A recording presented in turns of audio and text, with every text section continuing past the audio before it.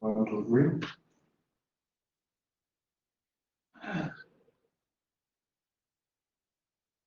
Let's see. So I switched this thing to separate screens because I couldn't read 1920 scales. So. Let's see if Klaus managed to unmute. Okay, the network there. Hello, can you hear me? Can you hear me? I can hear you. Testing, testing. Like mad. 1, 2, 3. Hi, Jim. It's working. It's working. Against the OS. That's Plano. How's the audio quality, Jim? Well, it sounds like you guys are talking to a speakerphone, but other than that, okay. It sounds like a speakerphone. It's probably on the speakerphone. Yeah, we don't have a. Does anybody have a USB sound input? Well, isn't the audio going through the HDMI, or is it? The output is going through the HDMI. Okay, so There is no input on HDMI. that's fine. He hear us. Well, he hears us because the Java is acting as a speakerphone. So we're good. But No. his output was noisy. Yes, but this might just be WebEx. Right. So I think we're fine on our side. His side. Yeah, the question is how well can he hear us? I can hear you well enough. Ah, I didn't know he can hear you. Wait, so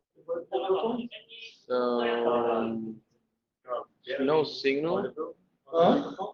okay. So can you go to system preferences sound input again? Yes. 1, 2, 3, 1, 2, 3. Was my audio better than Karsten's? If your audio is better than Karsten's. So then it must be from here still. Yeah, exactly. Ah. Jabra is not using the system. Could you hear me when I said something? Yeah, you actually sound okay. Yeah, so the problem is that we don't have a USB audio in. If anybody has a USB audio in, please follow. Yeah, Jim, that's great. Can you check it? We have that room, we are in Singapore. So it doesn't show up any network from there. No, it's not a Thunderbolt, it's a USB. USB. That's the idea. They don't show whether the device is connected. You have device and cable connected before it starts to work. So it's connected. It doesn't show anything. Okay, right. Go to advanced and look at the rightmost tab. It doesn't have a speed negotiator. I think. Press OK. Do it again once. No, it's not negotiating. So it's not even connected physically. Yeah. We don't know whether it's the cable or the adapter. So I know what I should have brought, but Okay, it might be that it's yeah. The other side should be really hot. I mean, really cold from the other side. Now you are going to cold the other side. What do you mean by other side? I decided that's me and that's from the other side. Yeah, we have people showing. So now they really hot from the other side. They are really connected from their team. Using the Wi-Fi. Yes. But yeah, now what I mean, the other side is really hot to go from there. To connect from here. Now you are really on. You guys have turned your echo up again. But on the other side. again. Connect now. I mean, I think that now it works okay, but the challenge is going to be when a lot of people use the Wi-Fi, the connection is going to be bad. Yes. That's why with cable would be better. Yes. Something. So,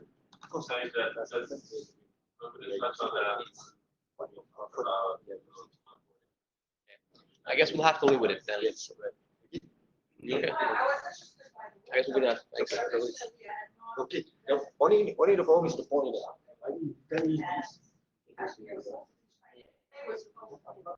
Okay, okay.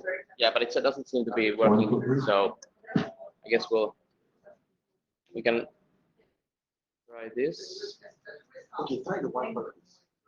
Yeah, we're using a Wi-Fi now. So. Okay, thanks.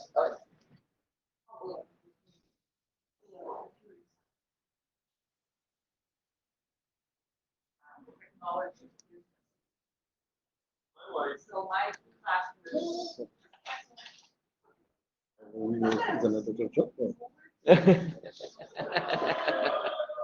Never mind.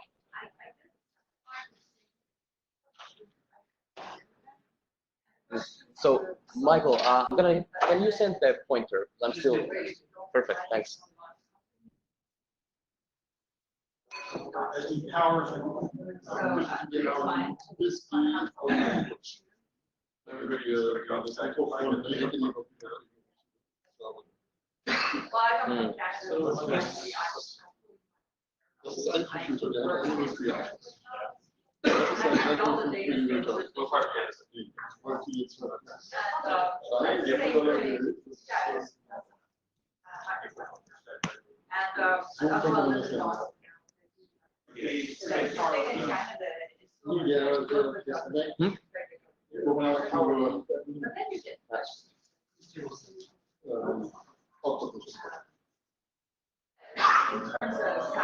Maybe we can try whether this microphone actually is better.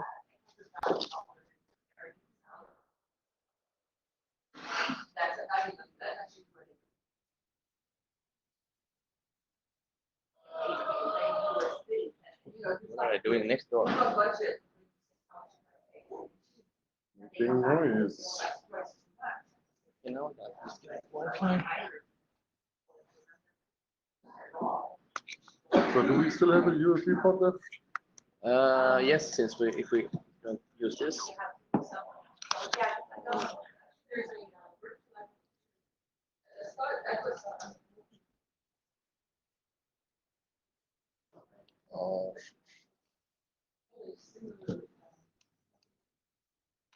And other.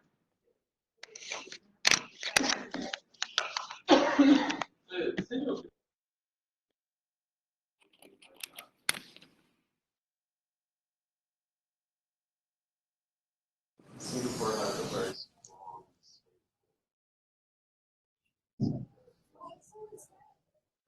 Yeah, that has also a strong private sector. Kannst du an dem automatischen spielen, dass der sich nicht automatisch regelt? Ja, das ist jetzt ein richtiges Mikrofon. So how's the audio now?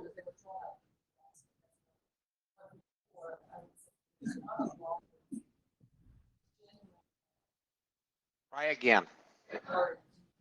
So is it better or worse than before? You have a lot of nice room noise, but you're not echoing yourself. Yeah, that's the problem. We don't have something that would allow us to put the 3.5 millimeter into our laptop here. So that's the thing. I don't mind the echoing. I don't mind that you sound like you're in a big room. It's the when you echo yourself that's really bad. Is the mic on the laptop turned on? Yes. Sounds like you may have multiple mics on. Somebody else in the room got WebEx with the mic on.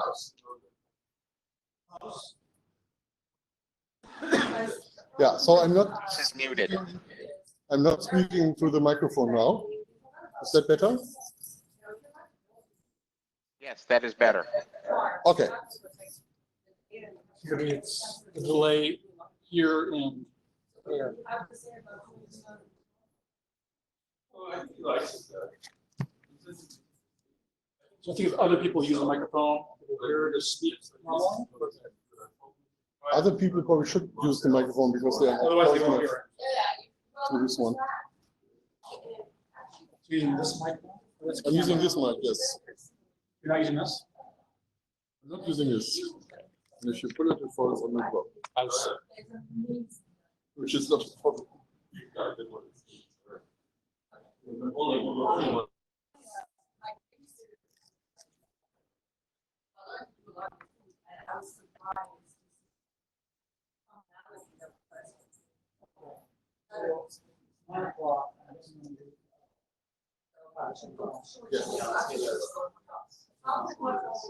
Your slides.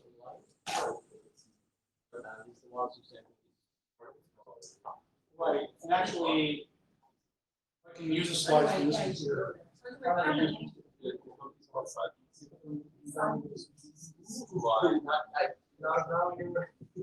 run it off the web here. Let's see. If I get the ETF first.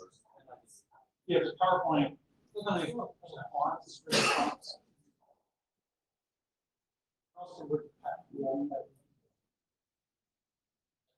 you don't make that message, No animation. this one should be this slide. Just convert the PDF. And then delete it, actually. That's what slides mailed to somebody. Or do a PR on the report for that, or email. Okay, nice. We need to get them on the WebEx, one or the other. It's easier if it's on this machine. I can just join the WebEx. I'm happy to. Yeah, they give you your machine. Whatever you want. That'd be, I can show them the swap machine.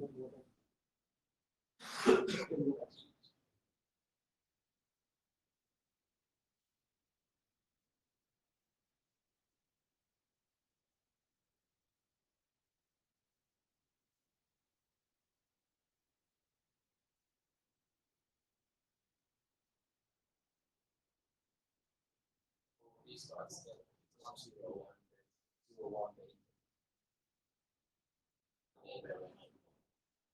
Yes.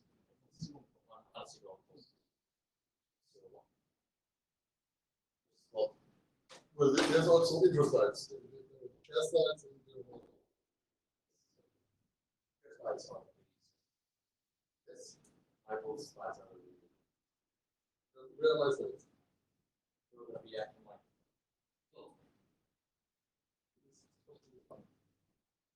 Okay, then I will switch one. So.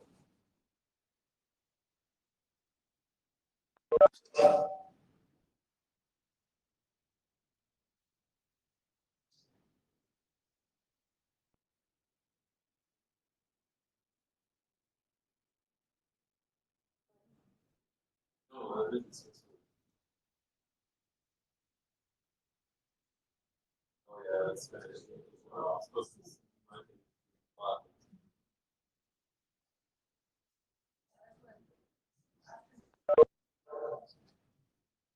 I didn't see very well at all last night.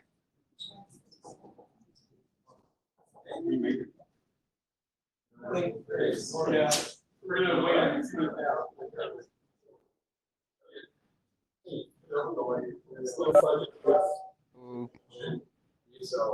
Hello, Kaz, is that you? Yeah, this is yes. Hi. Sorry, Mike. Okay, we're still getting organized because of 10 minutes past. Slides on. Yeah, you got slides. Okay, moving on to the moment. You're on the. On the GitHub. Go back. Yeah.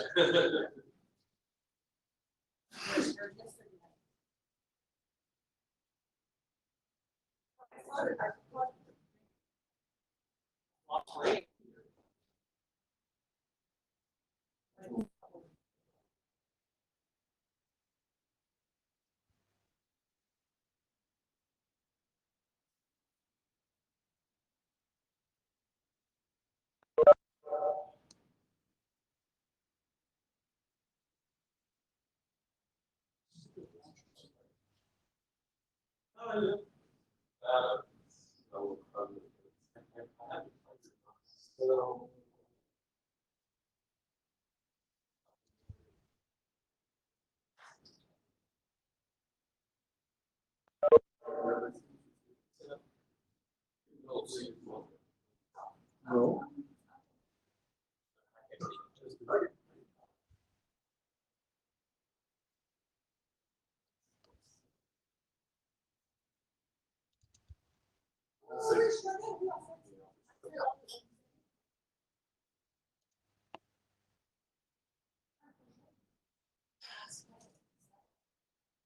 It shouldn't be wrong. And if there is, it's constrained.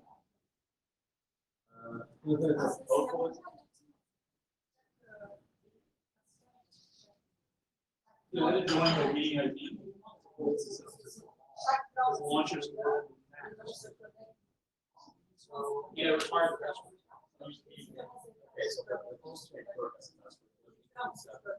Yeah.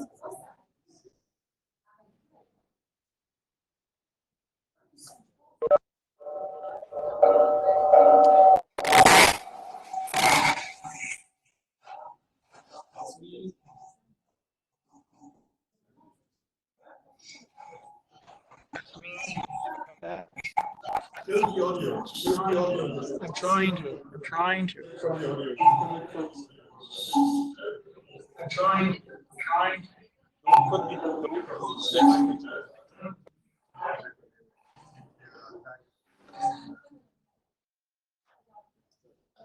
So that was not the issue. It was me, Mike. Everybody who joins WebEx now is automatically connected by a company you're familiar with. Yeah. Instead of Just like automatically connect the audio. For everyone who connects with. We do a lot of stuff with ultrasonic. So it's thinking that we could set things up so that the organizer, the meeting organizer is in the room, they can probably send a signal to the device and say, just mute. Well, that's pretty common in phone systems. Right, you only want to meet the people in the room. Right, so we have a way to signal. Right, we can signal ultrasonically. Only if you just group people by subject or something. I don't know what it is. I don't think GitHub is downloading.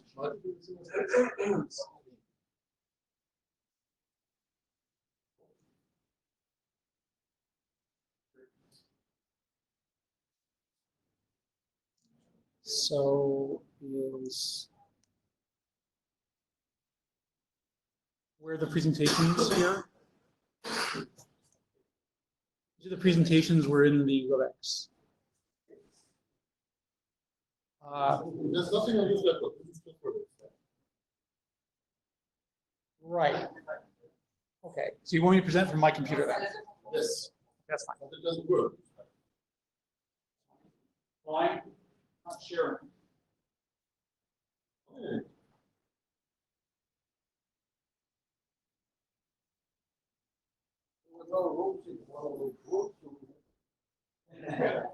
So you are aware that we switched around things.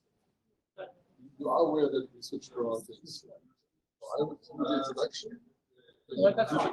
That's when you're ready. So good to go.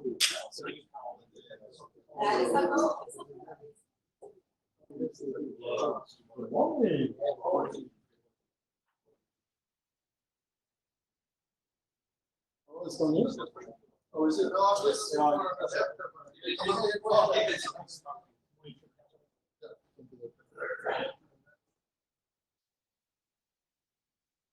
Otherwise it goes to sleep.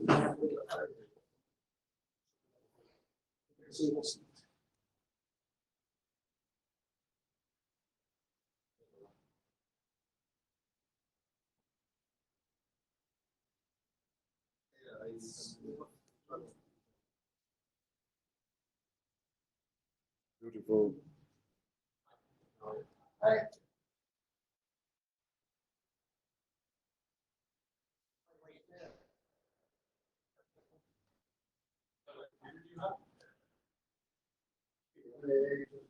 So I'm ready.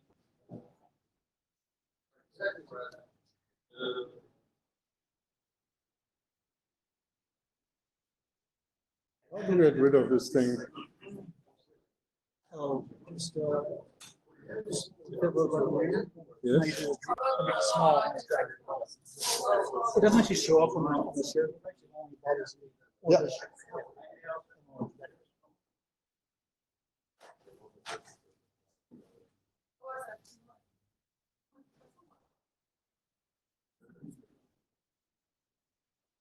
So we're growth plan.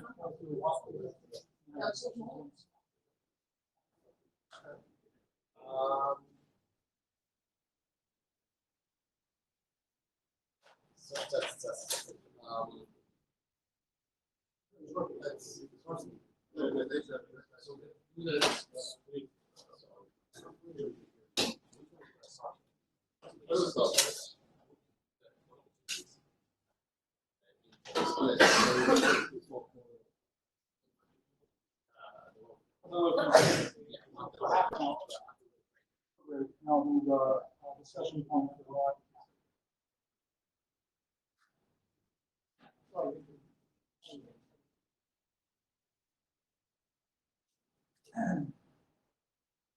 so do we actually need to use the microphone because we have obviously a problem with periods, quality. On the outside people, we're using the microphone. So this is the microphone for this meeting. And if you have a comment from the back, then you probably do want to use the microphones. So we will pass these around and we will use this for the presenter. So you don't want to go to that place, you want to be reasonably close to this microphone. If you ask questions, please move these mics before we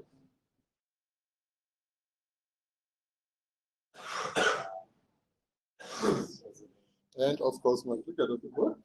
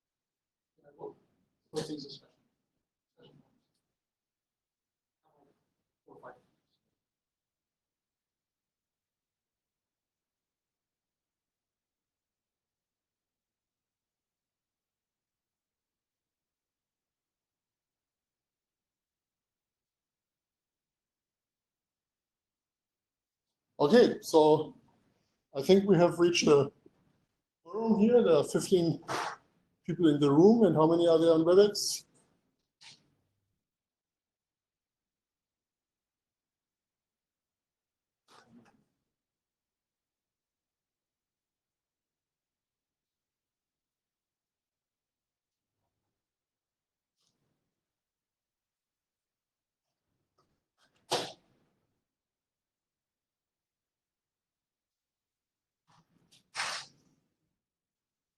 Okay, good morning.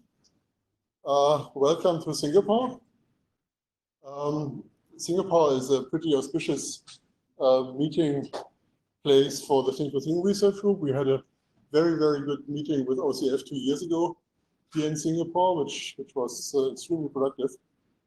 Of course, I'm also always happy to be here in Singapore because Singapore is a port city like Bremen is, the city of trade like Bremen is. So I feel right at home. The food is different. You are not going to get lapskaus in Singapore. Different. Yeah, we should. Okay, so this is a joint workshop between the IETF Think2Think research group and the W3 Web of Things interest group. We have located the workshop here because there is an IETF meeting coming up tomorrow. It makes sense to pull in people, and there originally actually was a W3C meeting scheduled before this workshop, which unfortunately had to be cancelled. So maybe we have most W3C people on WebEx now, so please feel free to talk. We are still a pretty small group, so I think we should be able to be interactive to a reasonable extent. Since this is a T2T research group activity, I have to tell you about the Node-REL. The Node-REL essentially tells you two things. You may be recorded, and do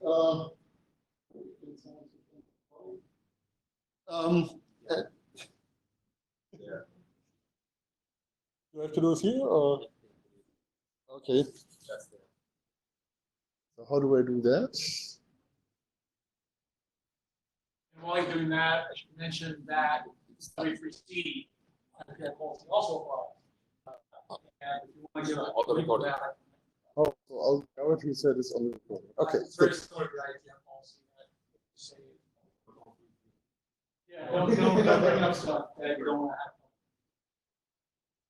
So I forgot to update this with one more thing. You need to be nice. And now the high-end version of these Node-REL slides. So you can read all this if you want. There are actually RFCs that are governing how we are handling intellectual property. And in the IETF, IPR is code for patents. But of course, there are also copyright issues when you write standards. So this is all perfectly handled by these RFCs. But I think that the most important is if you are talking about technology that you know is covered by patents or patent applications, or generally by patent claims, you must disclose that fact, or you can choose to not participate in the discussion. That's the main thing. That's the intellectual property rule. And the other one is the privacy and code of conduct, which I can already see, but you cannot see because WebEx is doing great. Yeah, we are making recordings, as I said, and we are trying to be nice to each other. So if that doesn't work, we actually have an ombuds team in the IETF that can be used to manage conflicts and so on. Okay, so that's the necessary part of the introduction. And maybe it's also useful to quickly talk about the goals of the IRTF, because not everybody may be familiar with that. The IRTF is a sister organization of the IETF. You know that the IETF is a standards development organization. The IRTF isn't. So if we decide there needs to be a standard for something, we need to find someone who can make those standards, like W3C or maybe the IETF. But we are only doing things that are before things actually get standardized. We do experiments, we do research, we do prototypes, and so on. So this is what this meeting is about. And next week there is an IETF meeting, so anything we take to standardization can then be discussed at this IETF meeting. So a couple of administrivia. We need an attendee list. We can pull one from the WebEx for the remote participants, and the local one is being handed around right now. We need note takers. There is a HackMD, which is like an Etherpad, only more reliable. That is going to take the notes, and it would probably be good if some people were watching that and making sure that all the points that we are making are recorded there. Unfortunately, that is not on the slide, but it is on the GitHub repo that I'll point to in a minute. This is the WebEx that we are using. The Thing-to-Thing research group, of course, has a mailing list. I'm sure that Michael has the same kind of style for W3C as well. So let me just focus on the Thing-to-Thing research group here. And we tend to have a GitHub repo per meeting. So the one for this meeting is 2009-11-Singapore. And next week, of course, we have the 2019-IETF 106. But we did a separate one for this. Second, logistics. We have coffee breaks. Did you manage to? Yeah, the coffee breaks we have 10, actually at 14:20. 10:20 and 14:20. Okay. And I have to point out that the room and the catering is sponsored by Intel, so we can all thank Michael for that. And at the end of the workshop, we will meet in, or those who are interested will meet in a restaurant that is right at the IETF venue. So if you're staying in the IETF venue, you can fall out of the door of that restaurant into your bed. And we have said we want this to be at about 1900. And the next time I'm going to show these slides, I will have the name of the place. It's called Buffett Town, if you want to. Maybe send an email around. Yeah, that's a good idea. Particularly the remote participants want to know what they are. Okay, so I've already talked about the scope of the IRTF, which is about doing things before they become standards. And within the Thing-to-Thing research group, we are actually interested in making the Internet of Things a reality, true Internet of Things. So things can actually talk to each other, talk to the cloud, talk to whatever. And we have a place in that Internet of Things for low resource nodes. Not all nodes are low resource nodes, but we want the low resource nodes to be part of the Internet of Things, like the more powerful ones. And this is a huge area, and we are focusing on issues that have opportunities for IETF standardization. So we are not really doing radios here, and we are maybe not really doing user experience standards, but we are doing everything in between. So we start at the IP adaptation layer and end at the application, and that includes architectures and APIs, and in particular security. So that's what the Thing-to-Thing research group is about, and here's a little picture showing how the IRTF works with other groups in the IETF. There's about a dozen groups now that do IoT-related work, so LPWAN and so on. I didn't put all of them. This is just an example here. So the Thing-to-Thing research group looks at open issues, tries to prepare them for standardization, tries to collect the research that is needed there. And the IETF looks at engineering. So for instance, core looks at protocol engineering for RESTful environments. We have another very interesting group, which is called LWIG, that is creating documents that provide informational guidance for implementers. So that's maybe the group that is closest to the research group at the IETF.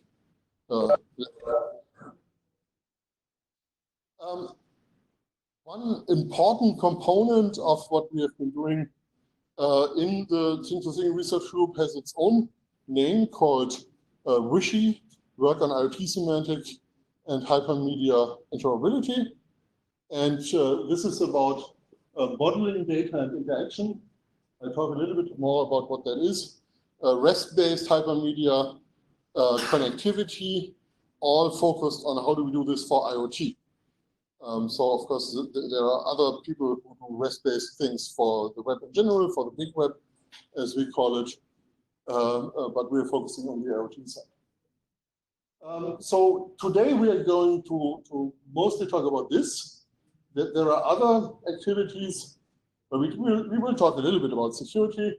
There are other activities for putting computing into the network. There's actually going to be a CFN, the Compute First networking side meeting next week at the IETF.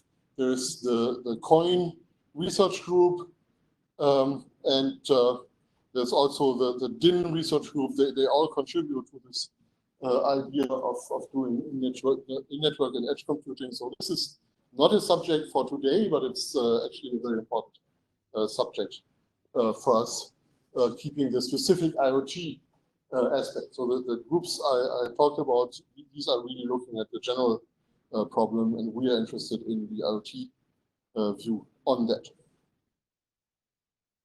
Okay, but today we are doing the print stuff, and the agenda for today is on the GitHub site, the GitHub repository. So as you can see, we have quite a few items here. So we will do the morning and the early afternoon about data modeling and interaction modeling issues. And then after the coffee break, we will go to semantics enabled connectivity. So how can we employ semantics to get the right connectivity, the connectivity we actually want to have and not the connectivity that the attackers want to have, and maybe configuring the time-sensitive aspects for that and so on. So this is the afternoon part, and this has a discussion slot at the end. This has a discussion slot. I forgot to split this into 2 parts here, so we will wrap up at 16:50, but we will have 20 minutes of discussion time for this as well. So if we have a grand discussion theme that you would like to have discussed, please do take a note and push it forward to the discussion slot. If you have specific questions about one of the talks, then of course you are free to ask the question right away. As I said, we are small enough that we can do this reasonably interactive. One comment here about the early morning agenda. We're going to shuffle around a little bit. We have a break at 10. We're going to be splitting up status and roadmap. Actually, have a discussion point for walking back.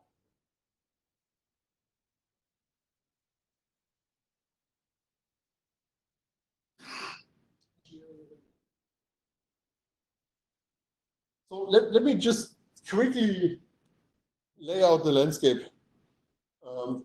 here. So we're using this term semantics all the time. And of course, like with every term, there is a question of semantics. What does the term mean? And in this case, that's actually a little bit recursive. So really, in our context, this is an old Ericsson slide that I'm using all the time. Our problem really is we have these billions and billions and gazillions of billions of nodes out there that are going to be the Internet of Things, and we just have to have different ways of handling those. So at some point, there was an installer coming into a place and put it in phones, and then people got mobile phones which are kind of very close to them. I mean, I have one in my shirt pocket and I watch it constantly, so I have a lot of attention to that. But if I look at the approximately 250 IoT devices I will have at home in 5 years, I cannot pay the same level of attention to all of them. It doesn't work. So we actually have to scale up the number of nodes in this environment, but we also have to scale down what is implied in running a node. And that, of course, also means we have to scale down the attention. We can no longer actually put human time in the order of hours for connecting a node. So we have to go from a patch situation into a kettle situation. So people who know about deployment engineering know what this is supposed to mean. It just means I no longer know all the devices by name and by first name and cuddle with them, but I just have all these devices and I need to be able to run them in an unattended way, often even in an unmanaged way. And even if devices are managed, they may not be managed in exactly the way that the site that actually wants to use their data would prefer. So from the point of view of an application, this IoT device, which is in a nicely managed network, may look pretty unmanaged. We are talking about lifetimes of decades. We are buying a new smartphone every 2 years, but this is not going to happen with sensors that we put into bridges and things like that. And software updates may be difficult. We're working on making these easier in the IETF, but it's difficult. And we have way more stakeholders. This is my phone, but the temperature sensor in this room actually needs to serve a number of different interests, and we have to make sure that it is set up for them. So when we talk about the Internet of Things, what is a thing? And I think that's where we have a slight terminology difference between IRTF and W3C. So for the IRTF, a thing is a device with a physical presence, a physical object. And of course, there are lots of physical objects like this glass over there. That's not really a thing in the IoT sense because it's not talking to us. So the other criteria is it has to have some form of digital interface to interact with that physical presence, and that of course is connected to the internet in some form. And I think the important distinction is if you can have an API call for creating another one of them, it's not a thing. Because a thing has a physical existence. So somebody has to actually inject plastic into a mold and things like that to create them. So they are not the digital objects that we know from everywhere else. They are really physical objects. And finally, there has been a tendency recently to call all unmanaged devices on the internet IoT, like home gateways and network attached storage devices and so on. That's typically not what we would consider as IoT, because really their physical aspects are entirely in the digital domain. So they are only there to do something on the digital side. So they have less thingness than the real things. But there are some overlaps, and in particular, some of the push for getting the automation in place comes from the router people. So to enable a thing to fit in quickly, we need the thing to describe itself. So the assumption we're having is that every device has some form of self-description that provides enough information to use the device without opening a manual and reading, now you have to press this button and so on, and without intelligent guessing, where intelligent means human is sitting there trying to figure out what's going on. So that's the basic idea that is enabling this automation, is enabling this transition from pet to kettle status. Yes? Is this possible to do crossing? Yes. Or is it the cattle that can I respond on top of that? Well, if you look at a physical cow, they actually have an identity tag to their ear, because people found out that even for cows, self-description is kind of useful. So something is going to be on the device. But of course, there may be links to other resources, because the device may just not be powerful enough to contain all the information that is needed. Of course, there's going to be a stack of standards behind that. We'll talk about this in discovery for metadata. We want to have a self-identifying devices and a way to get some way to get metadata out of things. Maybe self-serve, can also serve from a gateway. Yes. Those That's what this item is about. Yes. I think it's important also to distinguish, this is meant to be a runtime discovery. In other words, at runtime I discover something and find with it as opposed to design time where you kind of look it up. Yeah, I didn't make a slide on runtime versus design time, but it's a really important And point. one thing that stays often undefined in semantics is the assumption of discovering something, right? Is that something from the range of things that I know about, and I'm just identifying mostly from is it something I'm seeing for the first time, and it should tell me how I can interact with it? In other words, I don't have any predefined code or notion for it. I think both are possible. It's just a question. It helps to explicitly state which is assumed. Yeah, of course, there are limits to what you just described, but this is exactly where we want. Yeah. Okay, one interesting thing about the information that we need about a thing is there is intrinsic and extrinsic information. These are terms that Malte Costa is using. Maybe we can find a better term at some point. But the point is that there is information about a device itself.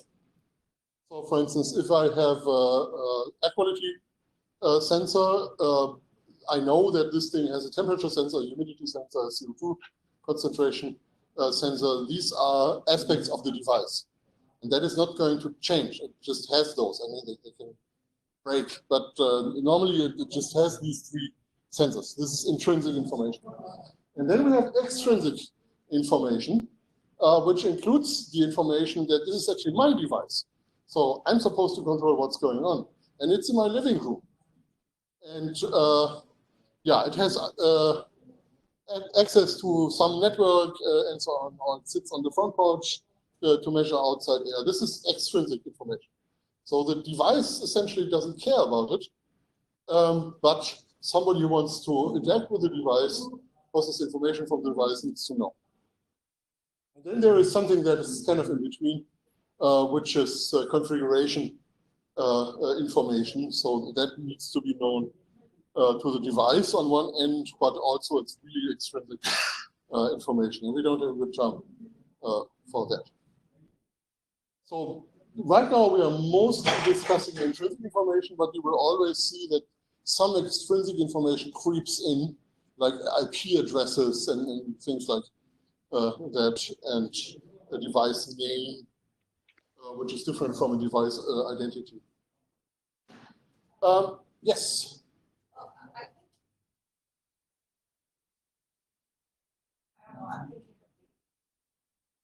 Although I think it's a sensor.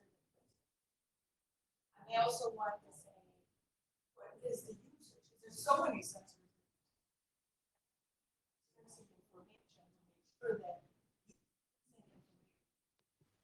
Yes. So one thing we're using for this is purpose in life. This is really the same thing as extrinsic information. So the device is manufactured with its intrinsic characteristics, and then at some point it gets a purpose in life. No. And then we can see there's even something that is in it.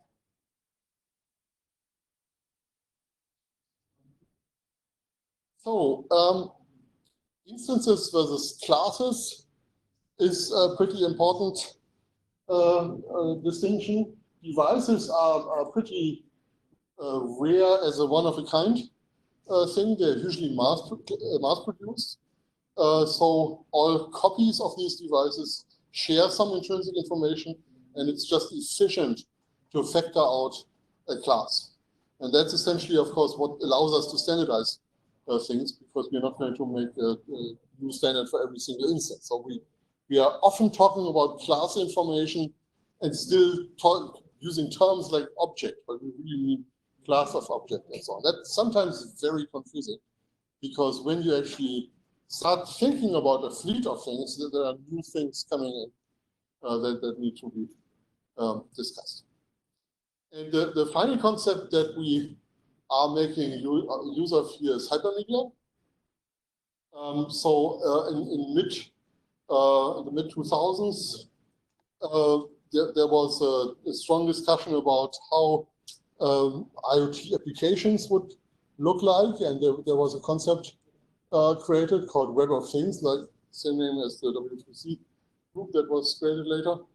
And the idea was that we could use the hypermedia concepts to describe IoT devices as well. So we had resources offered by servers.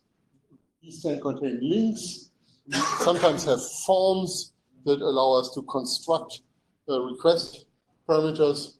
And there is a client that navigates what's out there. The client is not necessarily programmed to the exact properties of the resource that it finds out there, but it actually has flexibility and it uses hypermedia as the engine of application state.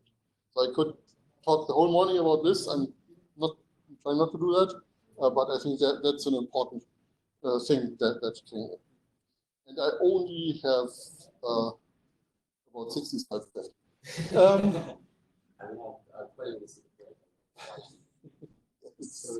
Yeah, we started a little bit. Okay, so one early form of resource discovery that has been standardized in 2013 or so, 2012, was the link format, which is a basic form of resource discovery. It's based on an earlier standard called web linking.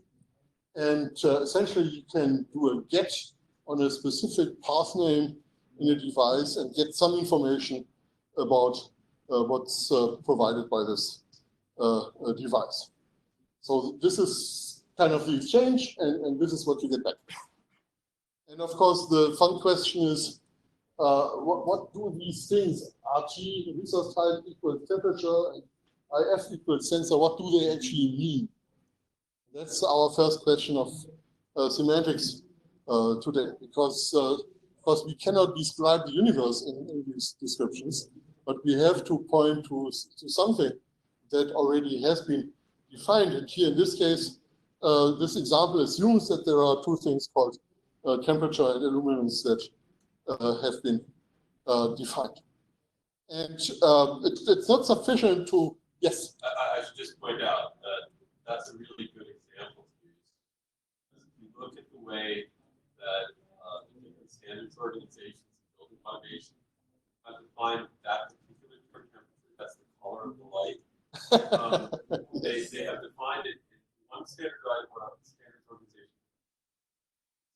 Celsius, and the other one defined it in degrees Kelvin.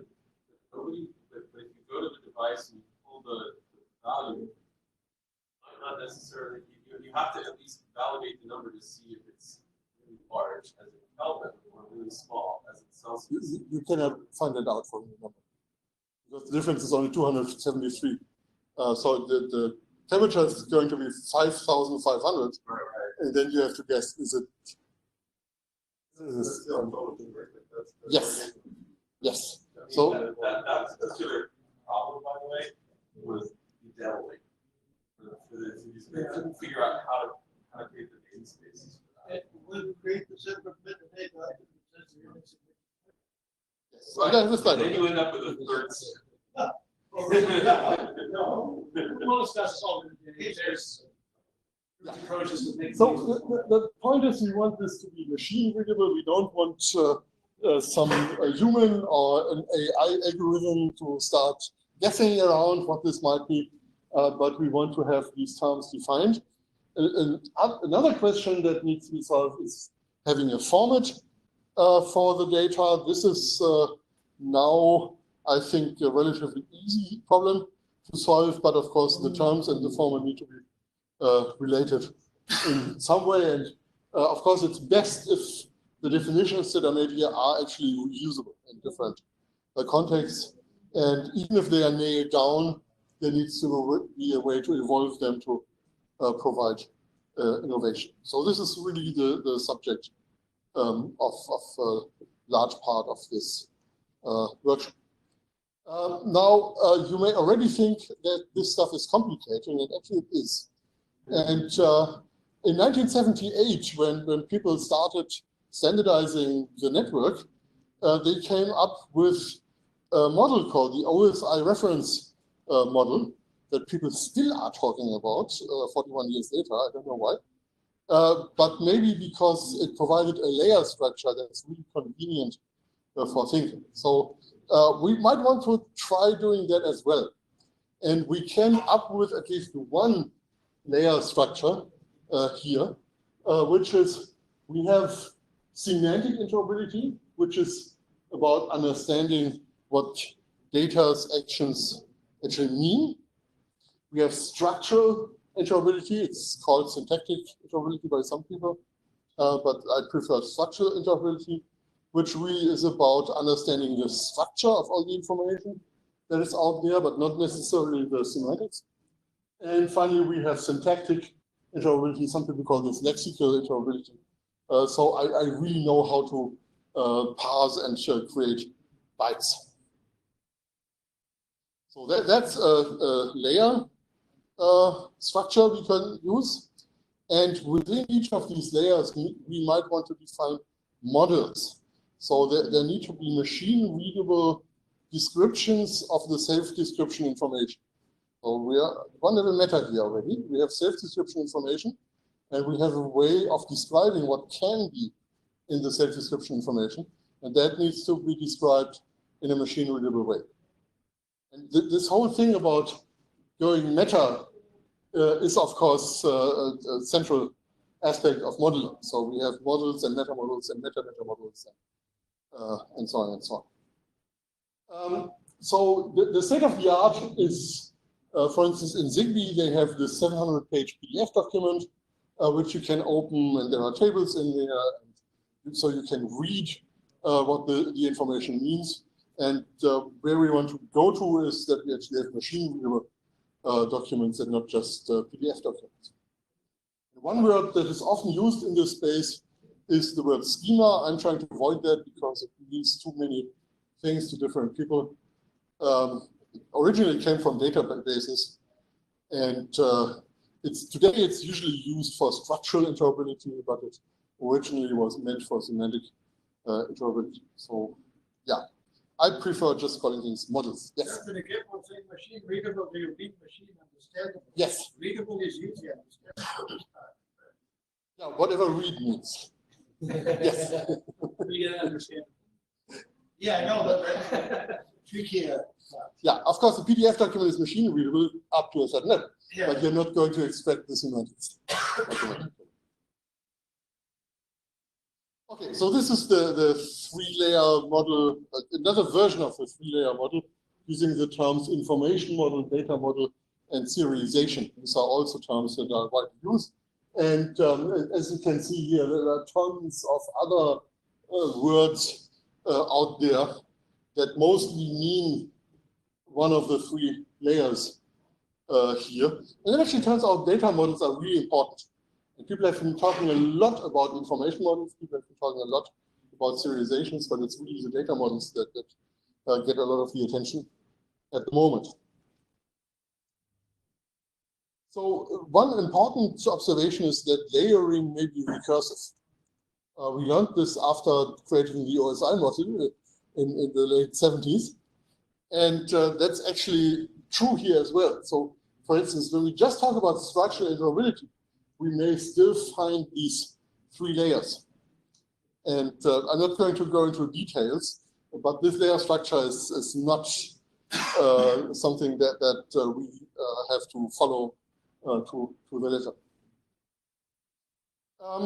Yeah, I'm not going to talk much about representation frameworks because I think we pretty much have them under control now. But if you hear things like ASN1, W3C, Schema, RelaxMG, CDDL, and so on, these are modeling languages which are often developed in conjunction with representation frameworks.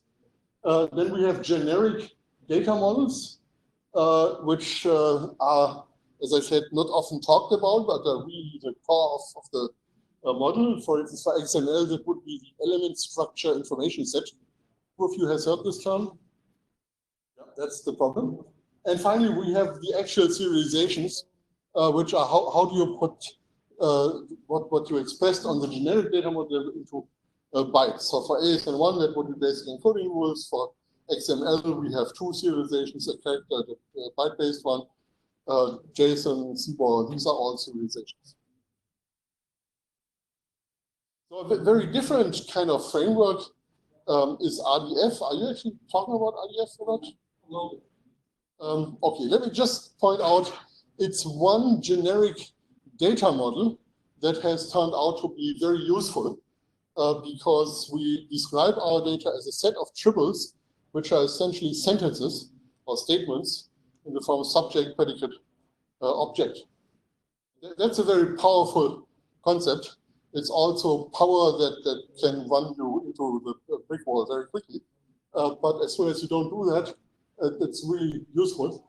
And this was developed independent of the serialization format. So that there are a dozen serialization formats for RDF, and the favorite one right now is actually the one of JSON. We will hear about that. But JSON is just code for. We are using RDF, but we are not telling anyone. We make it look like JSON, so people who like JSON are also happy. In this RDF space, we have a number of tools that we might want to use, and we can add languages on top of RDF, like RDF schema and OWL, and so on, and these allow us to develop ontologies. Okay, so far I have talked about data models, and I have to generalize that a little bit. I have a breakpoint in here. So apart from data models, we have interaction models. You send data back and forth, but there also is a protocol. You have to send this first and the other thing next, and then finally the brewing of the coffee starts. And we call that an interaction model.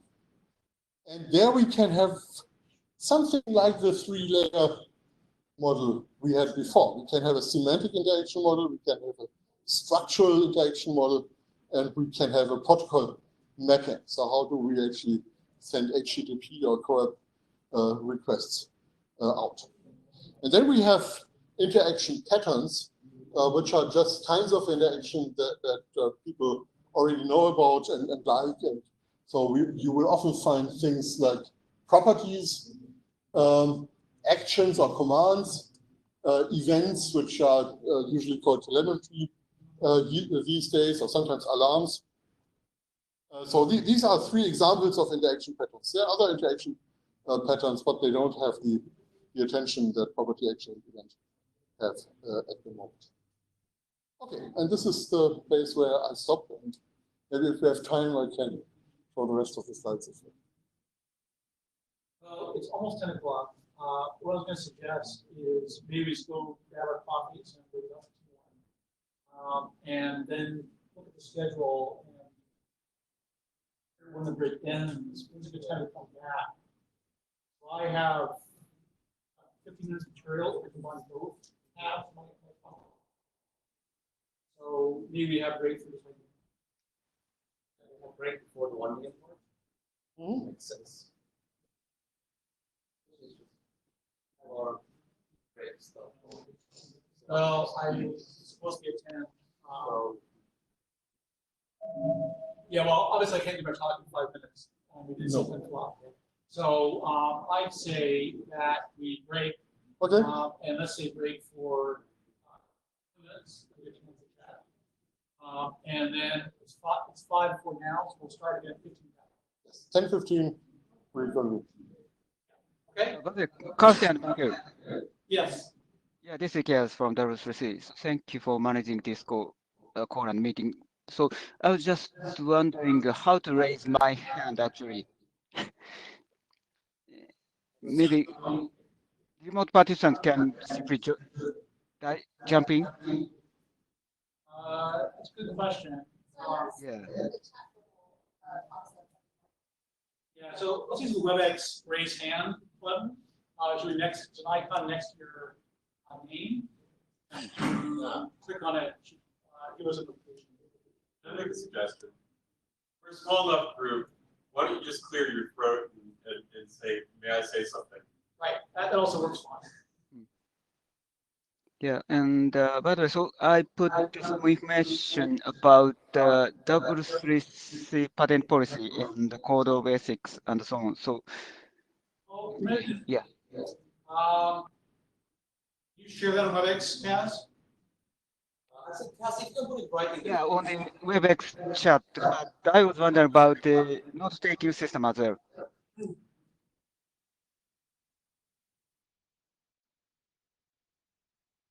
Okay, is this information in the form of a slide, Kaz, or is it My point is just for your information. Okay, yeah, I don't think we'll go through it presentation-wise, but Yeah. I think we'll be aware of it and to look at the link. Right. So Just to range of resources. if you can put the link directly in the notes, there's a link in the GitHub page on logistics, like notes. You can put the link over there.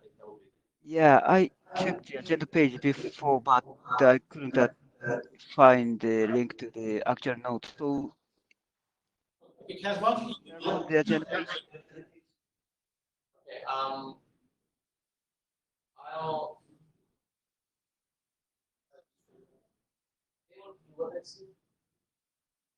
Get there if you want.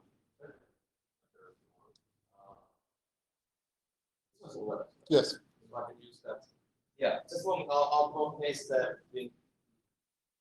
Okay, so yeah, I thought Harry, you usually take notes on Google Doc or something. So yeah.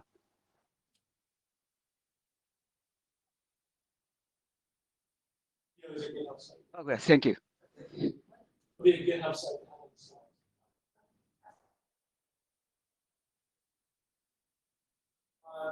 Actually, you're visiting from Singapore. One of the participation.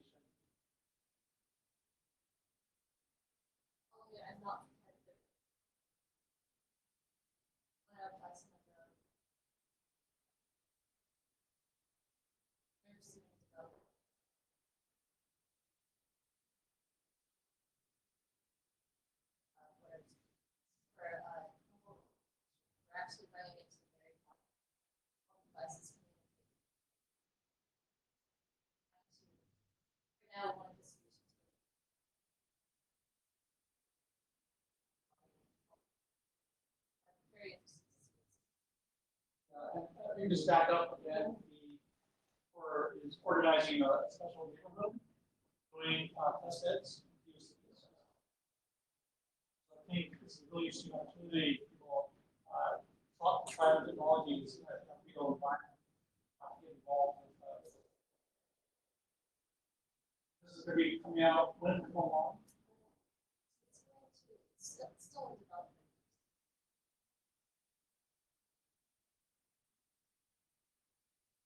We'll have a break and we can discuss things. Let's get back here. I think as far as the other things, that policy was on logistics page.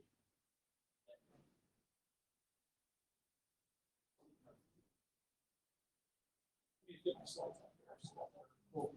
Actually, not the right network. I just switch to short and change it.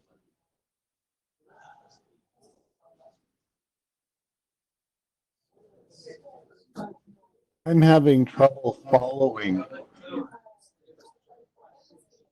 Sorry, who's this? This is Michael Husser? Yes, it is. Hi, Michael. Did you see the new agenda? I have the web page open. I guess I should refresh. Do so. and we just changed it again. So actually, I have to do some tasks where that's now. Yep.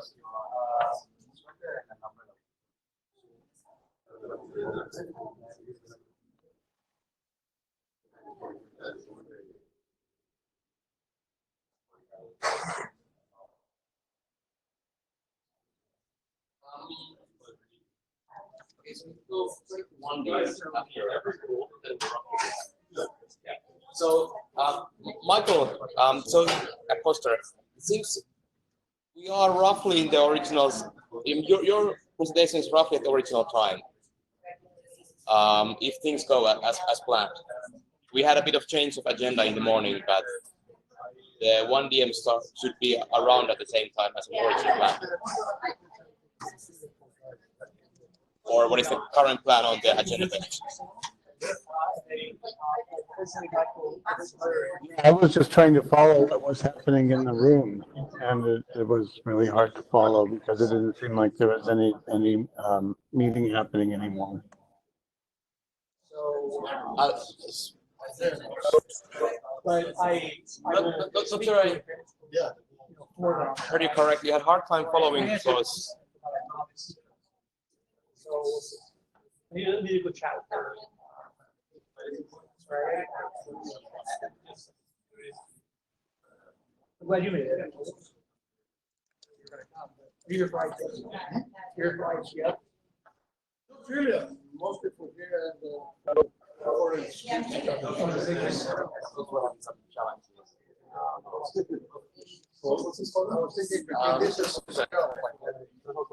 Yeah.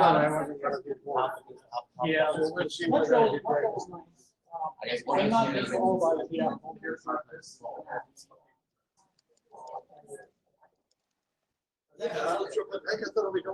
Okay. Registration, right? Right. So that's cheap. I was thinking, yeah. My business would not pay for the.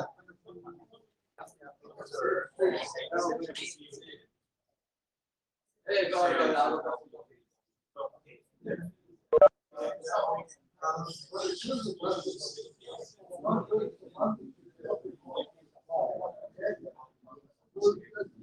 Final point out, this is even a thing.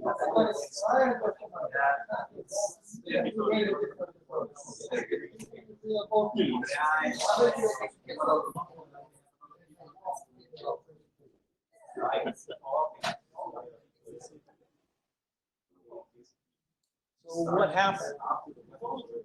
I was sharing, and I went full screen and went black. Yeah.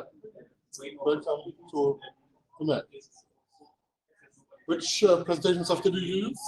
Using one of the VM, I'm sharing PowerPoint. I could do it from the backside, but I have WebEx. It's worked with Skype. Because the screen grabbing plugin operates so. Okay, well, that's fine. So I was really surprised that it worked for me today. The problem with Cisco is that you are getting to use a new version of it each time you start. You never know whether you're going to see the same bugs as yesterday. Okay, so if I copy the presentation to this machine, I'll see the problem. Trying to view the presentation. Well, you're not going through a virtual machine.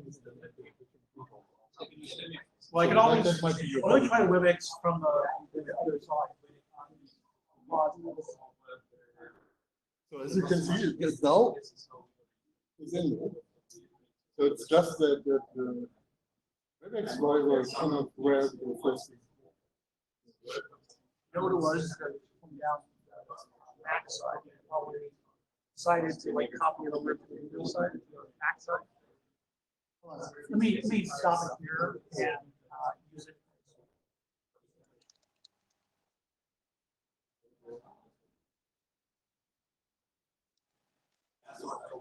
Have a copy.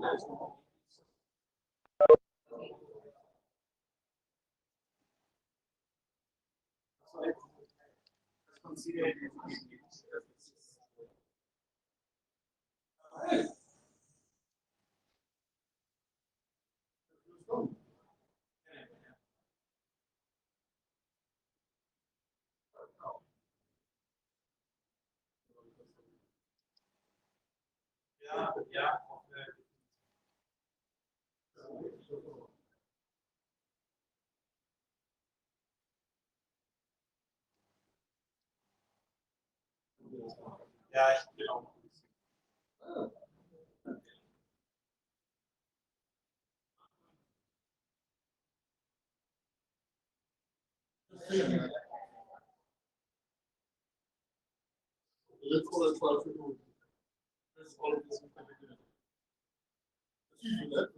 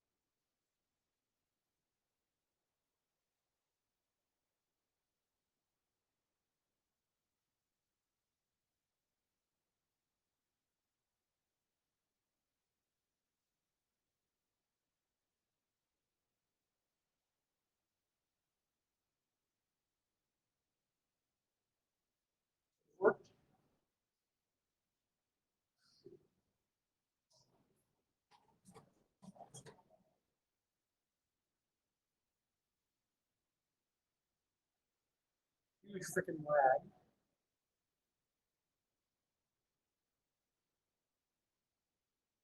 You know, 5 second lag.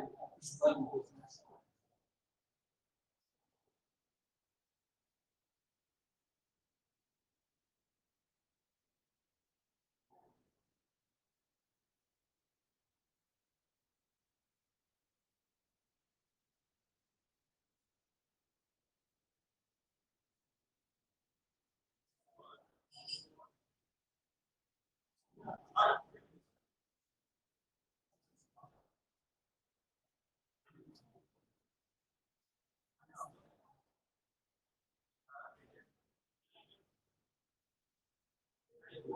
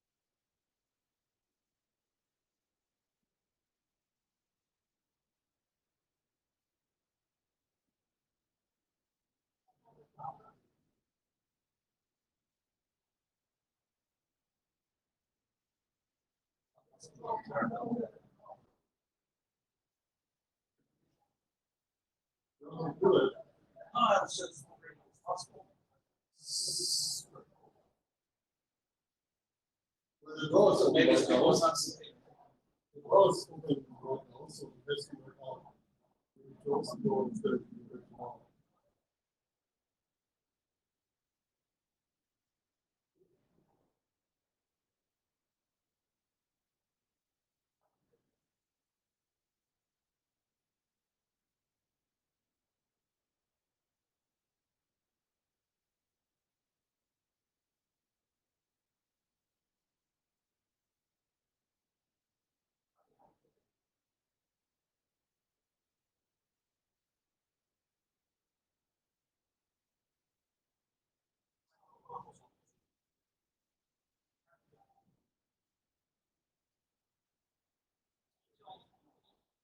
I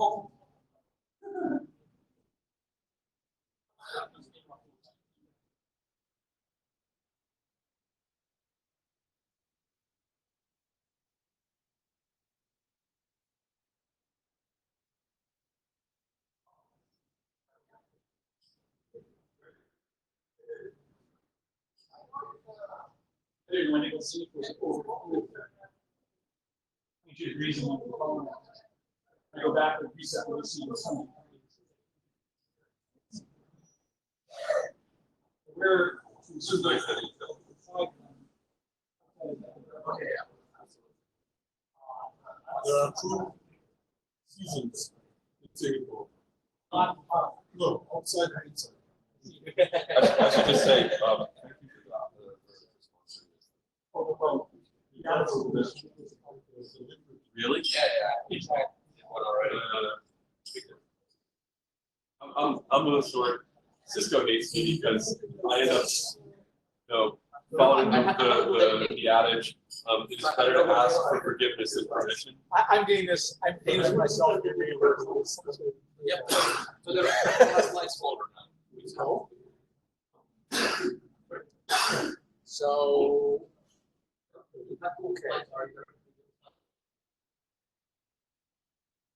Make sure you have the new version. That's the same. Is working on that. Yeah, it's more songs. I had to fix a few things.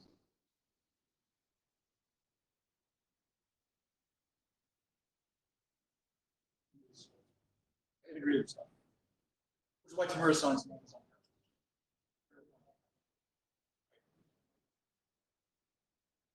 Okay, so let's.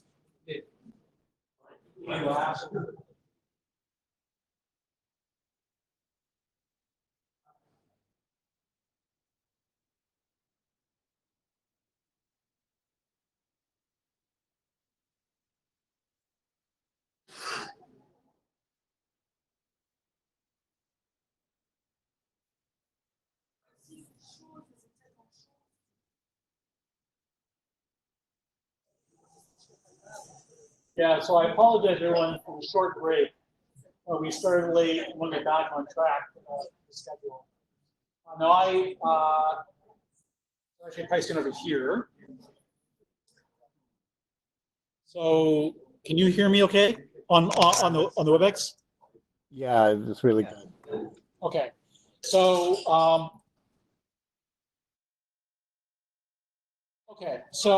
I'm just going to get started. So what I want to do, and I guess I have 50 minutes more or less for the whole thing. Okay, let me go to 11 and see where I am. Okay, so I have actually 2 sort of sub-presentations here. And basically, I want to do a status update on Web of Things and actually explain to people who may not know what it is at a high level. And talk also about, we are currently in the middle of rechartering for another 2 years. There's a set of work items we're working on.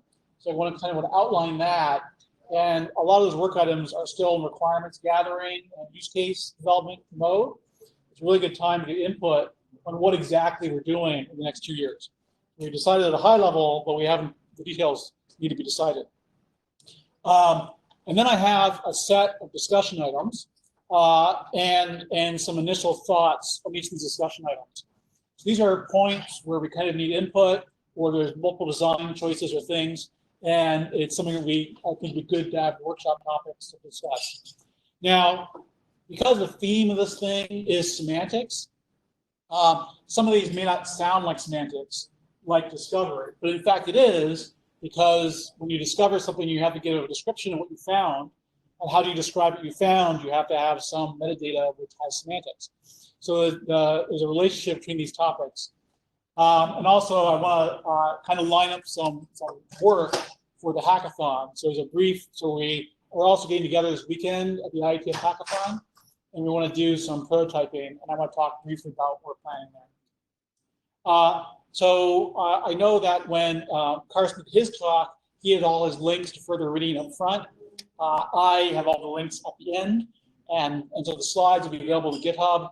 if you want to read, the 100-page document that describes the thing description, you can follow the link and look at that. But I'm going to have very few examples in my slides because there's lots of other examples if you want to get details. Okay. Let me just dive in. So talk about what are things and on this part first.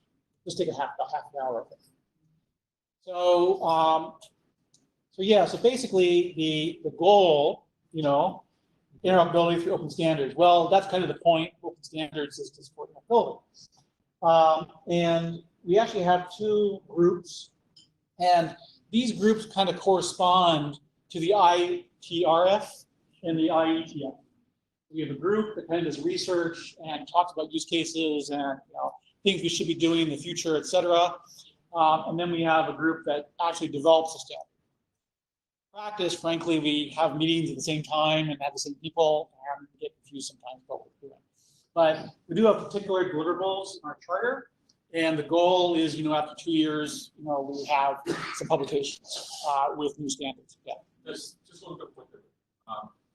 The IETF is not quite the same symmetry, and in fact, we're going to discuss that over the next week. Okay. Whether there needs to be some sort of an umbrella like IoT dispatch or something like that. That's an open topic for us. Yeah. And to be clear, W3C, each kind of, you can establish a group and it can have a different category.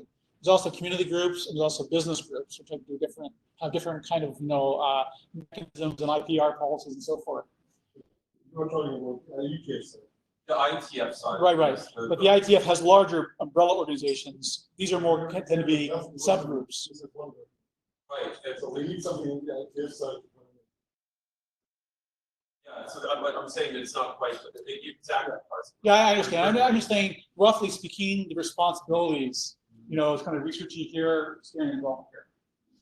Now, so basically, just to summarize, we had actually a workshop earlier this year in Munich. You can look online for various things there. Actually, Singapore, Chin Lim from Singapore visited us and gave a keynote there. And we also renewed our charter, and actually we renewed it, I think, for 2 more years. So that's good. Maybe it's 2 years and 6 months. We also, in the middle of rechartering our working group, we have a draft charter, and there's a hyperlink here to follow it. For our next 2 years. We basically, one of the major deliverables, so in this round, we published 2 major deliverables, our architecture and the thing description. And these are recommendation tracks, so they're real standards. We're in candidate recommendation stage, and we'll transition through the process by the end of the year. And we also have some notes for informative documents. But I'll talk about the charter in a minute, but one of the major things we're looking at in the new charter is 2 new specs. One for profiles, which are more specific and concrete, constrained mechanisms to support interoperability, and the other is discovery mechanisms. So how do we handle distribution of metadata? But I would say that in general, this is what we delivered in the last round. And I would say the major deliverable is actually the Web of Things thing description, which is basically metadata about an IoT service, like we call a thing. And so and it has a number of things included in the thing description. But one of those is the interaction model, tells you what properties, events, and actions. It connects that interaction model with particular information you need to use it under a certain protocol, like HTTP. But the idea is there's an abstraction layer where you can think about just a property without having to worry about whether it's an HTTP-based property, right? You just have a thing you can read and write, but the system then gives you details and description of how you actually map that onto a concrete protocol. In addition, there's metadata about the thing, like security information, for example, and name of the device, descriptive information, and so forth. That's also included. I would say, though, that generally right now, the thing description is more or less the minimal information, because we also have an extension model where you can include new information and new vocabulary, and we're actually I'll explain that in a minute with an example. The other thing we're working on, these are actually informative. But basically, this describes, okay, I have an HTTP-based device. How do I actually fill in the thing description to do my protocol binding for interaction? Shipping API was originally a normative deliverable, but we decided to hold off on it and have it informative for now. I think part of that is to clarify the deployment model. How do you install the script? In which context is it used? Is it used in the browser? Is it used in a gateway environment, and so forth? But we do have a pretty good spec, and you can look at it. We've got implementations, open source implementations of the Shipping API. Shipping API gives you access to the interaction model basically from a scripting language. So you can consume a thing description of a device and use a high-level API, for example, get read and write properties without worrying about the protocol. Again, we have rec track, the architecture document, just the overall idea, thing description, and the rest are notes. Didn't talk about security much. We do have a guidelines document, which is talking about security and privacy, actually.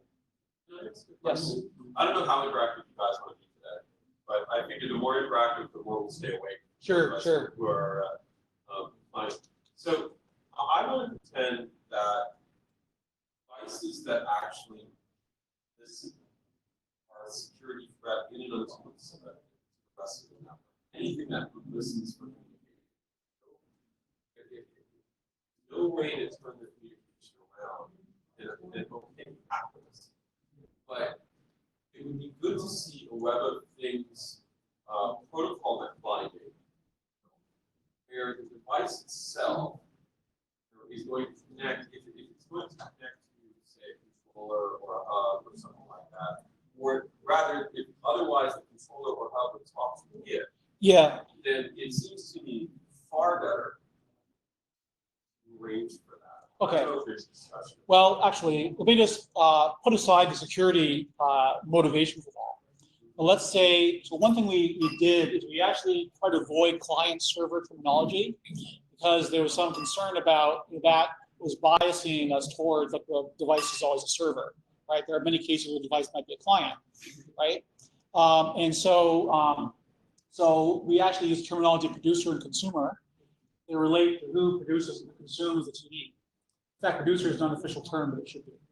So we really talked about what is the device being described, and then what interaction is supported. There are certain things in the TD, like eventing, where the device itself is initiating the contact, right? And observe type events. But a lot of them are, in fact, server type things where the device is a server. I think that more or less, I want to say also, we decided to take a descriptive approach. So rather than telling people how to do stuff, we say, here are a bunch of devices already out there, brownfield, and we want to describe how they work. However, that does mean we may, in many cases, have to describe things that we know are not secure, okay? Because we want to describe things as they are.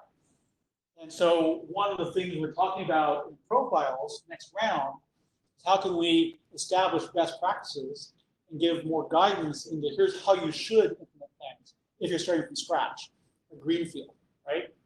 So we have the TD, which can describe everything, including bad ideas, okay? And we want to describe what is a subset of that, which are the good ideas, right? And encourage the use of those. And that's where the profile discussion comes in. Okay. One of the things that I think is worth capturing, though, is, and it's unfortunate that Mark is that I think there's a relationship here between the H2 and H3 work that's going to H2 that's going and what you're proposing that protocol binding sits. Yeah, there's actually also a relationship between SDF, and they also have a concept of protocol binding. I'm sure Michael will talk about that as well. And actually, there's another relationship, which is data modeling, that overlaps heavily with JSON schema, and which is used in various places and various variants. And that's something else we need to sort out. So I think there's some overlap that we need to work through and try and get at least aligned and using the same terms for things in the same formats. I also want to say, just at the outset, that we talk about a thing description as being for a thing or interaction. But we may, in fact, use it in a hypermedia style where you get a new thing description as a result of an interaction. It gives you additional interactions, right? So a thing may not necessarily be a device. It could be, a state in an interaction, right? There's also this question that came up when Carson was talking, thing being a physical device. I can see many use cases where you might have, say, an AI service running on an edge computing device that supports a thing interface, right? And that I think is a valid use case. Is that an IoT application? It's kind of fuzzy, right? So I think that what I want to point out, we don't get too caught up in the word thing here. It may not necessarily be a physical device in the traditional sense. It may well be, and it's designed to support that, as opposed to something like a Swagger, which is definitely all about services. Okay, let's move on. So I won't go into this too much detail. So this is, so I think, okay, so we have these two deliverables. And the WAT architecture is kind of describing the high level, design goals and constraints. So one of the things we want to do is we do want the, we want to have certain constraints and the kinds of protocols that can support it. Actually, the biggest constraint is you have to have a URI scheme. So, and this actually showed up as an issue when we do MQT. We didn't quite yet have an official URI scheme for it, right? But we also are not constraining ourselves to purely RESTful type things. We don't, so MQT is not strictly speaking RESTful, and we're looking forward to additional things in the future like OpenCUA is not strictly speaking RESTful. We do want to support RESTful interfaces too. But we definitely have both request and response patterns and pub sub type patterns in the protocols. And so the question is, what is the umbrella abstraction around all these different interaction styles? I'm also working with a group in Intel that is using 0MQ for a lot of microservices stuff. And that supports a variety of interaction patterns, including pub sub and request response. But anyways, we have this high-level abstraction for the interaction affordances, which is kind of like this event, property, and action model. And the affordance kind of tells you, what you want to do. And actually, the semantics tells you more information about what the what is. Then the protocol binding tells you how you do that. So if I want to read property, I do a get and this HTTP URL, with this header option or whatever. And that's what the protocol binding is. The actual thing description is a JSON file, basically, or a serialized JSON file. Actually, two parts. There's an information model, right, which is kind of the abstract, what is information, and how it would live inside memory. And then there's how do I serialize it and send it over the wire or store it. Now, it's actually JSON LD, meaning that it has this at context and a few of the special terms here.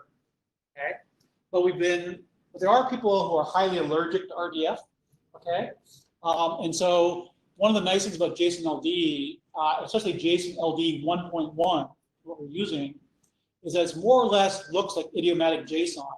You can just ignore the LD part and just use it like JSON, and that's fine. In fact, there are many use cases where you just process it as JSON. If you want to put it into an RDF database and do Sparkle queries and inference things and whatever, you can do that too. So we're trying to, walk the line between overcomplicating things that have a lot of RDF dependencies and also, but still have access to power, but not clobber people with over the head, in the initial step. People can get lots of good work done just treating it as a JSON file. That's fine. One thing that context does give us, though, is the ability to pull in external vocabulary. We have a basic vocabulary as part of the standard, but if you want to pull in additional semantics from a formal definition, you can define namespace, then you can use additional terms. Here's a IETF.org. You might use a term, IETF schema. You take this device and so one of the things we need to look at is, okay, if SDF can be compiled to RDF, we can connect the two, we can define terminology in one data model and use it in the style. Anyways, it's just and actually embedded inside this, by the way, is a data schema which is actually borrowed from JSON schema. And actually, JSON schema is used in Swagger, and it's used in one data model, SDF. It's not actually a standard. This is actually another annoyance that I think we need to address before everyone creates their own variant extensions and we get some fragmentation to space. Question for you. Yes. Again, I'm sorry if you're always asking. Go ahead, just don't. Is there any, this information is basically a schema definition, right? You know, it's a set of properties that are currently relatively static. That is to say, minimum and maximum are likely not going to change the instantiations. The question I have is, you have state information. So I'll address that later. So part of the issue is this a static document, or does it dynamically change the state of the device? The other related question is it a class definition, or is it an instance definition? Yeah. So let me answer the first one first. So the intent was it would be an instance definition, okay? But it's clear that a lot of the stuff will be true, the same for all instances of the class, right? And the thing that will change, like the ID, right, might be different for instance. So in our spec, we have a discussion we call thing template, or thing description template, which is just the parts that don't change for the class. The data schemas, the payload, and whatever. The first part of your question is, what if I have, interactions that depend on the state? Like for example, I post a resource and I want it to be available for someone else to read.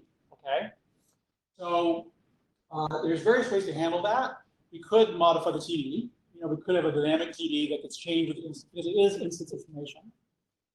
We could return a new TD, as part of that interaction that gives you that new interaction in it. And we could also just have it as a not show up. You're not required to list every possible resource in the interaction model. You just list the entry points. I guess where I was coming from is I've dealt with a lot of low-end devices. Yeah. Right? And the chances of them offering this directly. So the question is really, is there a way to discover this information such that the device doesn't have to ship that? Yeah. So I'll talk about discovery. So one thing is the spec only defines the data format in the information model. It does not define discovery mechanisms, how you get access to it. We have several use cases. We've talked about various ways it could be delivered. One of the deliverables in our next round is to define a discovery mechanism. But it won't be a mandatory discovery mechanism. It'll be one possible way. What I'm going to do is define a set of requirements around privacy and security. Define at least one discovery mechanism that satisfies those requirements, right? And encourage people to use it. If they use it, they'll satisfy the objectives for privacy and security, okay? But you could also just stick this in the database, this is an inventory database for the devices. You could return it from, not well known / TD or something. Right? Yeah, so a couple of things that I was thinking about this. I have some ideas on discovery, and I'll talk about them later. Yeah. Well, I have. But what I was getting at was, as long as you have appropriate interaction mechanisms, I think that, and even portions of schema, so for instance, handle the modular device case as well. Yeah. I think then you're off to a good running start. So I do want to mention one other thing here. Not showing an example of the link section. Okay. You can put relations between things. And you can, for example, the link point type, right? The class definition. And we don't really use that much, and that needs to be elaborated upon. As one of our objectives is to find good relations to use in links that have good meanings. I think one of our goals is to have more modular things. Maybe you have a master thing that links to a bunch of subparts. So yeah, we're going to cover all that right now. Let me just move on here. And yeah, so we again, security and privacy guidelines. One of the issues here is this is really a big analysis of threat models and risks and actors and the testing framework and et cetera. There's one section in here where we have recommended best practices. That's relatively small at this point. One thing we need to do is elaborate upon that and bake it into things like profiles. There's also relatively light section on privacy that we're willing to expand upon. And this is something that came up when we did our release T2TRG. We got a lot of pushback on, geez, you have all this data that you're just handing out to anybody. It's like a huge privacy risk, right? So we have to be clear about how we manage and distribute the TVs to mitigate privacy risks, especially when things are associated with people, or people query about things and reveal information similar to the fact they're asking for a certain kind of thing, right? So we need to do much more work, especially around discovery, to preserve privacy. I'll talk about that. And we also need to document additional protocols and things. There's a question. Yeah. Regarding security and privacy, there is a rather extensive document from IIC. Yeah. You're aware of. So how do the two relate? Are they sort of? Yeah. So I'd say that we did a lot more on threat modeling at the abstract level. I think IIC did a lot more work on concrete protocols. I think they're both important. I think we need to, we also need to align things with other organizations like NIST. So one thing that's happening right now is NIST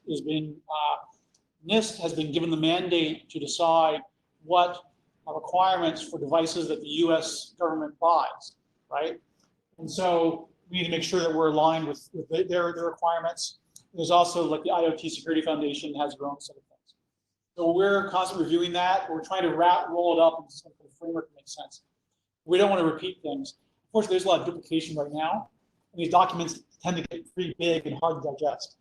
And so one of our challenges is how do we break into pieces?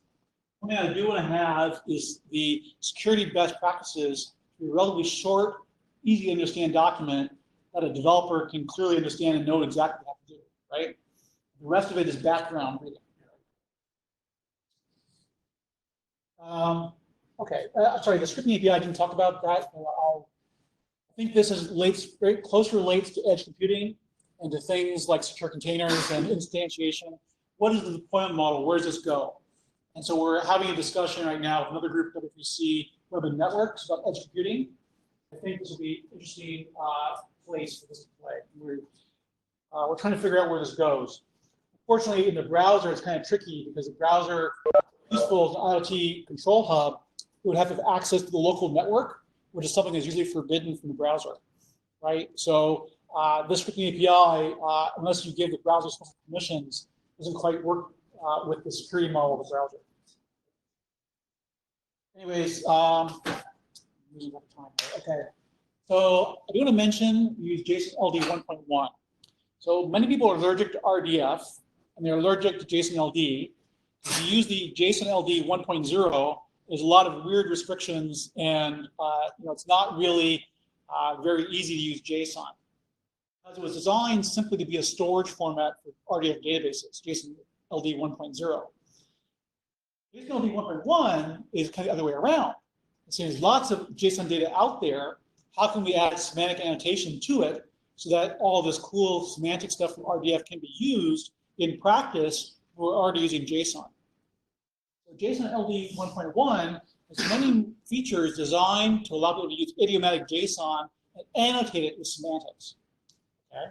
So one decision we made was to intercept JSON LD 1.1, which is not actually published yet.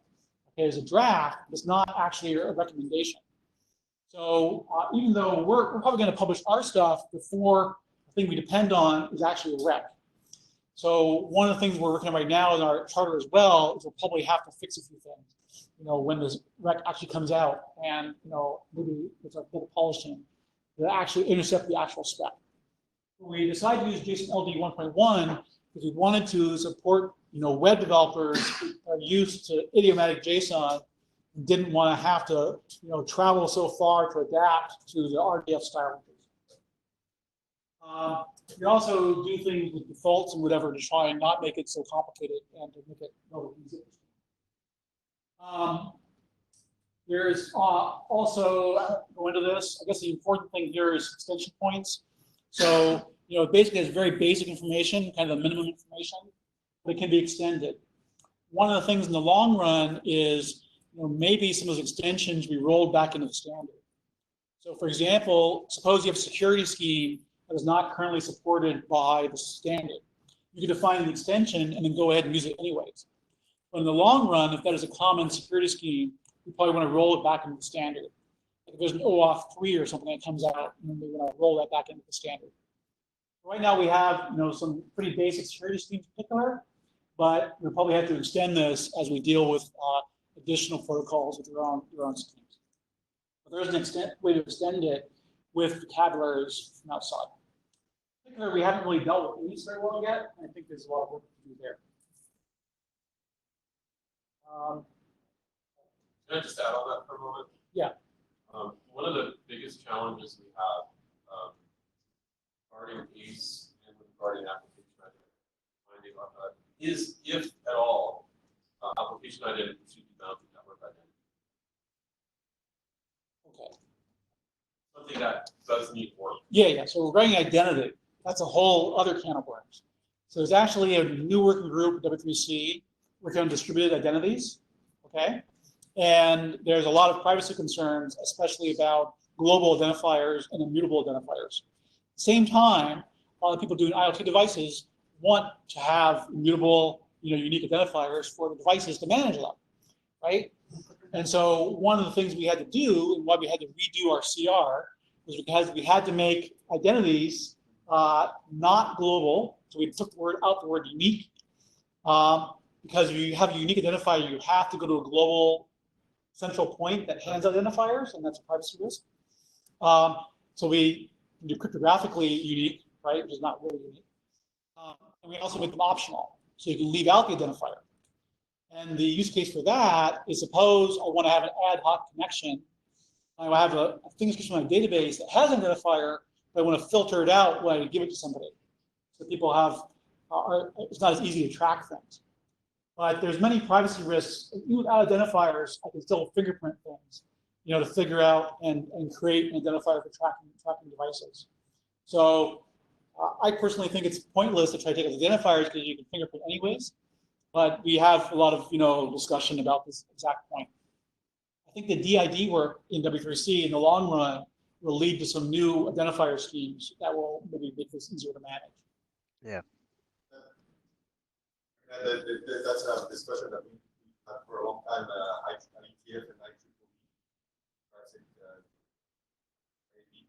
That the argument is exactly the same. Like, well, yeah, it's you can have you can track a user from all this fingerprinting, but having a unique identifier with a global register is way easier and way. Yeah. Well, of course, it's way easier technologically. The trouble is that some people feel it's an unacceptable privacy risk. And it's just going to cause pushback from a segment of the community that we want to engage with. So our choice was to make it optional, but in certain use cases, it's pretty much mandatory. But that, to be honest, because our use case was Wi-Fi, and having it optional doesn't solve the problem because people that don't understand the problem will use it and then the privacy. I know. So I think the right way to handle this is to control the distribution of TDs completely, right? Because there's lots of other information you can infer about, like semantic information. I'm labeling the device as being insulin monitor. Okay. Well, if I know you have an insulin monitor, you probably have diabetes, right? So I can infer information from the metadata already, never mind the ID, right? So I think that what we do is think about how do we manage the distribution of TDs, treat the entire TD as personal information when it's associated with the person. And then the opposite side of this argument, though, that for a large organization management, know what's on your network. Yeah. And you need to be able to identify, and you want to know that it's not a counterfeit piece of paper. Yeah. And you want to know that has not been tampered with. Yes. Now, that last point is a matter of confidence, not binary. Yeah. But talk about global identifiers. I think you made a very subtle distinction now, yeah. Right, which is you have a spec in the IEEE, right? IEEE 8.1AR, which talks about two different types of identifiers. And one is a localized identifier, and the other is I would say it's a manufacturer identifier. Globally unique is a funny word, yeah. set of words, but the reason I separate the two, right, is that there is a stage, right, which for IoT is particularly important, right? And everybody, especially like W3C, from what I can see, you guys don't necessarily have to get down to this level, but we in the IETF and IRTF do.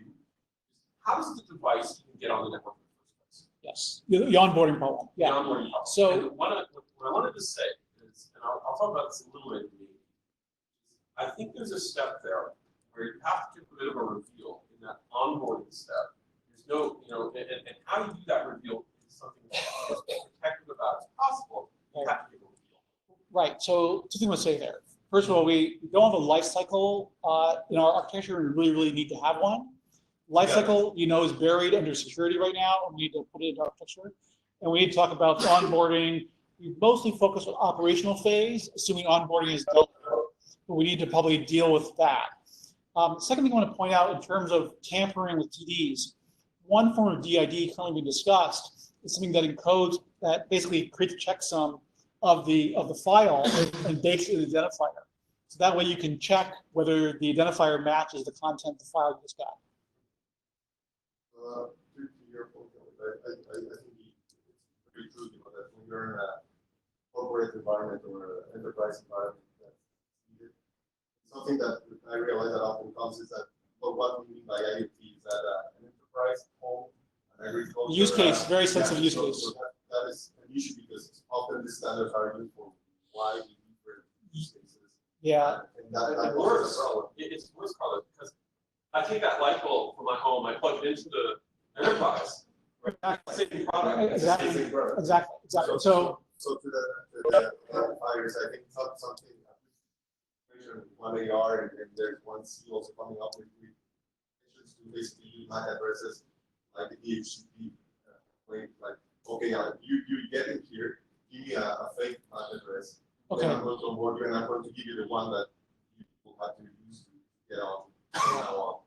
So that sounds painful. So I see. But somehow, Okay. at least at that So point, I think this is a great discussion point. I think unfortunately I'm going to move on, but Matthews has his hand up. Maybe we can take one more comment. Yeah, one comment that the spectrum is very large. So I mean, I was involved in this. So there are some hardliners, for instance, in W3C, they always associate this, or there is a person behind this, because the web is highly personalized. They really block everything that might have some impact there. So you know what's going on with cookies now. If they would have known that, they would have stopped it from the beginning. It's very hard because on the other hand, for instance, this was done also for industrial applications where a lot of people say by definition in the industry, there is no privacy because there are no individuals involved. It's machinery and there's no individual. And the big challenge that we have here is that this is a standard that tries to converge and cover this. Yeah. And now we need really to think what is the mechanism that you need, for instance, for the bootstrapping documentation. How can you throw this away as early as possible, or how can you maintain this as transparent as possible for the global management? One comment that I want to say is it's highly regional dependent too. So the standards in Europe are very different from the standards in China. One of the things that is promising is the World Economic Forum is starting a global smart cities alliance to try and unify privacy policy, at least for smart cities. So I think that's a good sign. It will help us to know what we're talking about. One of our real challenges here is, what do we recommend, or what do we have to support technologically when we're not even talking about different use cases and vertical contexts. We're talking about different regions with completely different standards.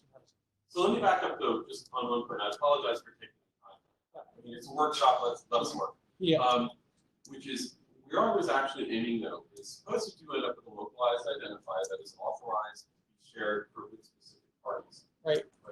One of the challenges we faced when we were in the fair context, the life of people building life, is that finding when you have a singular application or a small number of applications that are running on a device, it's very common in IoT. Light bulb lights, right? It doesn't go off to YouTube and watch YouTube. Right. Right. So the issue here is like to reuse as much code as possible. That keeps your costs down, keeps your energy usage down, keeps the environmental, all sorts of good things. Right. That includes everything. That includes the identity mechanism. able to find the application identity, network identity, this is where I was coming from before. Unlike a general purpose computer, that is impossible with like a browser, right? You have thousands upon thousands of identities. But in your but in an IoT device, maybe you have one or two.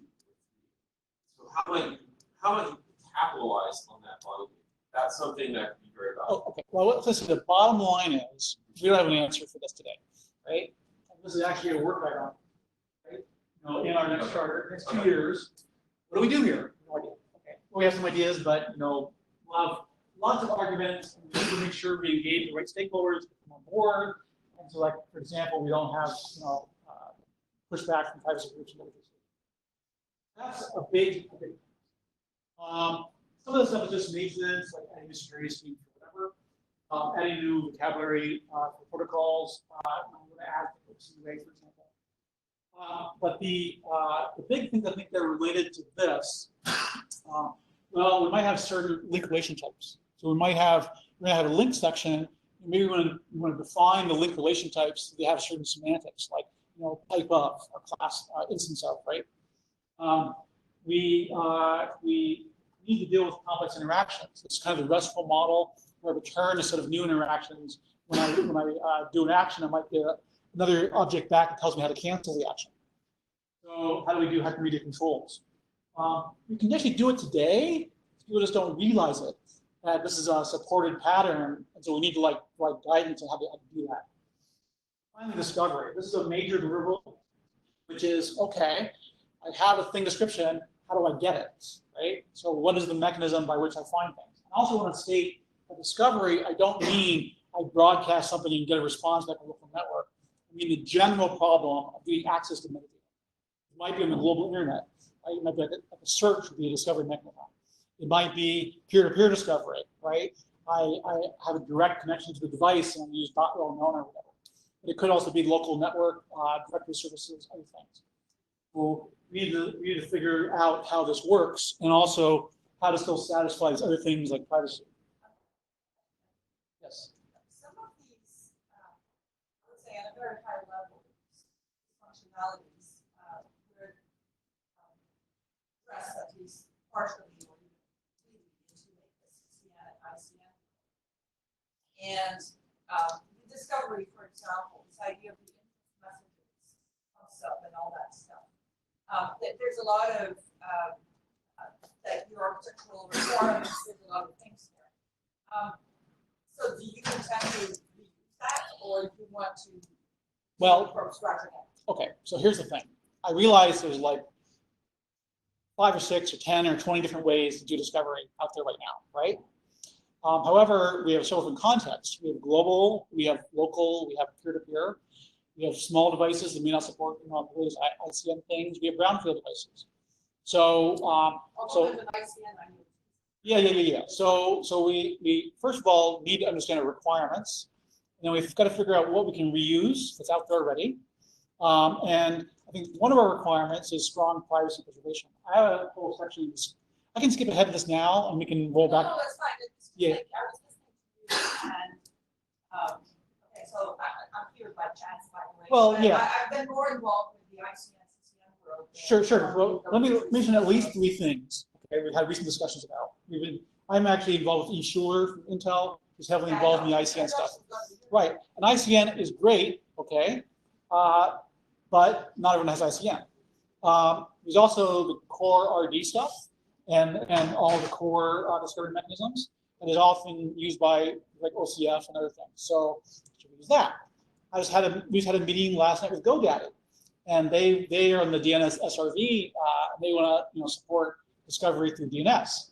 You can also do discovery through things like ZeroConf, MDNS, DHCP, etc.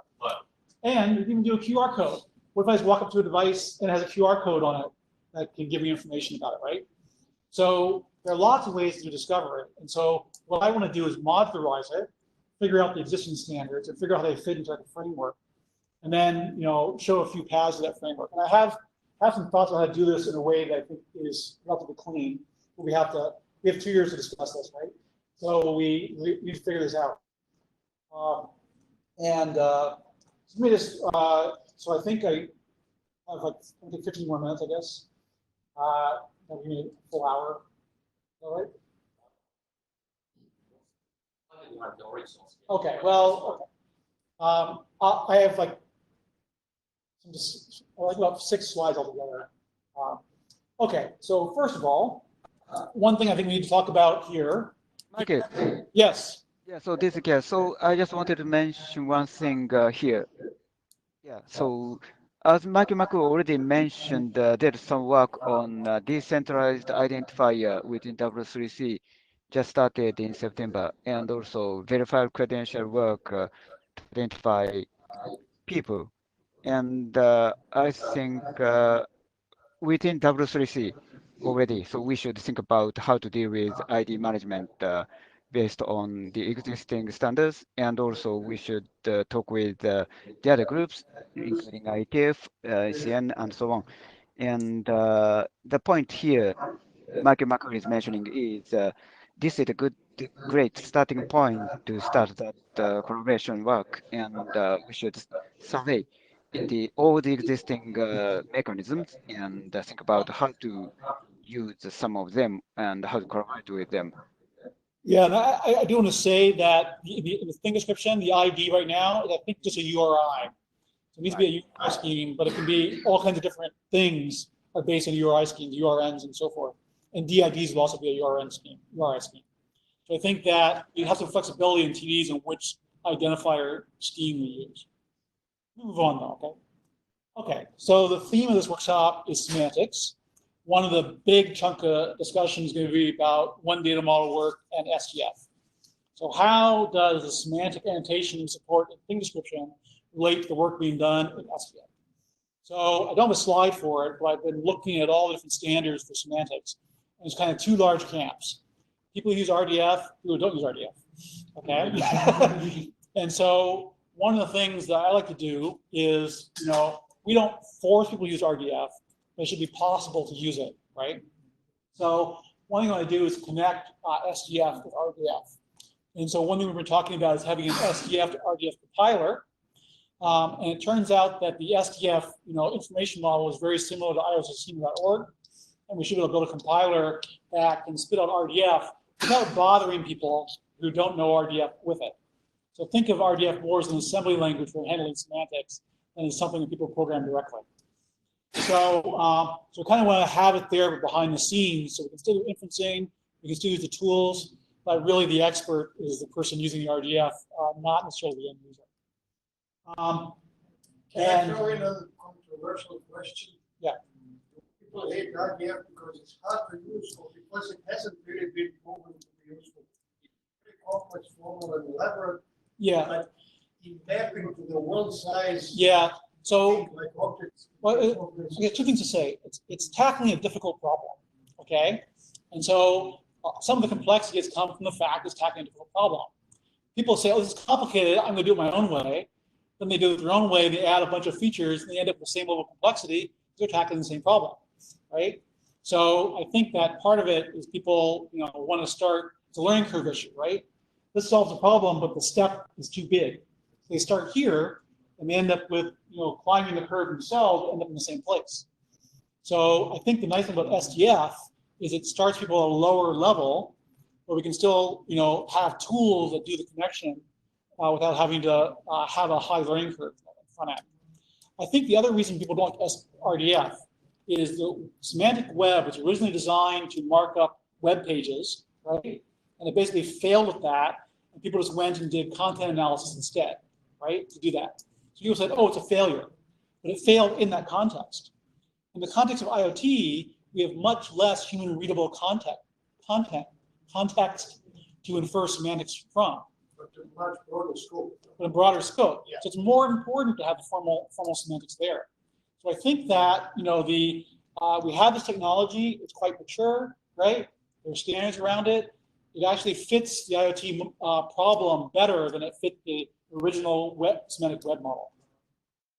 But, people have a allergic reaction to it, so we're not going to push it in their faces, I think. But it's still a useful underlying technology, I think. That said, when we get to the discovery, one thing to consider is, we don't necessarily want to give people an RDF-based, Sparkle query interface for discovery, right? We don't know RDF, they don't know how to use it. So we have to think of other ways to do discovery, maybe keyword-based search, maybe search based on things like location, maybe a template-based search. Yes. I'm curious. When you talk about this allergy, I'm curious, is allergic in terms of, is it thing makers that indicate the allergy, or is it, from my perspective, I'll say, let me explain why I'm asking. Yeah. From my perspective, it doesn't matter whether it's RDF or SDF, they don't want to. And so it's all going to be about the tooling anyway. Yes. So I think that the other aspect here is a lot of people just want to cut and paste, right? So they want to say, oh, I have an air conditioner. If I can find the model for an air conditioner and modify it, then minimal work, right? So everyone's lazy. Everyone wants to minimize their work. If there's good tooling, if there's good documentation, if it doesn't take a week to learn, if you learn it in an hour, right? And if there's lots of good examples and people to talk to as a community, these are all very important. So I think that these are kind of factors that are kind of hard to predict, I'd say. From a technology point of view, though, the stuff we want to do, like inferencing, already exists in RDF, right? So the technical objectives, technology already exists. So I think we need to figure out, what's the intermediate way to get people who want to do the minimum amount of work, right? What's happening in the SDF community is people are taking a lot of data models that already exist, like hundreds of data models for SDF, and pouring them over to SDF. We should have lots of examples which will satisfy the cut and paste community. I think from what I'm hearing, there's a lot of good momentum right now at SDF. I think it's a reasonable thing to invest in, but we should not reinvent the wheel for all the other stuff we need to do. The other reason I think RDF got an allergic reaction is got a lot of academics and people building very elaborate ontologies that were way too hard to get into and to use, right? And so one thing I just schema already said, what's the minimum ontology we need to get something useful done? And so there has to be some constraint, some restraint on the use of this technology, so you don't go overboard and create overly elaborate data models. Plus, I would also add the academic work that I have seen in this area related to IoT. One of the problems is they assume the tabula rasa world, where basically you learn everything you need to learn from the RDF definition. And it gets complicated even for trivial things like the temperature sensor. It just gets. Yeah. There is the physicalness of the thing that Carson was talking about. It has some intrinsic properties that don't need RDF to define whether they're sort of commonly understood. That's right. So this question, a lot of academics started from scratch, with upper ontology and the whole bit. But I think you can assume some common knowledge, like what is a temperature? Well, even that's complicated. Yeah, I know. Yeah, so it's a very good question, like where are these allergics and so on. So my opinion is that this topic itself was hyped too early. The term is burned. When we were actually chartering originally the WPC, where things were, we got a lot of comments on the charter that, oh, don't put RDF, we don't want this dependency, this is heavyweight. Even in general, it has become very hard in WPC to work on RDF. But with this story, it doesn't make sense actually to reinvent it, as we heard, because you will run into the same problems. And we had it even when writing the finger description text. We needed to always kind of hide it. Actually, it's in there because we know that the benefits of it. Victor, who spent a lot of time, he kind of had to provide some formalism that you still can verify that this is actually working. And it was very hard to come up with something that bridges these two worlds and kind of trying to now reinvent it. Yeah, we'll make it simpler. I think it will actually fail. It's improving the tooling, what we need to get this work. So again, use the same thing, but work on the tooling. So anyways, obviously good discussion point. Let's move on because I have like 3 other things. Workshop, and it's really something we should spread the word, I think. It's something that I saw in work. I mean, I was heavily involved, let's call it, in this, and this is something I took away. Okay. Well, I have 2 more things to talk about. One is interoperability, and one is discovery. I think discovery is more in line with the theme of the workshop, so I want to kind of gloss over the super important topic and move on, right? But basically, one of the issues that came up is thing descriptions are open, is they can describe an arbitrary protocol that supports a URI. However, one constraint was if I have a gateway and I'm going to consume a thing description, I can only put a certain finite amount of software on that gateway, right? So what protocols must I support to read any thing description?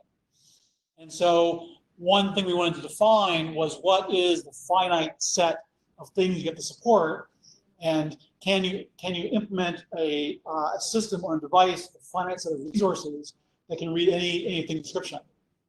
Second part includes doing things like defining maximum lengths of strings and stuff like that. So you know how much memory you need to implement to read a certain TD. One of the things we're working on right now, and this is driven primarily by Mozilla, just trying to build a product that is like a gateway server that has thing descriptions, is we nail down a bunch of things to make it finitely implementable, basically, with a fixed software base.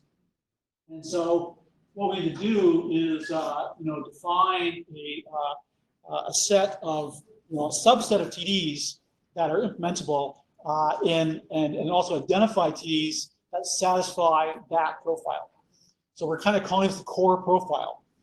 One of the arguments is, do we have more than one profile or just the core profile? The argument for more than one profile is, well, we have a different set of requirements in the industrial space than in the home space. Maybe OPC UA is an absolute requirement in the industrial space, but in the home space, I really don't care, right? I don't want to burden a home gateway with OPC UA. So we're having those arguments right now, and we're having all kinds of discussions about this. So, there's sort of this issue that, basically a profile, though, is a subset of TDs, is kind of finite in some sense, right? And also, the other thing we're going to do with profiles is support best practices.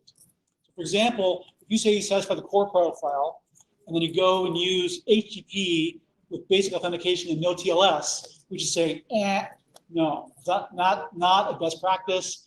Does not fit in the profile.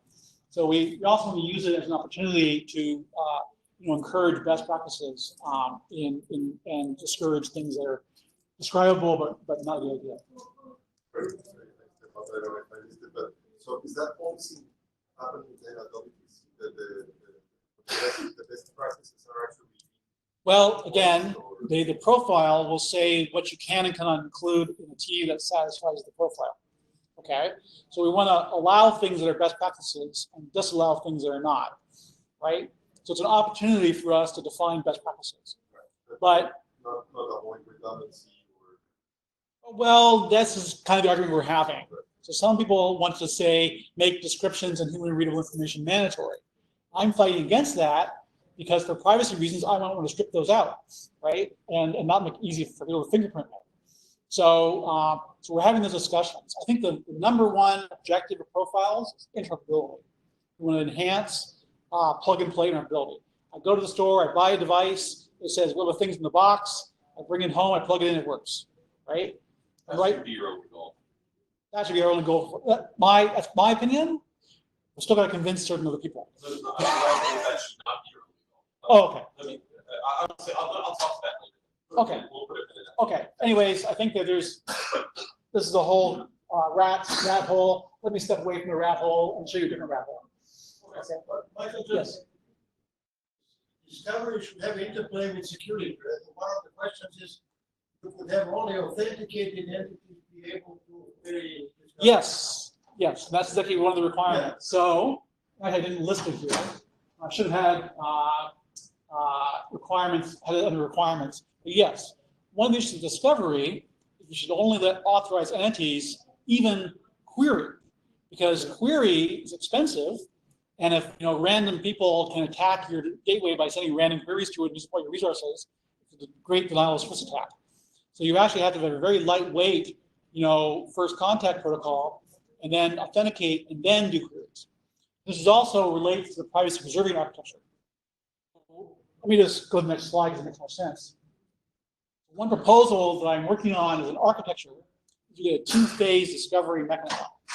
So we have a first contact protocol, right? The first contact protocol just tells you where is the directory service, okay? Then you authenticate against the directory service, and then you can do a query, okay? And asking for where the directory service is reveals no information about what you want. You're just saying, where's the directory, right? And then after you authenticated, then you can do your query.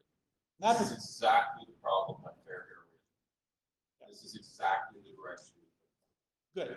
But what you should not do is broadcast metadata. You shouldn't put metadata in a DHCP that everyone can look at, right?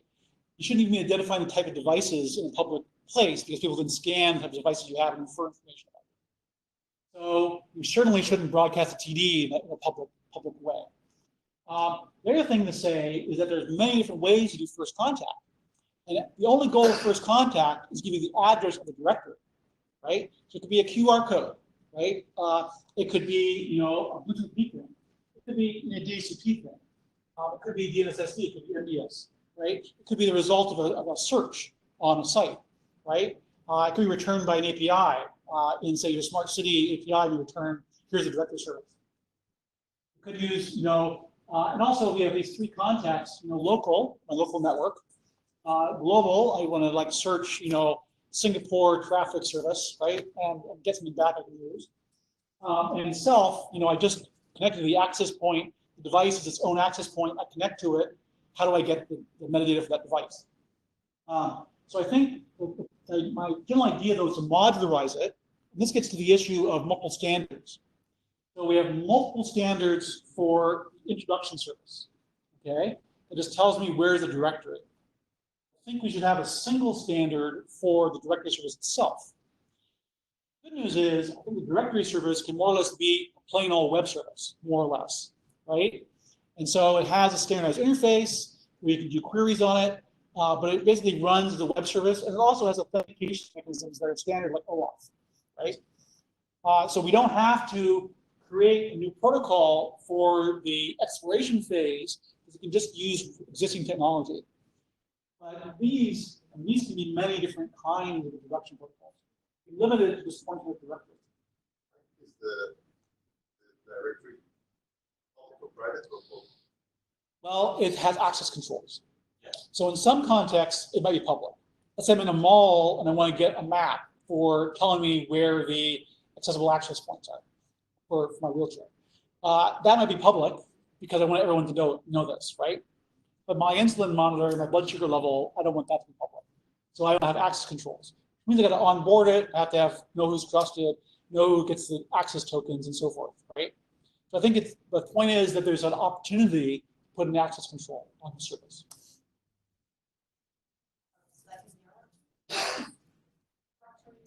Directories that are, yeah. Because I'm thinking of some autonomous systems where they have to work even if there's no connection.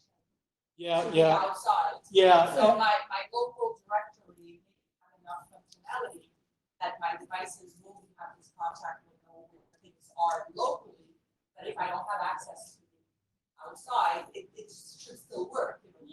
Yeah. So I think first of all, introductions could be local, and I think they give you a set of directories. So you can have several directories, and you just query them all and unify the results. You could also have these things be location sensitive. So maybe when you do the introduction, you say, I'm interested in things around this location, right? Or things like this.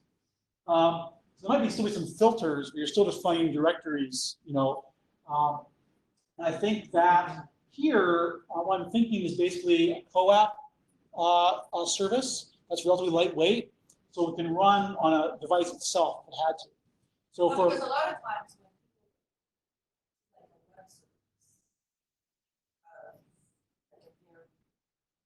yeah. So I mean, not like a local. Yeah, so I should say a restful, information service. Yeah, because I think that would be important. Yeah.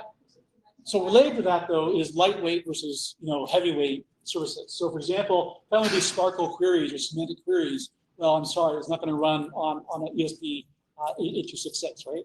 But if I might want to do like keyword-based search, right? And that's something that I could easily do, right, on a small device. So I think you probably want to have some levels to the directory service, different query styles. We do want to standardize them and be able to. This is again more profile. There's also various things needed for privacy. So for example, when a thing wakes up, the first thing a thing has to do is discover a directory service it can register with, then it registers its information with the directory. But for privacy reasons, what if you sell that device to somebody else? Right? You shouldn't be keeping that thing description around forever, so it has to time out and self-delete itself, which is important also for privacy. So that is one possible use case, but how about a thing that is not necessarily queried? Yeah, so the whole proxy issue, yeah. So I think that the idea is that directory service can run the gateway service, and so the thing doesn't have to run its own directory service. I want to make it lightweight enough that it could, if you wanted to follow that model. If you want to offload that work to somebody else, then that's fine too. And it's very common that the gateway, like Mozilla follows this model, the gateway manages all the thing descriptions, and it just indirectly points to the device. The device itself doesn't provide its own TD. The IPSO model tries to have smart objects that can self-identify, and that's fine. It's one possible pattern, but it's not a requirement. I think we're going to make it lightweight enough that it could do that if you wanted to. Anyway, I'm making out of time, but there's a bunch of things that also arise from identifiers. If your ID can change over time, how do you notify people that it changed? There's peer-to-peer stuff, et cetera, et cetera. I think this is the basic idea, and I don't know if I have another slide here. Actually, you know what? Tomorrow stuff. There's like 6 more slides talking about this stuff. I think I'm over time though, but the gift of these slides is we got a hackathon this weekend. There's various things that would be appropriate for us to look at in IETF, onboarding, discovery, complex interactions. I'll skip over completely. Actually, hypermedia control stuff. There's a quarrel-based thing with an IETF. We need to look at these various things. And I don't know, do I have 5 minutes more? How much more sound stuff? I know we're 40 minutes or 5 hours. Okay. Well, how do we do this? If we get caught up, maybe we can come back to this. But That would make a lot of sense. So if you have room in there afternoon. Okay. afternoon, but we're not sure yet. Okay. So maybe we can go back to this hackathon activity as an afternoon slide if there's time. Right. So I'll stop here. Thank you. Yes, a lot of good stuff. It's too bad we haven't really enough time. Long enough time for this. But this after lunch break. There's some.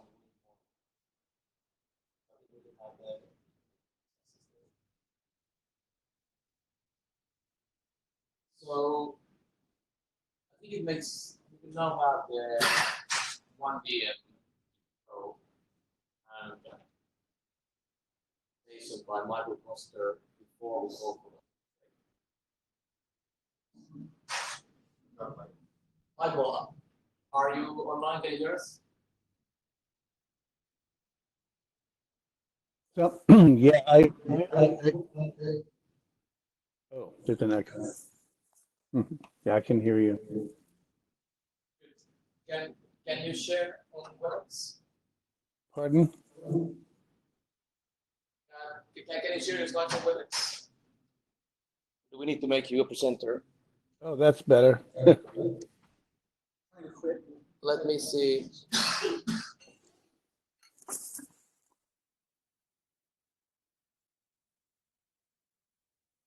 So you should be now presenter. Okay. Hang on a second. Let me get.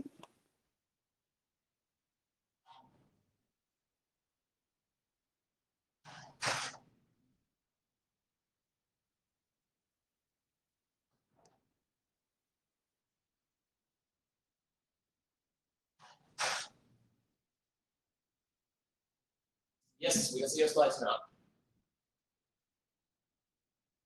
For a while. Okay, there we go. I can go to like present mode. So I get the sense that I don't have a lot of time, but I think this should be pretty quick because I think Pool has covered a lot of the fundamental stuff. So I can So Michael, you have about 40 minutes before we need to break for lunch. So I can't, I'm not hearing what you're saying. You're far away again. Sorry, you have about 40 minutes, 35, 40 minutes before we need to break for lunch. Oh. I mean, you don't have to use the whole time. That's completely okay. We are it's half of the agenda anyway. I prepared for 2 hours. I'm sorry, you cannot. 40 minutes. We can continue after the lunch. But, True. So lunch station in the room, you know? Only if there are burning questions. Okay? So one data model is a loose organization of SDOs and vendors and platform operators, people like SmartThings and Comcast, and SDOs like Zigbee Alliance and Lightweight MTM, OMA.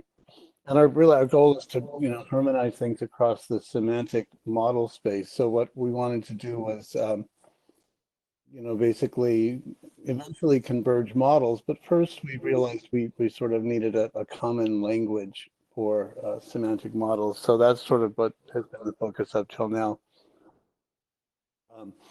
It came out of this Zigbee Hive meeting where there was a pretty strong cross-industry consensus on what some of the inhibitors are for IoT growth, and really a lack of a common model and application layer, set of application layer standards was really what they identified. So we've been working for about a year now as a loose federation and sort of under a liaison agreement.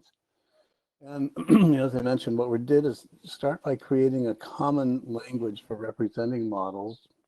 And then we're currently in the process of collecting a set of representative models as what we were calling a pressure test of the language, just to make sure that we have the right set of features to represent what most folks are doing in their IoT data models across these different organizations. And eventually we want organizations to contribute models for sort of a down selection process where we sort of standardize on a small set of common, how common things are done. Not so much whole device models, but models for the interactions and affordances that are on devices. So I'll get into a little bit where the interoperability points are.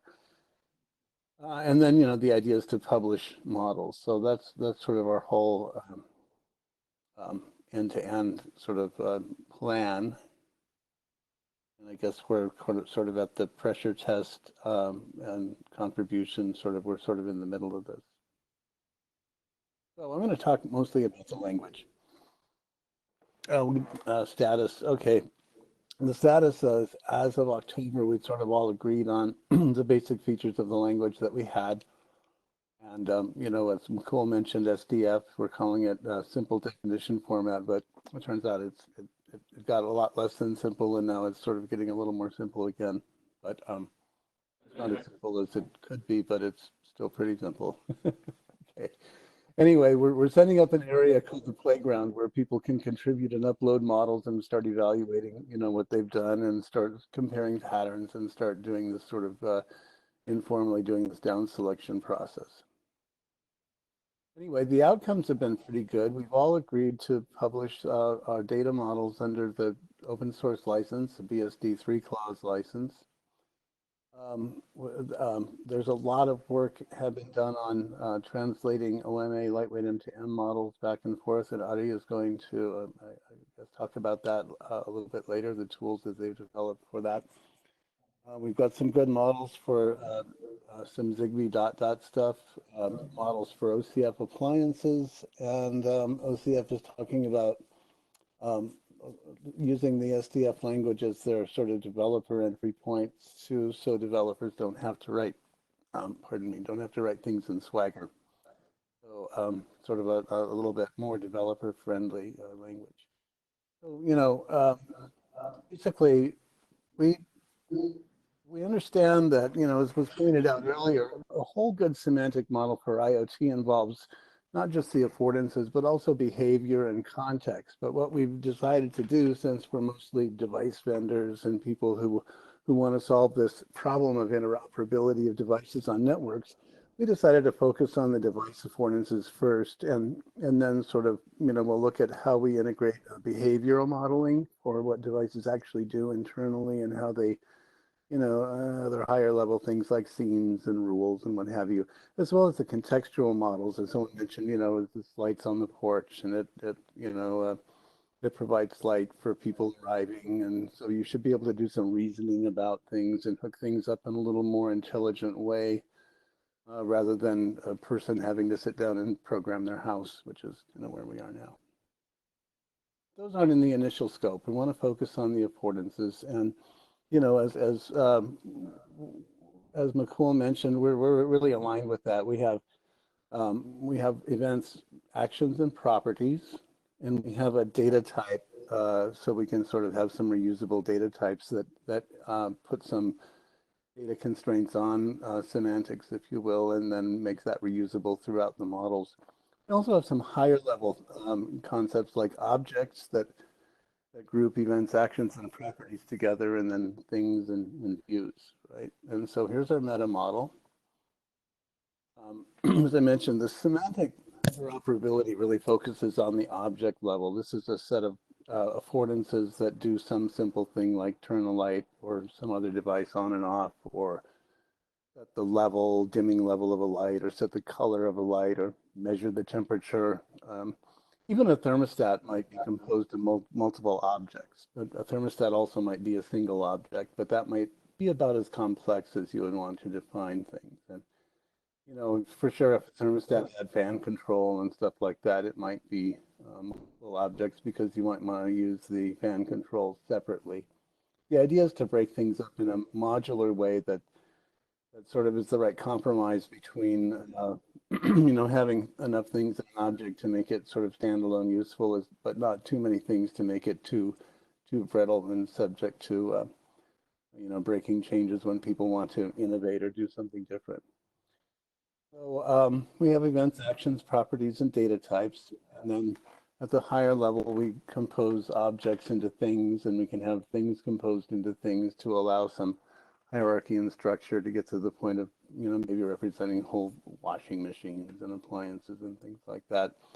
We also have this idea of view, so we can virtualize the affordances in a few different ways, and that turns out to line up with some of the modeling that's done in OCF and other organizations. So, properties are about the state of things. I think that's, you can read them and write them.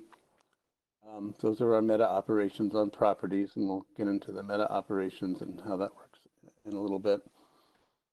Reads return a representation, and writes pick a supplied representation and update state. So that's basically the bones of a REST API there. And one good example would be operational mode of a thermostat. I'm going from heating to cooling mode, and I want to switch the mode. There could be a command to do that, or it could just be changing a property. Right. Actions, though, are affordances that usually affect something in the physical world, like they emulate function calls in a way, and they could have multiple input parameters like timing information as well as sort of desired state, and they could not always work. Closing a gate could have something interfere with it and trip the pressure switch and give you an error about not being able to do what you want it to do. So that's the idea of actions, is they're a little more complex, and they have return status and things like that. Events are, as Karsten mentioned earlier, they're a little less defined. I tend to call them happenings, but they could also be just state changes that are sent as notifications. They're mainly things that get wrapped up in asynchronous notifications. So there's a tendency to just want to call them notifications sometimes. But that's sort of where they sit in the protocol. Also, their meta operations are like observe and subscribe. So we kind of talk mostly about subscribe, but there could also be ways to get notifications in bulk if you don't have subscribe in the protocol. So one of the trade-offs in modeling is, of course, is to leave that question sort of up to the protocol binding, you know, exactly how these events are obtained. But, you know, there's some idea that they could have timestamps and wrappers and things like that associated with them. So there could application layer messages conveyed in events. We don't really have a lot of good examples of people using events, so this is something that is, I would say, still not as well defined as properties and actions. Right?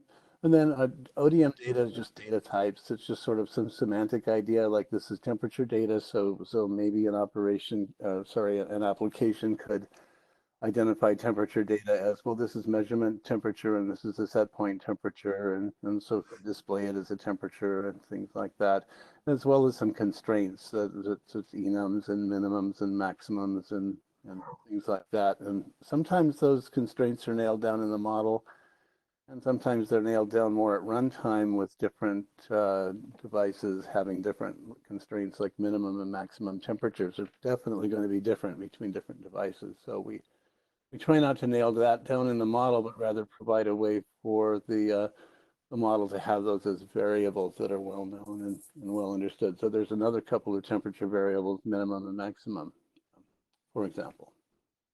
Right, and then some well-known types like URLs and UIDs and things that are just generally useful in modeling and for managing models.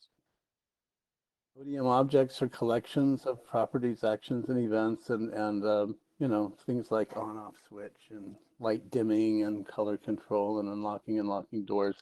Each of those is sort of an object. So we want that to be sort of the right trade-off of functionality versus reusability. Right? So too many things in it is highly functional but harder to reuse. Too little things, it's easy to reuse, but it takes too many of them to accomplish some task, and so there's a trade-off there, and, and we're learning about the trade-off, but also there are a lot of good examples. Like the Zigbee cluster library has been around for you know, a decade, and they have some pretty good notion of what those trade-offs are in terms of what the functionality in a cluster. Some of them are a little too big, and some of them are a little too small, but you get an idea. There's not really a perfect thing there, but we learn as we go, and so a lot of this is sort of how you manage the evolution of these things over time, and Karsten's going to talk about some of that a little bit later, versioning and how we can do things that are versioning or not. Right, and so also in an object, we kind of define the minimum affordances. So if there's a light dimming object, it's expected to have a dimming state variable and a way of changing that, and you know, things like that. So we kind of want to define what minimums are, and we provide in the modeling constructs that allow that sort of specification of minimums affordances. And sometimes that's a little tricky. It's not just like you have to have one of these and these. It sometimes is, if you have one of these, you also have to have this other thing, and so there's some conditional dependencies that need to be modeled sometimes too, and we're sort of learning about that and just building that into the language. An ODM thing is a higher level thing, like a light bulb, you know, or a lighting control that has an on-off switch and dimming and color control and energy measurement, and you know, maybe some other things like manufacturer, you know, information and maybe a mud and some stuff like that you can get and find out about semantically and then use in your application. And a product, you know, a product might also have like a number of things that are composed into a larger thing, if you will. And we have a construct in the language called product, but it's essentially nothing but a thing that has a couple of extra qualities that define things like serial numbers and views and things like that. So we have an ODM view that's for virtualizing things, and mainly this is for some interfaces, the virtual interfaces that are defined in some models. And it's kind of a popular feature, so I don't know if we have enough functionality in what views do yet to do everything people want to model with them. So this is sort of a thing we're still I think we've got things nailed pretty well at the object level and below with events, actions, properties, and data types. And we're still kind of learning about how we're composing things in views and how that actually works for all the different models. Right, and so the next part of this, I probably have 20 or so minutes left, and we'll go through a brief language design review just to show features of the language. But that was sort of the high level, you know, entity UML sort of diagram onto a little bit of description about what all the different classes are. And these are, you know, these things are classes that are meant to have specific class types or subclasses made to represent all these affordances.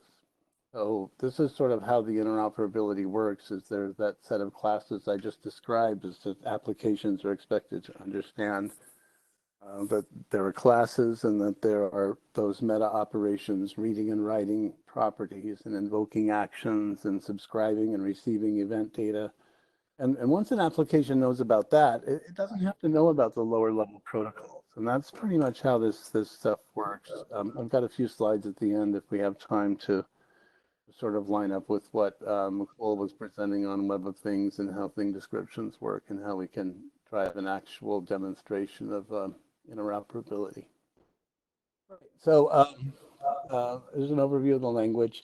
It's JSON based. It's sort of a domain specific language, if you will, sort of structured around this, but it just uses JSON and JSON schema validation to do some checking on the correct formation of constructs in the language. And what it mainly does is it associates semantic terms with some type definitions and some constraints. So it says, I want to say what a temperature object is, and it has these events, actions, and properties of these data types associated with it, and sort of tries to define enough loose constraints to create interoperability without over-constraining and limiting innovation, if you will. So, for example, we have a definition of a switch that has some on-off control and an on-off state, a real super simple binary switch. And you know, here's the code that does it. There's some different pieces of it. There's an information block that you know, we talked about what we wanted in this, and then title, version, copyright, and license. And everyone's decided to use BSD3 clause, so that got a little bit easier. But we want to retain the copyrights from the original owners and keep track of who contributes through these headers and versions. And maybe we need to get a little more sophisticated, but here's where we are with that. And then there's this idea of namespaces, and we want to be able to manage multiple namespaces so that while we're, you know, we ultimately want a single one data model namespace that the canonical set of approved sort of everyone can use these models lives, but also want the basic tools to be able to use to be used to manage individual ecosystems models, and also for the process of deciding we want to kind of keep things separate but all sort of be able to reference each other. So at one point we might want to include some definitions from one namespace in models that are defined in another namespace. And the namespaces are basically lined up with organizations, but they're really just QRI prefixes like queries. So they can work a lot of different ways.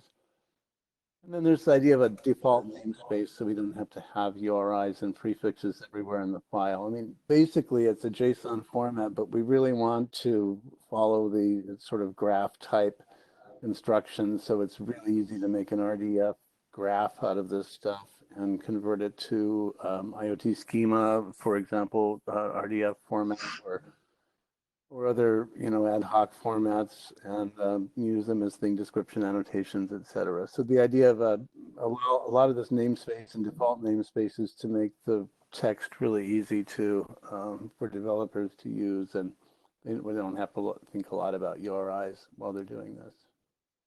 So up in the header, and that's mostly where they live. I don't like JSON LD, but mostly just JSON. And here's a definition. There are some SDF keywords that, you know, that name the classes and things like that. And also we use some JSON schema vocabulary and syntax for the leaf nodes of data types and value types.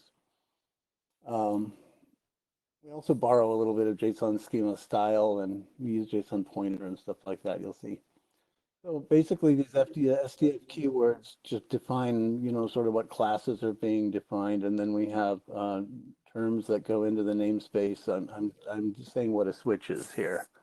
I'm saying a switch has a value property with an on-off enum that's a couple of string values. And, of course, we probably want to get fancier than that here, but this is just a really short example. And it has an on action and an off action. And given that we could substitute different kind of Boolean representations for this enum, we can use this as a basis for interoperable binary switches. Right, and so what a definition does is it defines a term and it defines some constraints we call qualities for that term. Also, we have a thing we call declarations, and I think a declaration is where you use a definition, but usually you're making a definition where you use a definition as part of that, and we call that a declaration. A declaration can also be where you just make an inline definition like we saw up here with that's definition and a declaration of to be about it. Also, really, anytime any of these quality things are probably actually declarations as well. We don't want to get too hung up on that, but sometimes it gets confusing whether you're defining a term or whether you're using a defined term, and that's why we make the distinction between definition and declaration. References in SDF are the way that things are modularized and built up hierarchically and put together. And essentially, for example, we wanted to reuse the definition for transition time data because transition time is the timing data that's used for a lot of actions have to do with something in a measured amount of time, like dimming a light slowly or closing a valve slowly or something of that nature. So, the way we reuse them is by having a definition in one point and at one place in a file, and then using JSON pointer to point to it. Right? And then that's RFC 6901, but we're also, we have started using relative pointers, but there's some recommendation that since it's not an RFC and it kind of confuses the syntax a little bit, that we might be able to just use RFC style JSON pointers everywhere and not have to worry about two different forms. Right? And ODM ref is how we basically say that we want to reuse something. And it lines up semantically with the way sorry, I had it down ref. That should be $ref in JSON schema. Anyway, $ref. And it can be thought of as like you take the qualities that are defined in that definition and you copy them into the new definition. So for example, if I want to do that, I have a declaration here in the definition. So I have the definition here that's used as a declaration. The definition says, here's what transition time data looks like. It's a number at 16 bits wide. This is, by the way, this is overly constrained. Normally we wouldn't really want this level of constraint, but you can do it. And normally we'd want to apply this more in the protocol binding, but this is a sort of, these are hints for a protocol binding. You could think of all of this. And so we want to define that transition time data is a 16-bit number that represents, tenths of seconds. And so we have some scale factors and way of describing that. But then when we want to use it, we can use it for in a number of different places. So here we have an on-off transition time that gets invoked anytime you turn a light bulb on and off in a Zigbee model. We just reference transition time data for that, but then we can add some new qualities. We can add a name to it, and we can maybe add a default and maybe some other things if we want also. So this is sort of a good example of how reuse happens. There's another one of higher level reuse I have a little later. Right? And then the processing model then, how do namespaces work and how does this all actually glue together and how do I expand references and how do I resolve things? So basically each namespace consists of the SDF files that have been submitted and processed to populate it. So the idea is that we kind combine all of the files together to look like one big file. So when I define an ODM object at the root level and want an object that anyone can use from my namespace, I just define that at the root level of any file, and they all get combined. And so, you know, we obviously you don't want name collisions anyway in a namespace. So names would be checked for collisions when files are processed. And the default namespace would basically say which namespace things are going into, and there could be a number of other namespaces defined where things are being pulled from to make these definitions. So the idea is that when you go to look up something in a namespace online, you'd sort of like have however you needed to process that. Either you'd make one big file, or you would, you know, process individual files. You would make it, probably would make a big index and serve them with a little bit of a custom server, but that's up to how that should be done. But we basically want that so that you can also have a local copy and do local debugging without having to have things. You know, one of the big problems is when I'm evolving a model, you need the basic types to be accepted before you can put the types that the dependencies in, and so you need to be able to sort of upgrade your own sort of namespace with a lot of stuff all at the same time to get the references to work correctly. And we have this, I work on this stuff at Smart Things, so we have this problem in our modeling at Smart Things, but it's also, you know, we see it in OCF and we see it in other organizations as well, as how do you resolve all these names. And so this is a way of simplifying how the namespace resolution works, trying to solve some of the problems that myself and others have seen over the years with dealing with this. And it's a little bit different from what happens in IANA, but you know, some of those rules help. Anyway, so basically when you accept a definition in a namespace, that's saying that you're going to roll it into the file image. And if we use change control and things like that, we can back stuff out and I think manage things pretty well that way, and we'll see. Right. And so here's a data type definition, for example. I can just define this as an example of just defining this at the root level. I'm just going to submit this file, and it's going to define ODM data, transition time data, the same one we looked at earlier. And then when I want to use that, I just basically refer to it in the namespace as ZCL : and then that basically prefixes it and turns this thing into a URI that can be looked up. And, you know, of course, the significance of being able to look up URIs is that you have a graph there, and you know then if you can traverse that graph, you know the transition time data, you know, you can look at its constraints, and you know it has some semantic meaning. We were calling it semantic breadcrumbs a little bit earlier, but you know that when you see that, you know it has a particular meaning, and hopefully we can provide enough semantic information and metadata around these contexts, context around these concepts, so that they can be reasoned and become more meaningful, and ultimately put in relations to things that are already defined, like SSN ontology and ONM and things like that. But that's the idea. So these things are defined in a namespace, and they're related to other things in the namespace that gives them some contextual meaning, and then we'd like to add more by bringing in other ontologies.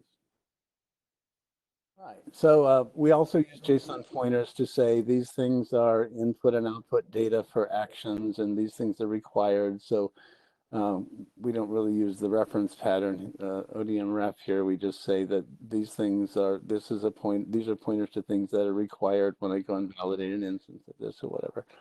And these are pointers to things that are input and output, and just some sort of examples of what I'm talking about. I think we're going to be okay on time here, but we'll save questions to the end, I guess. So high-level compositions, we basically, you know, as I mentioned before, a thing has some objects in it, and it can be a kind of recursive, where a thing can have other things, but hopefully a thing doesn't contain itself, because that could be a little strange to figure out. So we probably need to do a little bit of, you know, sort of like spanning tree analysis on these models to make sure they don't point back to themselves, but that's pretty easy to figure out. ODM view, again, like I said, we're just figuring out, we know we need a way to virtualize interfaces, and we think that this is a good way, but we don't really have a lot of experience. So here's an example of a thing, and we call it an ODM product, but it's essentially a thing also. It has a SKU, and it has a product listing, and some other things, and it says that this object is required in it. This tilde is a way of changing this other thing to a URI. Never mind that. So you don't plug that. That's not what you do as a developer. Anyway, so it says that there's an object that basically has some properties in it, and it basically makes use of a generic sensor definition, but then it adds some more definitions to its properties, what the minimum and maximum range are, an application type, sensor type. For those that know, this is a lightweight M2M definition that reads a generic sensor for a vacuum gauge. And it says what the sensor type and application type is, and it says that units are in Pascal. Right. So another way, then a view is the other compositional feature we have, and here it's used to model OCF interfaces, where you have a sensor interface, an actuator interface, and a read-write interface. And it shows which properties, it sort of models that a set of properties being in each interface, and that's sort of how OCF uses it. So clearly we can model what OCF does, but it's not clear that we have really a general way of virtualizing affordances that would work for all the different use cases yet. Anyway, it's sort of an experimental feature. All right, so next steps. What we want to do, we have a bunch more updates to the language queued up. There's a GitHub repo and a bunch of issues, and the issues have some labels and they're prioritized, and we're sort of working through them. At this point, since we've agreed on a syntax and a sort of all agreed that things are not going to change that much anymore, then we're going to start building models and start evaluating and looking at them. We also want to really demonstrate sort of what this is good for, because ultimately everyone can build, devices that are semantically compatible, but it's sort of hard to say where that actually is going to pay off. So some early way of demonstrating that was sort of a gateway based on doing this automated translation.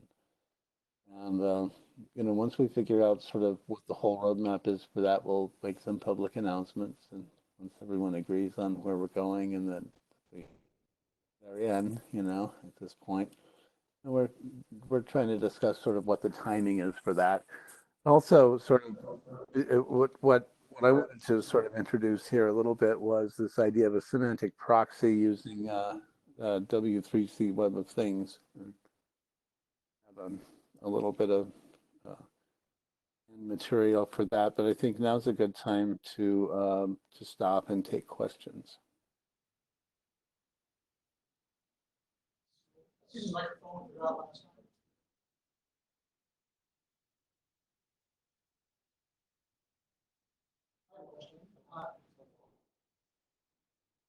Okay. I can't hear. You'll have to get closer. Just go up to the microphone. Yeah, so just to clarify something, Michael, I guess we need to talk about the relationship of Web of Things, TDs, versus SDF files. So the SDF files seem to me to define a class of devices, so they're a class definition, and they also define semantic vocabularies. They also overlap somewhat with thing descriptions that are defined, for example, data schemas. Can we talk a bit about the overlap and the relationship between these two? Yeah, so that's actually, and I hope to have a few more slides prepared about some examples about that. I made a presentation at our IoTschema.org teleconference in July that described this. So basically, what we're doing is building the fundamental models that will provide the at-type terms that you showed earlier in the thing description. So if I want to say that, that this thing description, of course, events, actions, and properties, that for each event, action, and property, that you can just build a thing description affordance for that, and then provide a protocol binding for whatever your favorite protocol is. So basically, these are ways for people that supply the devices, and also for domain experts that are, describing, what these devices do, to basically create these high-level models of what their devices do, starting with these simple encapsulations of functionality of affordances out to saying, here's a thing and here's a product. So ultimately, thing description doesn't really have things like, it has a thing layer, but it doesn't really have object. It just has events, actions, and properties in a thing. So we'd have to figure out sort of, okay, where does all this annotation go? In our prototypes, we've just said, at the thing layer, we provide a bunch of semantic terms that talk about what the product does and what its different, objects do. We call them capabilities in IoT schema. But essentially, this provides the semantic annotation so that you can list the the semantic annotation and the set of affordances that you can use to build TDs out of, that are based on models that are agreed on across industry. That's kind of the idea. So you might have some really broad models that are agreed on across pretty much everyone that does temperature sensing, but probably probably we'll have a lot of models that are specific to vertical domains. So probably a temperature sensor for smart homes may not really be the same definition as a temperature sensor for industrial control systems. It will have some things in common, like maybe temperature data, but beyond that, the set of affordances will need to be different, and things like that. So we're hoping to sort of hit the right level, so that whether you're building a thing description for an industrial control system or a thing description for a smart home, that you can pick the set of models that are correct for that vertical, and then build your thing description based on that, attach your protocol binding, and it makes it really easy to automate the construction of these descriptors that have both the what to do and the how to do it, as you mentioned earlier. I like that way of describing it. We're sort of like putting together the packages that come in commercial offerings of what to do. Here's what a temperature sensor for a smart home, or maybe to better example would be a light bulb or a thermostat. Here's what a thermostat for a smart home generally looks like. And they all have emergency heat, and they have fan modes, and we all have one in our home now that has all these different settings on it and everything. And that's the way the models look. So even though people say, well, we need something really special for a thermostat, when it comes down to it, there's a a common set of affordances, and that's really what we're trying to package at our level. And so we don't even say there are people wanting to build protocol bindings for ODM models, but when we set about doing it, it ends up looking like a thing description. So it seems to me like first thing we should do is just try to demonstrate using thing description for the protocol bindings, and for how we get protocol bindings associated with these high-level semantic models. That was a long answer, but I think that's kind of where we're going. Let's see. Also, Well, one follow-up exactly on that. Is there something we should explicitly take on the hackathon? Theme descriptions. It was my intention to do that, to look at SDF, the TD compiler, or SDF RDF compiler. I think we need to fairly quickly sort out the relative roles in these two things. We all have overlapping and distributed ways that. I think that there's things that are in SDF that are useful things to have in TDs, like the object component model. We want to consider as extensions for our round 2 description. More into alignment. We need to have this conversation as soon as possible before things get, more confusing. Especially protocol bindings, rather than reinventing protocol bindings in a different format, it'd be nice to use that. bring these more in alignment with SGL. Michael, from a purely pragmatic point of view, as the initial test of usefulness of feasibility, which specifications will be tested in the 1D definitions? I know that kind of OCF is running Web of Things, CP. Is there anything else? I think it would be useful to know what's kind of the first pass workability test. Sorry, I'm not sure I heard.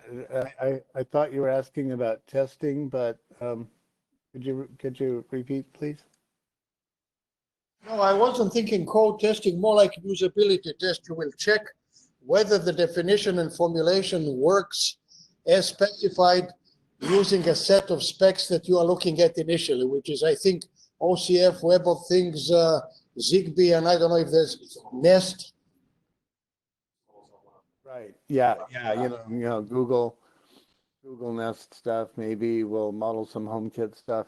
Yeah, and so a lot of the stuff is already kind of there as a device in the field that where these affordances are already sort of well known. In fact, I know this from my work in Smart Things as well, where we basically provide the same sort of high level model within our own platform. And there's a constant process of development. So this is where the evolution becomes almost more important than where you start.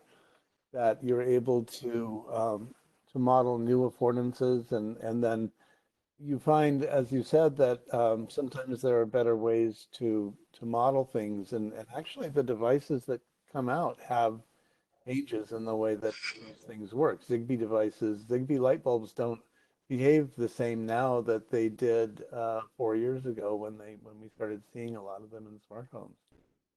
They have new interactions now and new patterns, and some of this was learned by, say, IKEA, being bold enough to say, well, we don't just want them to come up full brightness every time you interrupt power to them. We want them to remember what the brightness was and go to that level. And they always had the ability to do that, but now more of the light bulbs behave that way because that pattern changed. So this is something that needs to go into the model, for light bulbs now, and that really wasn't there 4 years ago or 5 years ago, as an example. And so the initial validation, hopefully we have in one data model itself. Those models that we converge on will be tried and true models that already have devices that are built to that spec. In cases where there aren't any devices built yet, like some of the more, I don't know, the more speculative models, then maybe we just have to wait and see.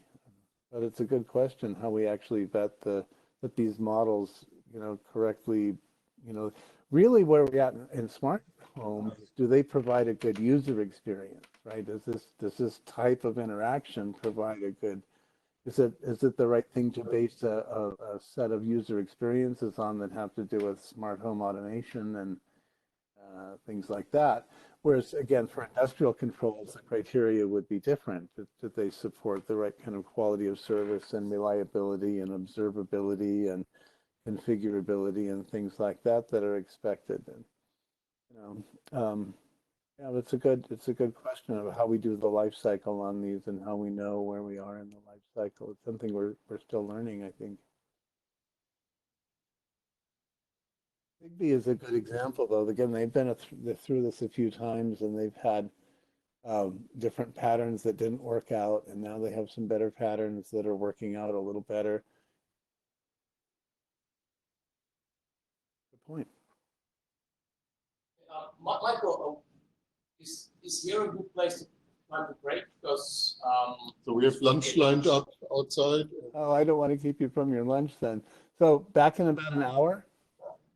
Lunch will be an hour, and then we have some more 80 minutes in this segment with a discussion at the end. Yeah. We're gonna have lunch here, so we don't necessarily need to use a full hour for it. No.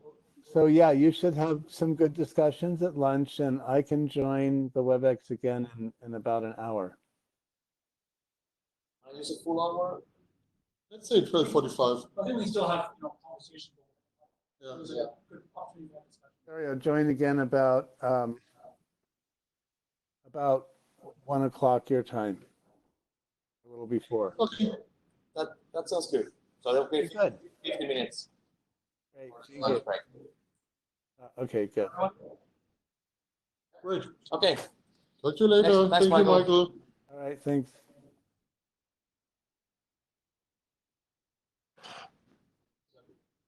It's outside. Outside, there's no seating outside. Out the way or whatever.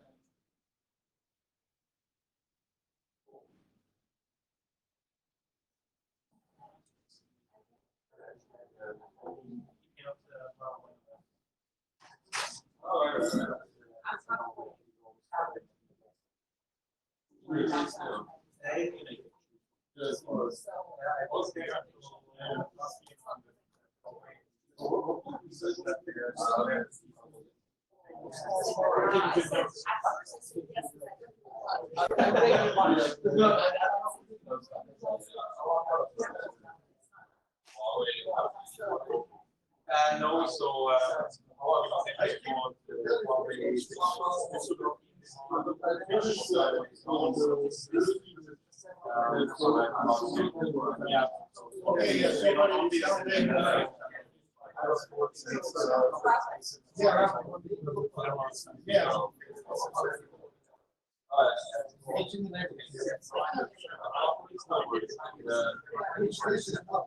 Well, and this is actually close to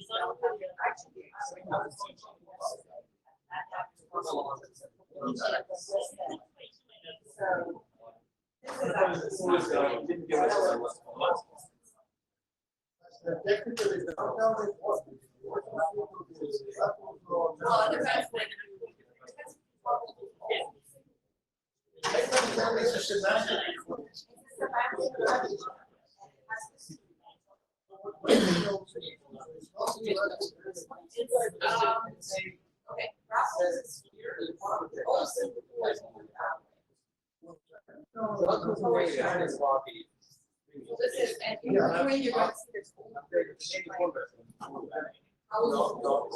Brussels is here. Old downtown is still. Everything below is on that side. So for a lot of people.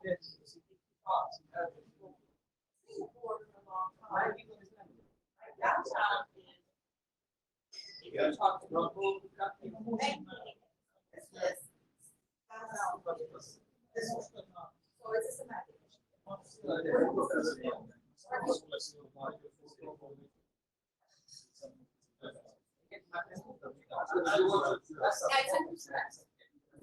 Yeah, it's actually. No. Well, I wanted to have one that shows the time here, the time hall. But now it's a new one. It's called T2TRG. I heard that last week. I think it's city, but I have to admit that I don't think my Apple Watch has this is as a watch. You can have the one. I know, but this is very useful to me. Reminds me a lot of things, and so I started this. It's actually from the garden. So it's a new thing from the garden of last. Also, you have the permission. Yeah, okay. Of course, but like it's called it's the two watch trend, and some people wear two of the same type, but a bigger one and a smaller one. So it's a two watch thing. It's a thing, and it's a thing. Just show them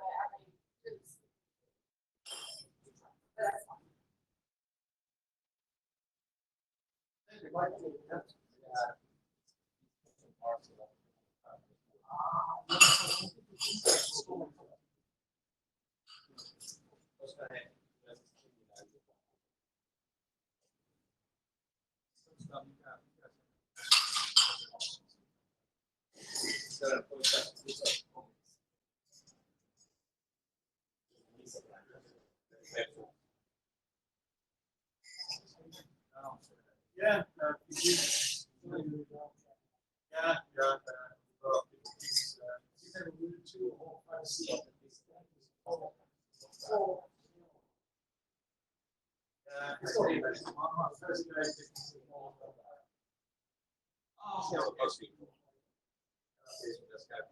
Gonna have a. They're not being very, you know. Yeah, that's the same thing I got from the same readings. So, also, yeah, ignore me kind of labeled medical east. So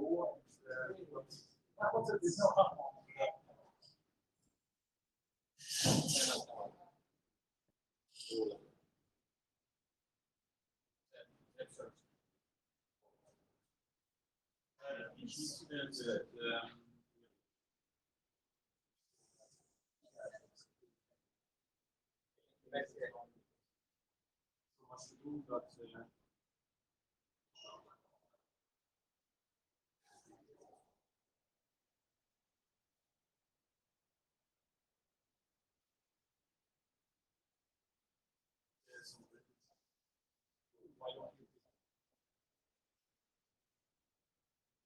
It's that companies plan is like your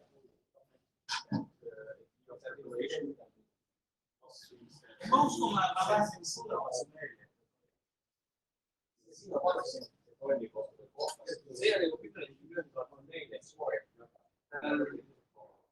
it's supposed to be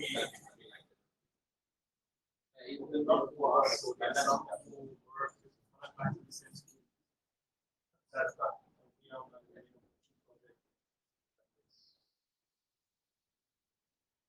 Anyway, at the moment, it's nothing.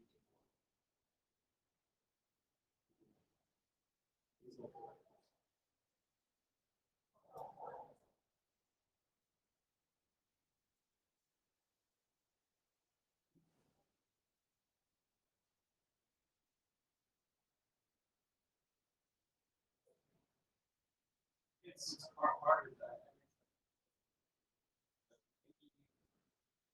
Not a real bit. Fashion, I think they cover how we want solution for the here. So it's already it's part of something that has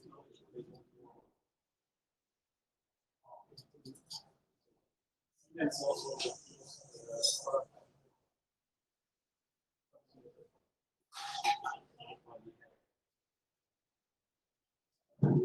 I also looked around it. Library supported so it's fair. The ones that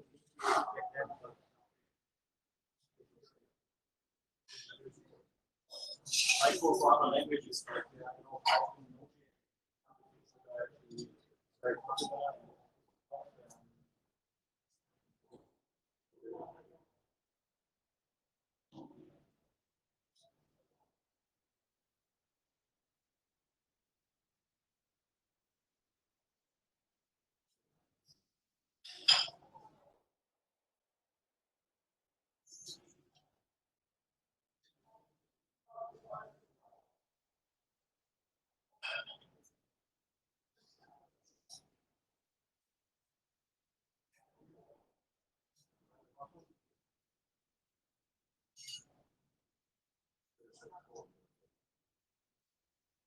yeah, I mean, also suggesting us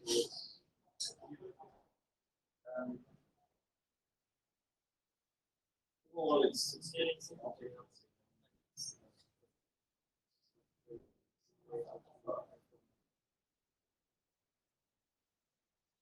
Because one of the things inside is surrender.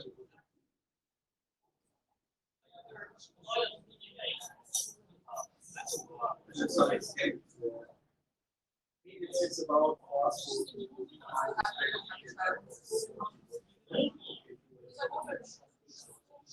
so we have this approach.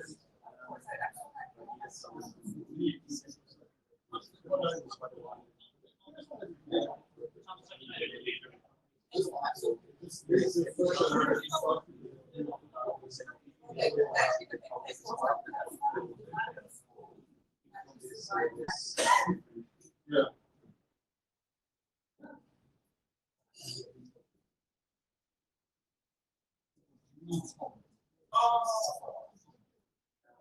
Hello.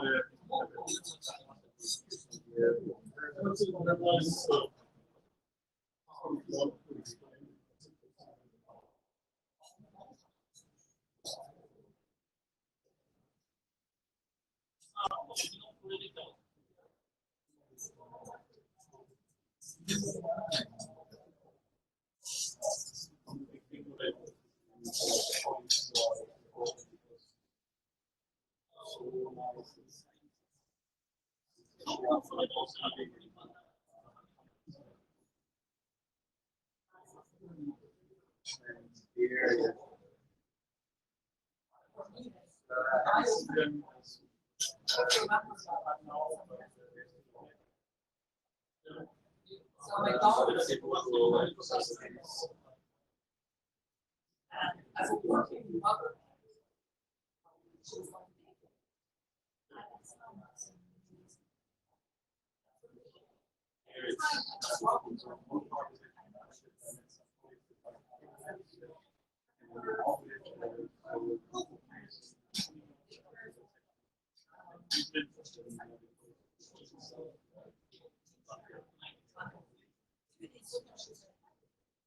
and I saw fire getting out.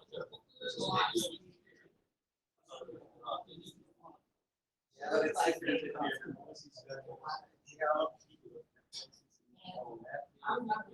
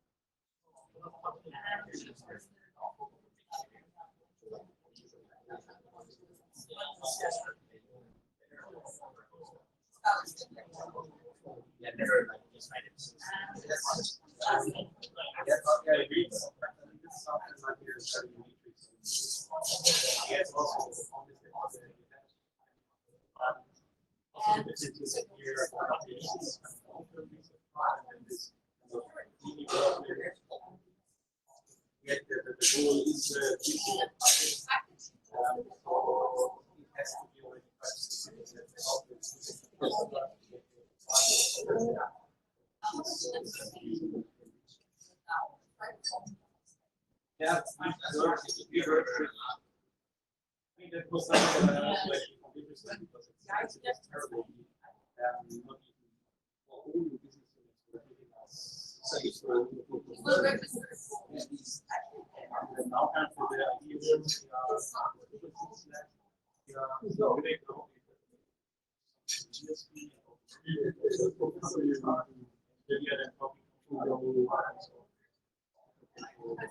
Pretty real.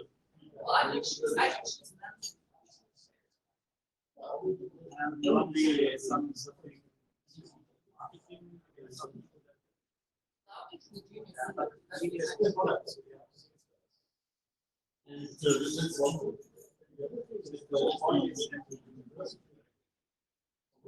yeah, but still it's first thing is it's vague, so sometimes it's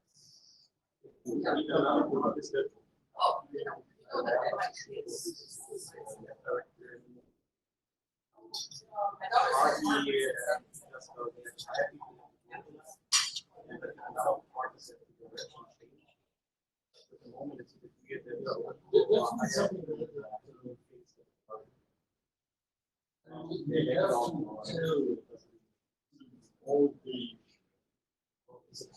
yeah, I also something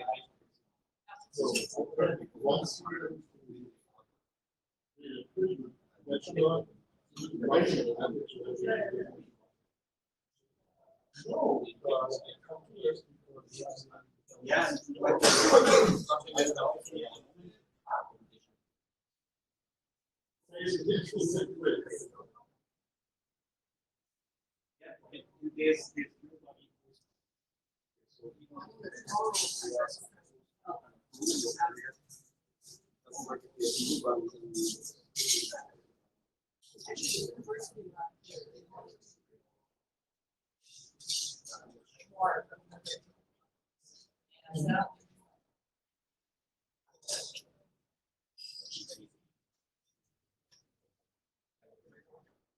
Yeah, but I mean, this argument is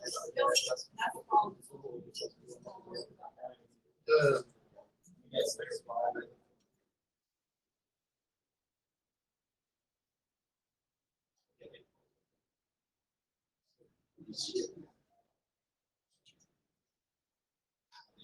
yeah, but let's say what we got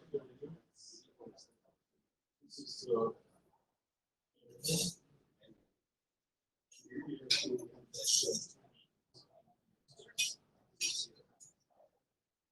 previously, I think they got very one expected to be a new difference, so they get the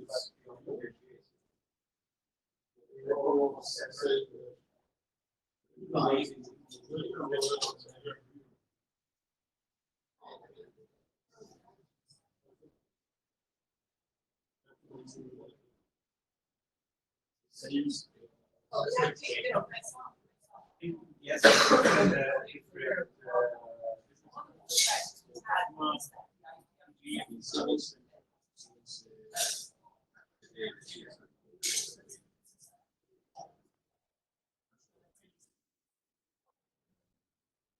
It's really the problem.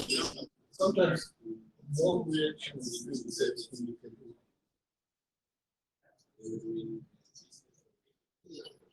that's what that was one meeting.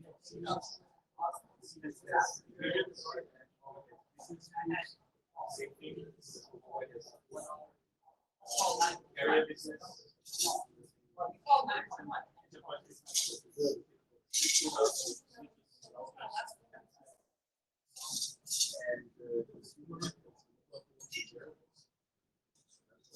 Yeah, that's so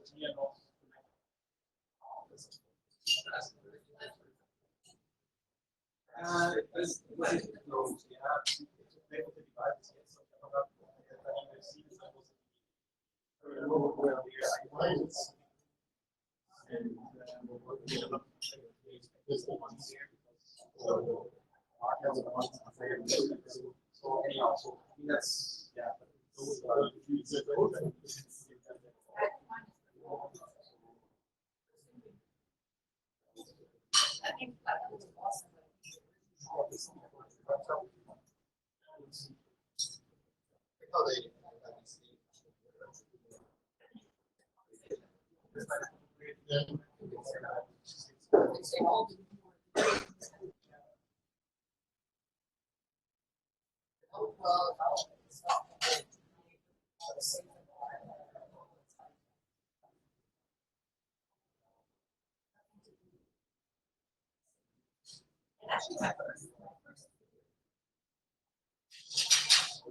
That's nothing.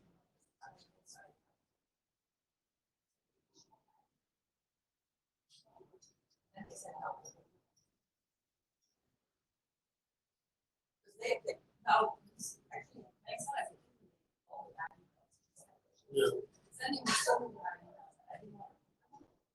so I don't see them. Yeah. Send them. I remember.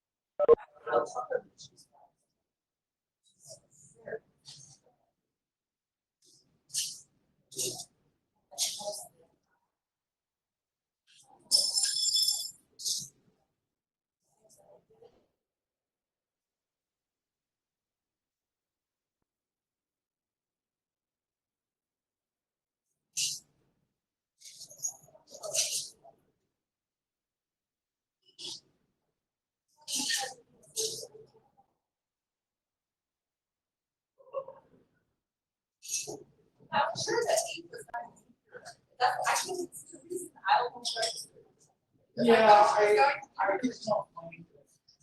Yeah, well, I think I know that they're all in place.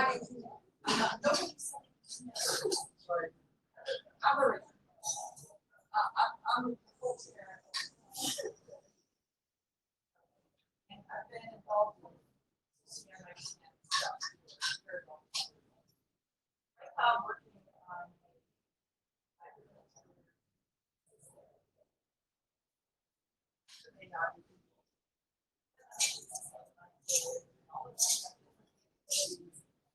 and our CTO thinks he has a solution, but I don't think so. He wants to do everything JSON, which is great to get do, but it's using a namespace.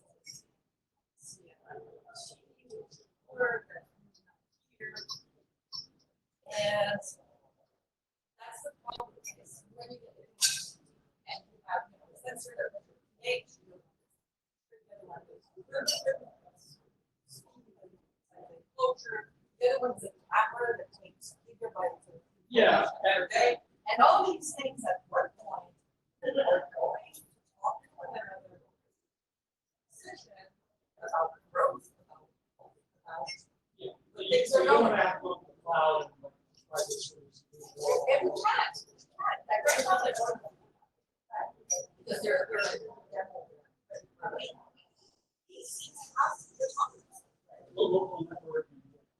they have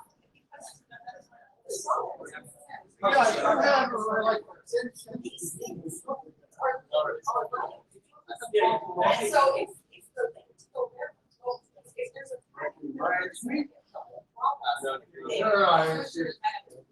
whatever. And it's still probably so they're able to and there's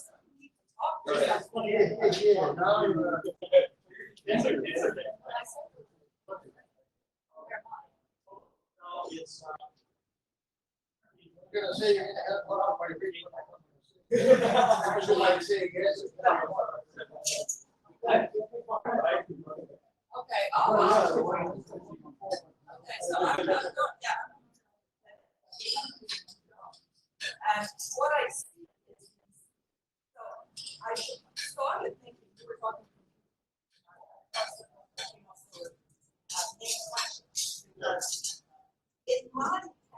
one thing that should know is have like something, but also it goes back a little bit to programming. If there was a way also to structure these things, I am are the functions and not every time. Diagnostics for soil, able diagnostics for that. But not everything else. I'm not a camera. I don't need to have that.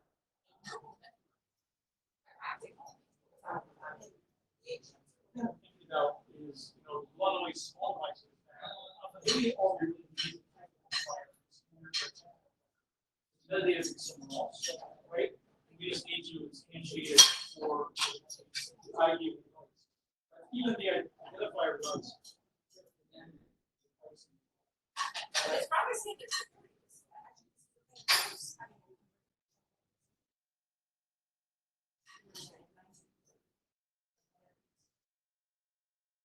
And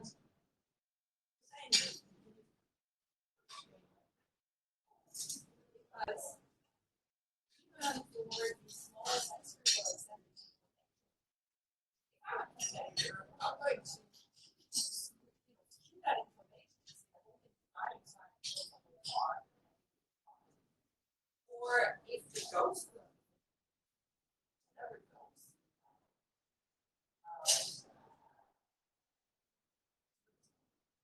Yeah. And then I'm I tried to find some filter the packets into the class, pack up and only send to the cloud things that I don't know. Well, I would say generally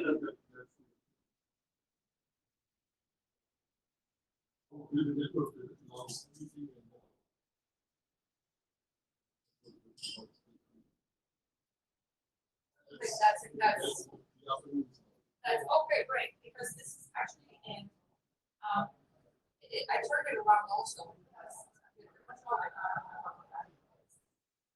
lot of things.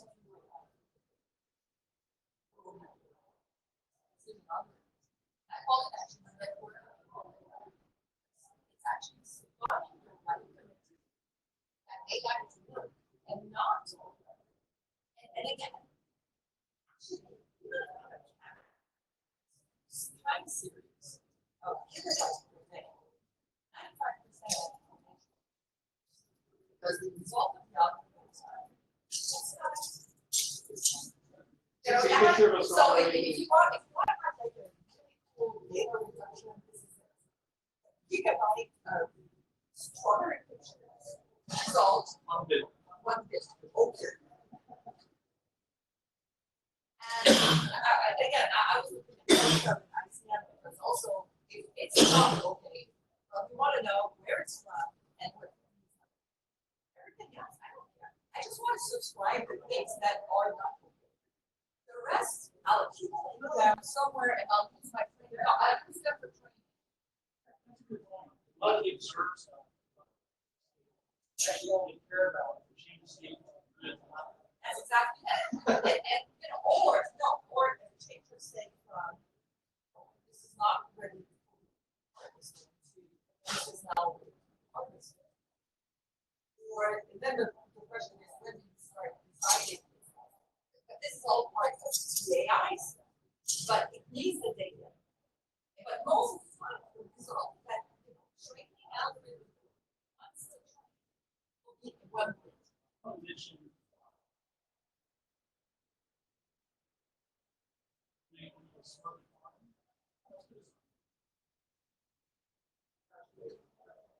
Yeah, there's other things. Well, you can really start. What's our conclusion? Oh, yeah. This is a couple.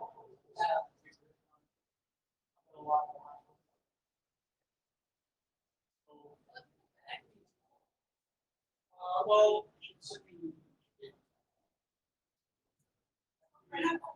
my email is open.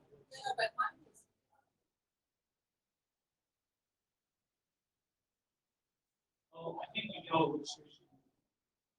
So anyway, yeah, so it's a fascinating plug these things out. Well, I think it's similar things. Yes. I'll see that you're not going back. Yeah, I was thinking Right. You know, I can't stop it. These things evolve.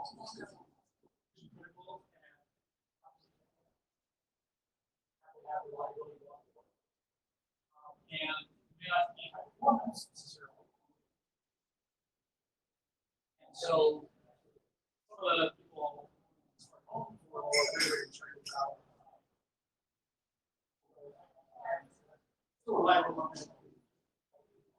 that if you're the you should start with the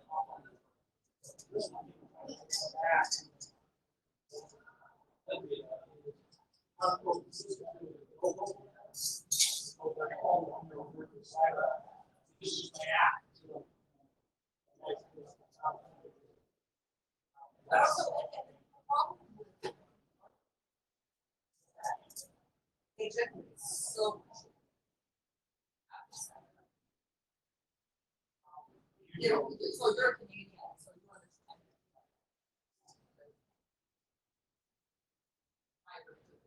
Right? In a lot of places, you only put signal is out the satellite. Very expensive. If I'm just I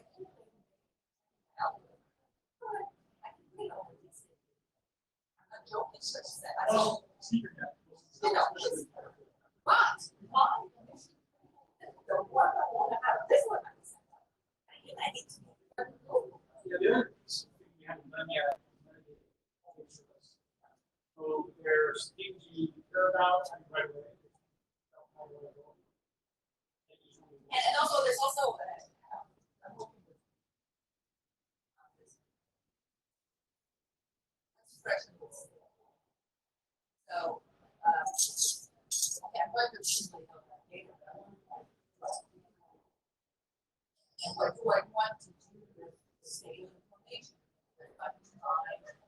Criteria to start getting rid of it. There's a lot of it's wrong. This is show normal. One is we have two brief. This is observed. That you're being seen. You basically make sure that the policy is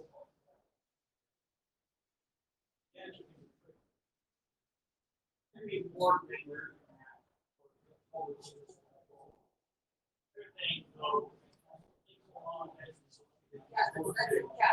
That's the thing. So at first,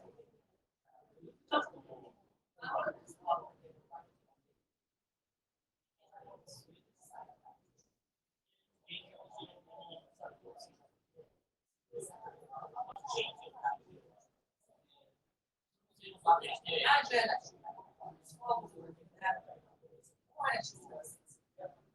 and so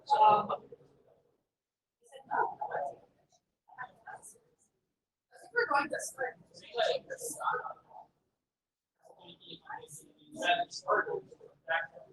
that's it. And so now we just in one of these farms,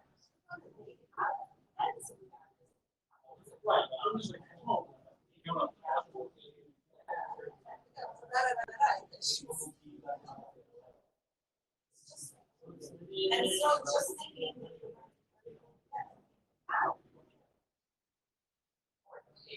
it will work for a while. Yeah. It will not work.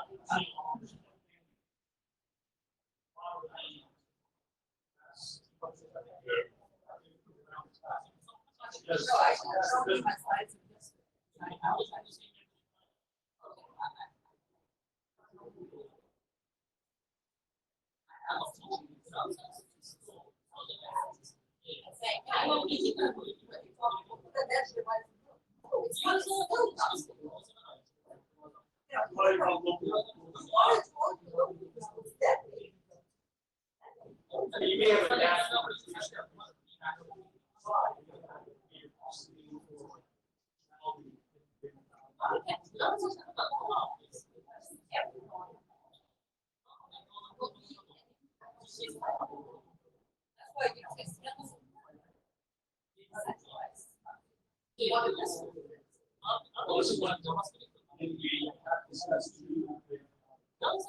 some of the stuff we miss.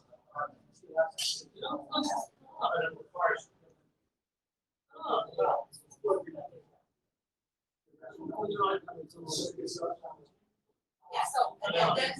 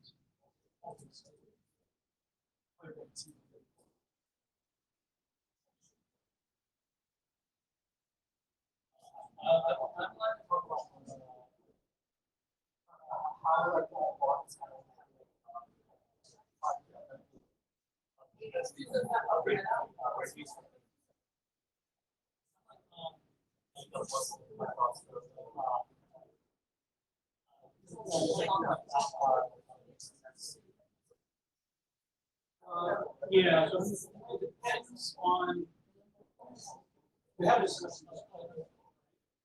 One would be, there's this thermal column of ground. And one of the annoying things that it's not a browser.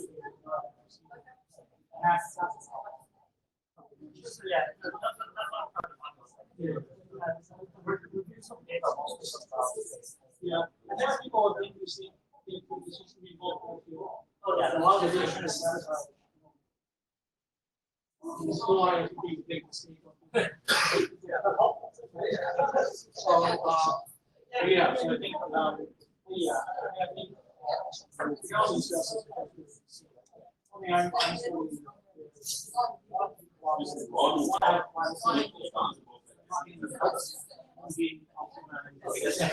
so what we do is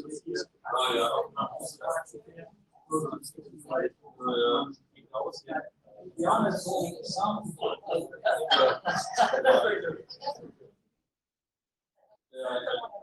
well, like, I'll. yeah.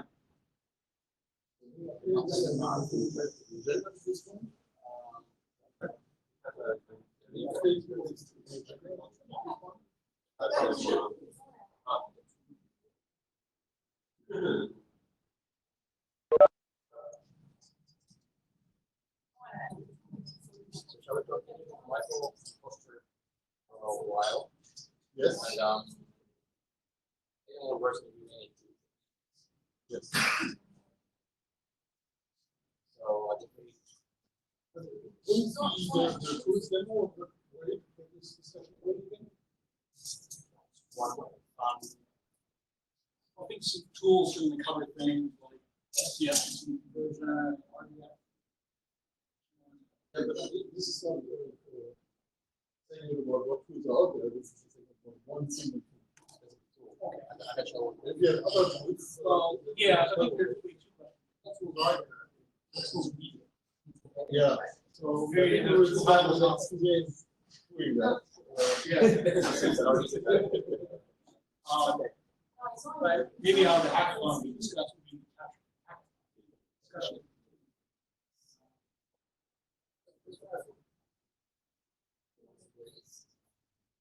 Michael, can you hear us? Are you back? Yes. Okay, good. So we're about to get started again. We're just discussing how should we do the next segment. Would you like to finish your segment first, or should we take a quick demo of the like with the IPSO ODM conversion tools first, or after your segment? What's your preference? I'm done with mine. Oh, you're done. Yeah. Okay, I thought There's more question. That's fine. That was my whole slide. That was all like 35 slides or whatever. Okay. We're back on schedule, basically. Wow, we didn't see that one coming. Thanks. Always shocked when we are scheduled. Okay, well, in that case, I can take the tools demo first. Wondering should we have. I mean, if you want to do a deeper dive, that's fine, but we can like go through the document or something. But I think we're probably okay where we are. Well, I was thinking that the last slide you were showing, we maybe got that a bit short. I'll have to check what was. Yeah, there's like step 5, 37. So should we take those? Yeah, but maybe you think first, and then we can go back to the schematic. All right. You hear that, Michael? Oh. So, Michael, did you hear the new plan? No, I kind of missed that. So, your last 2 slides of your deck we really didn't have a chance to look into detail. But what we could do, I could do a quick demo of the tools that we have, and then we could actually have a look at those remaining 2 slides that we kind of skimmed, 2.5, depending how you count them. That makes sense? Slide 36 and 37, I think. What, you want to do the demo now, or? I can do the demo first. Okay. Okay, good. Do we have? I think we have almost everyone.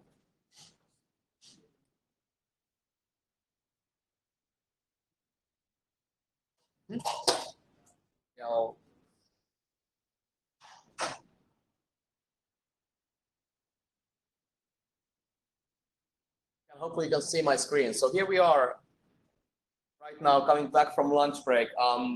So we had a discussion on the 1DM. Michael presented the approach there and some of the technical details. And we'll be discussing quite a bit the need for tools for doing this, because I mean, in general, we want to be avoiding people having to write this stuff down by hand and being able to leverage the things that we have already available. So one tool we've been working on in this 1DM context is this conversion from existing ecosystem formats into the 1DM SDF. And there is, you can find it on Ericsson Research GitHub currently. This tool is called IPSO to 1DM translation, but actually it's a whole toolkit of tools for 1DM. In particular, there's this IPSO to ODM tool that you can give it a live M2M schema file, as they call it, basically object definition files, and it converts it into SDF. You can run it locally, use it written with Node.js, run it with Node locally, or you can run it in a web service mode. I can show a very quick demo how it actually looks like. So if you clone the repo, you get a folder structure like this, and if you run the IPSO to ODM, there's a few sample files, XML files in the samples directory. For example, the load XML. It will spit you out the same file in using the SDF. However, if you don't want to use clone the tools and go all that trouble, we also have a version running online. It's a bit easier to use if you want to quickly get started. You can copy paste your live M2M schema file on the left hand side, and hit convert, and it turns into ODM schema. Or if you don't even want to do copy pasting, you can actually type here a schema file number and post it from the GitHub. Visible here. And then if you hit convert to ODM, you get the same file in the ODM format. So, for example, what you see here, this is a OMA object named temperature, becomes ODM temperature object, has a set of resources, for example, sensor value becomes sensor value here, meaning measured value becomes meaning measured value in ODM. We're unfamiliar with M2M and XML files. Obviously, you want output information that exists in the input. So what kind of information exists in the input, where for semantic categories and that sort of thing, actually exists? So live M2M schema structure is rather simple, actually, and that's why the conversion to SDF was quite straightforward. So what is exists there is the object file, as the call in live M2M, contains resources, and each resource may be readable, writable, or executable. Obviously, the readable and writable resources are what we call properties in description and also in SDF. And then in addition to that information, it has these IDs that you use for generating path components when you're actually accessing these over REST protocols like CoAP. And it has a set of information about, okay, what is the type of the value that you can write or read from there, if it has some range constraints. So for example, I could put here that this is from 2 to 7 only. And one thing I wanted to say, I did a similar tool for reading from OCF metadata to fingers reference. And one pattern I used was that there wasn't any semantic information in the input file, but could infer it by saying, well, I see this temperature thing actually associated with this class. I actually had a separate database annotations, right? That was basically additional metadata that could be attached to the output as was doing the conversion. Yes, and actually that's a very good point, because that's something what we're going to need for the reverse translation. But as you can see here, we have, for example, this ID information that is not visible in the SDF. Okay, right now there's ongoing discussions if the ID should be there, but these IDs tend to be rather ecosystem specific. IPSO does it in one way, OCF doesn't actually have the numeric IDs, Google does them in a different way. So we've been discussing about this kind of protocol binding configuration information, which is very similar to what you have in mind. And actually the toolkit supports that already. So there is this IPSO ID mapper tool. You can give it a set of live attempt and schema files, and it gives you a configuration file that actually then now it's using the JSON pointer. Right. Well, I guess actually there's really two problems. One is particular data type to be converted. I was doing that with semantic annotation.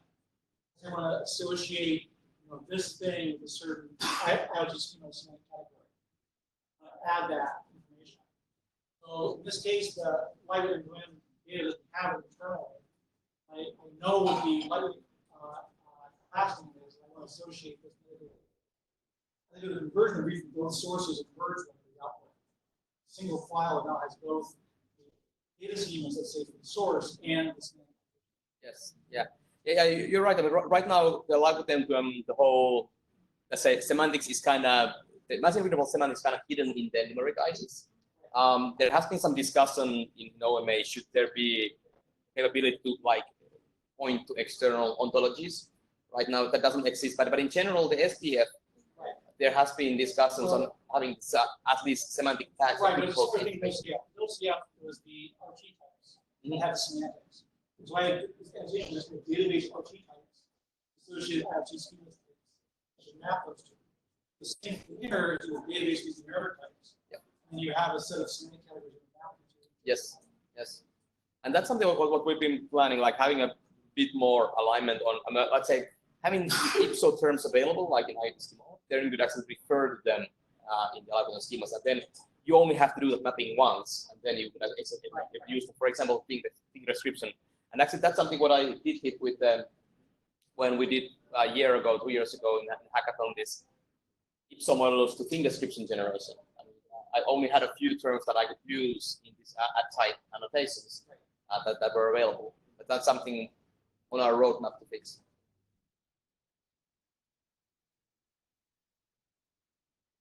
So that's the main tools that are in the toolkit. There's also this tool called ODM linter. The idea is that you can use that to validate your ODM SDF files. So you can, well, of course, all my files are very valid, so it doesn't give very interesting output. But if your file would have some errors, it would point, okay, this is something that doesn't match what is expected. Currently, it only runs the JSON schema validation, but the idea is that we would build there more validations that are not possible with JSON schema alone, but need more elaborate logic, and they would be part of that ODM. So one question I have is, do you have any place to give additional properties in JSON schema? Yes, that's actually, well, Michael could cover that, but when you see here, under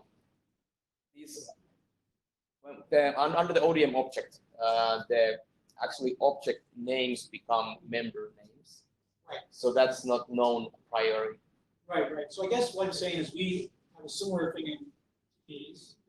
We did JSON schema validation, but we also discovered many places where say some misspelled properties. Mm-hmm. It would fall through the gap Yes. because additional properties true somewhere. Yes. And it'd be triggered as a complete different Yes. tag. So we need some kind of additional sanity check also take place. Absolutely. I think, yeah. So that's what I'm thinking. The ODM linter, which has then more capabilities, as it's full program instead of schema validation, would do these kind of checks. But that you can only do so far. Right. Before you go into AI land of trying to figure out what a human being was trying to do here and misspell something. But so this toolkit is something I'm at least planning to work on over the weekend in the hackathon, and welcome anyone else to contribute. So it's available in the well, not the latest version, but very recent version is already available in the Ericsson Research GitHub account. I can put a pointer to that in the notes, and I will push today or tomorrow the most recent version out there. I'm using this microphone line here. So I think what you pointed out is actually an extremely useful observation. So we have two levels of models here. We have the models that actually govern things, and we have the models that govern the models that govern things. And the models that actually govern things, these need to be reasonably watertight. But the other models, those actually have some interesting properties that in the programming world we cover with tools like code climate. So we have all these various tools to find code smells in our programs. And actually there may be something like that in our models as well. And right now, trying to run models to something like JSON schema, which only gives you structural interoperability, is very poor. It actually has issues, structural validation as well. Well, we can talk about JSON schema issues a lot. I think we have category with subcategory. Yeah, we have a better language for that in the IETF.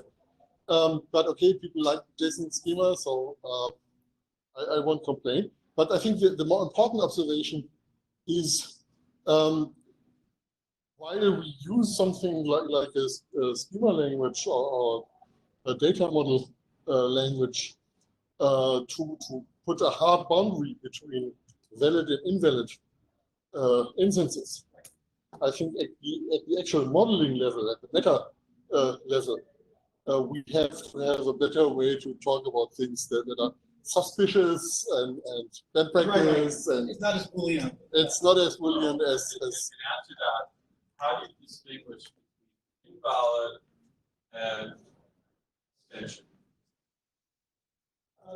Yeah, Malcolm actually mentioned that. I don't know if SDF supports extension. These do. One of the questions is, if I use an external vocabulary, how do I validate a key that uses that external vocabulary? You have some other, piece of data schema that could use for that extension. And also maybe have other, semantic or other rules how to validate things. And we actually have several layers of validation, tactic, structural, and semantic. But even so, things fall through the gap very easily.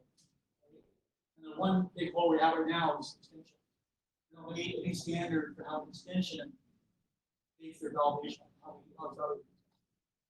So XML had this problem as well, and they decided to put all their extension points into different XML namespaces than the original, which of course is a problem if you want to actually extend the language itself and not just add another backpack to it. So that's a bit of a problem. I think that data modeling language actually has to have a way to identify the places where you have extensibility. Extension points should always be explicit. That's actually something that even the ASL1 people learned 20 years ago. So maybe we can learn from them as well. The interesting question, of course, is can you kind of automate finding the data model definition for the extension that you're finding? So in the JSON-LD world, what you have is the ability to least constrain vocabulary using extension. You don't have a way to constrain where that vocabulary can be used and what the structure is. There are tools that track some of this, right? And I had a long discussion with you about how that can be used. No clear mechanism for how to get the shock constraints and use with extension. So the context files looks at the vocabulary, there's no other information about the constraints and validation. The other thing we're saying about validation is it's actually static and dynamic validation too. There's other use cases for validation. So one thing we're looking at is fuzz testing. If I have a data schema, I have a device, I can use data schema to generate, valid input that tries to trigger, things that happen in place. I also want to use dynamic validation. That maybe I have a network watcher, observes traffic in the network, flags traffic that is not following the DSL or some of this. And good with proxy too. Could refuse proxy information that doesn't follow the DSL. So these schemas can be used in different cases. I think the most obvious in the elevation though is the spec out. How I correctly spec out the, I think is the number one use documentation. Yeah, where maybe you need a new word for good here instead of valid. Oh, yeah, yeah. So again, I think there's different levels and different use cases. Yes. Okay. Good. Thanks. So, Michael, should we cover your last 2-3 slides now? Okay, let's see. Oh, let me back up here.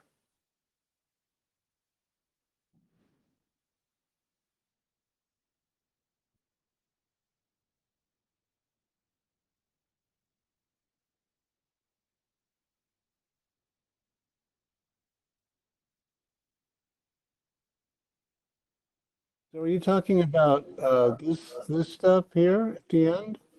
Yes. So this is more of a sort of a going forward thing, like hackathon project that that sort of continues some of the work that is going on in W3C Web of Things, as well as some of the stuff that I started working on at the last hackathon. And the idea is to basically use these definitions as a common operating interoperability point between different protocol bindings and create essentially a proxy, but essentially what it is an application layer, gateway, or bridge. So this is sort of along the lines of demonstrating something useful that comes out of having these common semantic definitions. But we didn't really build protocol bindings into one DM, although some that would like to, but I thought we would just use the Web of Things thing description and some of the tooling that already exists there. So the idea is that it's kind of a schematic view of this, is these thing descriptions would have a common set of interactions and meta operations. So it would be like the switch that we saw earlier would have the on-off commands and the state. And that would be basically, I guess, internalized in the proxy, if you will. So here's an example of IPSO devices connected through the semantic proxy to an OCF application. And the OCF application would be able to essentially interact with these as OCF devices, given that it has its driver. And the idea is that you would have the thing descriptions would essentially, well, it's sort of an OCF application, but it's also a thing description application, if you will, because it sort of could use thing description in terms of discovery to find its endpoints.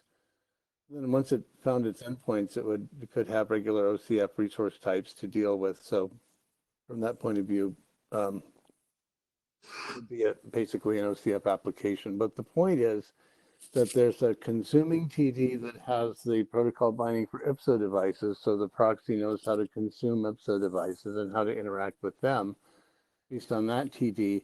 It has a common meta interaction model, so it basically has a way of translating now using an OCF protocol binding to OCF protocol. That's the basic idea. And one of the other things that we talked about was this idea of converting 1DM definitions to RDF statements. And we already have some existing tooling and experience with IoT schema RDF definitions used in thing description as annotation. And we already have a namespace that's online accessible for IoT schema definitions. So one way we thought we could do this is just extract or translate, whatever, convert, if you will, the 1DM definitions to IoT schema style definitions. And, we already have events, actions, properties, and capabilities line up with objects pretty well. We don't really have things infused in IoT schema, but we could extend the capabilities to represent those or do something. But one shortcut would be to convert the 1DM definitions to IoT schema and then just use them in thing description the way we already do. And that would provide sort of some of the outline tooling to go and do this. What I should show is another box here showing the 1DM sort of feeding both. I don't even show 1DM in here, but basically if you had another box, it would be sort of here, it would show 1DM models. It just appeared on me. 1DM models feeding the meta interactions to both of these TDs. So essentially you have a binary switch and a dimmer control, for example. And that would be understood on both sides of the proxy, and that's really the point. One challenge I see here, Michael, is mapping higher level patterns. If I have one protocol that's very RESTful, another protocol that's very pub sub, I may not have a really clean one-to-one mapping between affordances on one side and affordances on the other. Because the underlying protocol doesn't have the same style of interaction.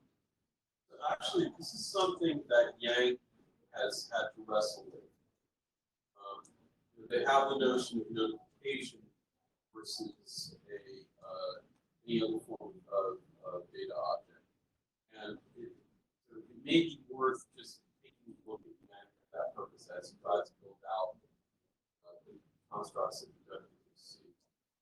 I'm not suggesting that you use it exactly, but it allows for integrated model. Michael, I don't know if you heard that. We're suggesting looking at Yang. Well, I'm not. Yeah, I think so, and I think that we also have had experience in Web of Things with mapping those meta interactions that I was showing you, sort of the event subscribe, the action invoke, and the read and write of properties. We emulated most of those over MQTT protocol. If you use the retained data values and sort of emulate reads and writes by doing publish and subscribe as well. But certainly the action and event affordances. So we've had like the same light bulb already in our Web of Things plug test, the same light bulb responding over MQTT and over RESTful protocols. Dimming and turning on and off. So I think there's a good chance that we could, at least for some of the simple cases, demonstrate some of that cross protocol, because the meta operations, have already been sort of successfully mapped, at least for the simple cases. I mean, I think there might be some more sophisticated cases that might be more of a challenge than just turning the light on and off and changing the brightness. But like long-term tracking of actions, how do you get pointers back to know what to subscribe to? There are definitely going to be some mapping issues with MQTT that might get, might be different from REST. But I think, at least we have some good indications that with the meta operations, we can map them.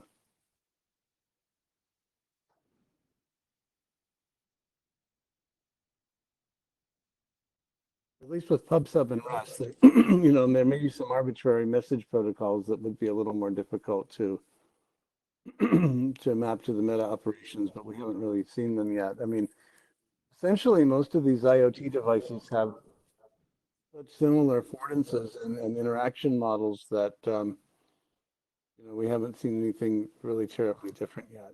But I'm ready to be surprised.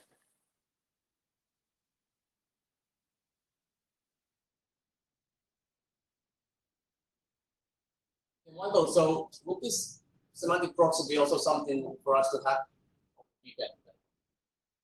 Yeah, that's what I thought I'd like to work on, is some of this our RDF conversion, maybe, and there's I think in the links there, I show you this virtual thing, this link here, this first link on semantic proxy and W3C Web of Things. That virtual thing is already able to both consume and expose to TD. This is the EGE's project. So we may be able to hack on that. I put some of these links up so we could sort of have some starting points.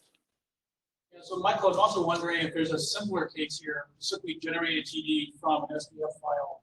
Yeah, I think that we should look at just using the URIs that are the SDF URIs and see if that makes sense also. I agree with that. I was thinking about that earlier today also as I was looking through some of the tooling and thought, well, each of these SDF terms does have its own URI, even though it has some sort of JSON schema, or sorry, JSON pointer. It's still just a URI. I mean, it's a path, it's ODM, it's a descriptive path, it's almost human readable, really, for most of them. So I think we should explore that approach also in this weekend.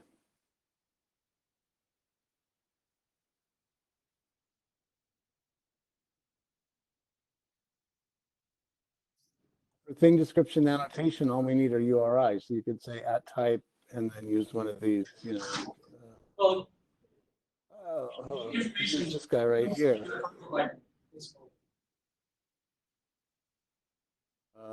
You could use @type there. @type ZCL : or ZCL. You'd have to expand that URI, but you could use this directly as an @type annotation in the thing description, and that would, to me, it would work as well as IoT schema, except that you wouldn't have the ODM. So I was mentioning earlier, given something like IoT schema, there's a graph that you could go follow. If you could go do these references, you could chain the references, and so you could find out that transition time, could find out more things about transition time data in an IoT schema type environment because it's RDF and because it can connect to these other ontologies. It can have a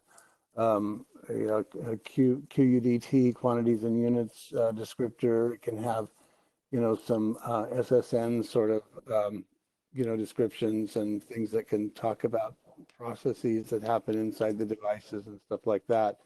And you wouldn't really get that with ODM, but in terms of just basically being able to do discovery and understanding that it's an action and finding a protocol binding for it, so we could do a lot of the basic semantic interoperability stuff just by using the URLs that are in ODM models. Yeah.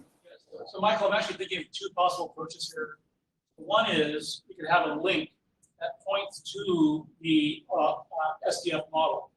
Because the goal of the one data model group is basically have a consensus on what the model is for a certain device.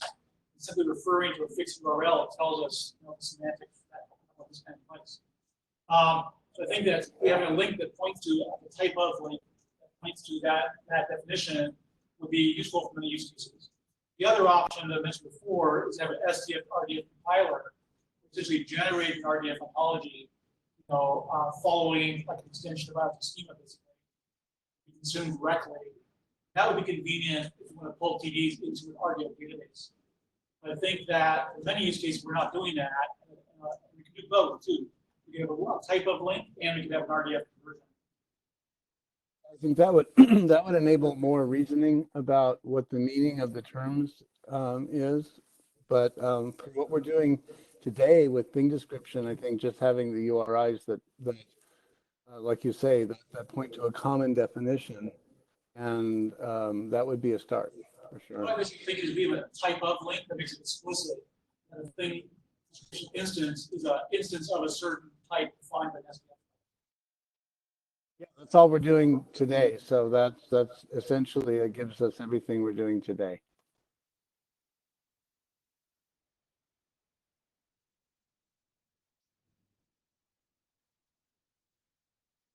Okay, it seems we will have plenty of opportunity tomorrow and on Sunday to actually work on this. So I think we are done with this subsegment. Are there any other questions or observations?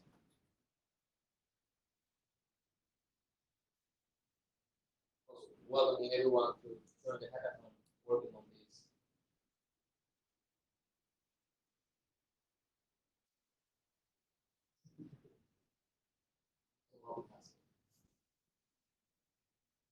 Yeah, the hackathon is getting a bit oversubscribed these days as well. It's not really unofficial. Yeah, It's the only time it's the get work done part of the IETF. actually, Yes. it's not very productive, but it's really cool. Well, it can be pretty productive. Well, but but I think it's the only time where everybody see what the others are doing. Very formal. I think it's cool. It's oversubscribed, but it's cool. So one thing that I've been trying to get together is there are lots of people in that room who actually use some form of formal description technique, like data modeling languages and other things like that. And it might be a good thing to just have a half-hour meeting in one corner of the room where we start finding out what our pain points are, where we need something done. And it may turn out that actually what one group considers to be a big obstacle already has been solved by the other group. So creating some form of mutual awareness would be very useful. So that may happen tomorrow or on Sunday. I don't know when we will actually do this. I think on the agenda, the next thing we had was the versioning thing. Yeah, so I have a few more slides I could add from my morning talk. And we could do a short version of the version. Because we have about 1 hour before the next final slot. Some of these just a break also. Yeah, Yes. I have a bunch of slides. Okay, you want to show them now? Yeah. Huh?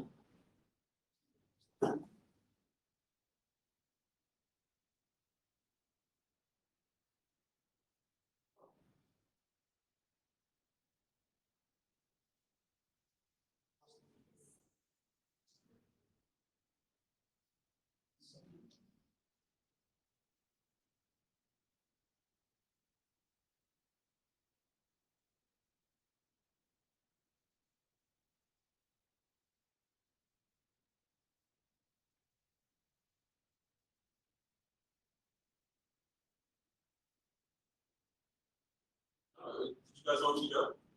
No, that's the next segment. So, cool. We discovered that we had more semantic person. Yeah. Funny version of version. No such thing as a tiny version. Yeah, you see the process like that. You're completely right. I want to share my screen. It's not.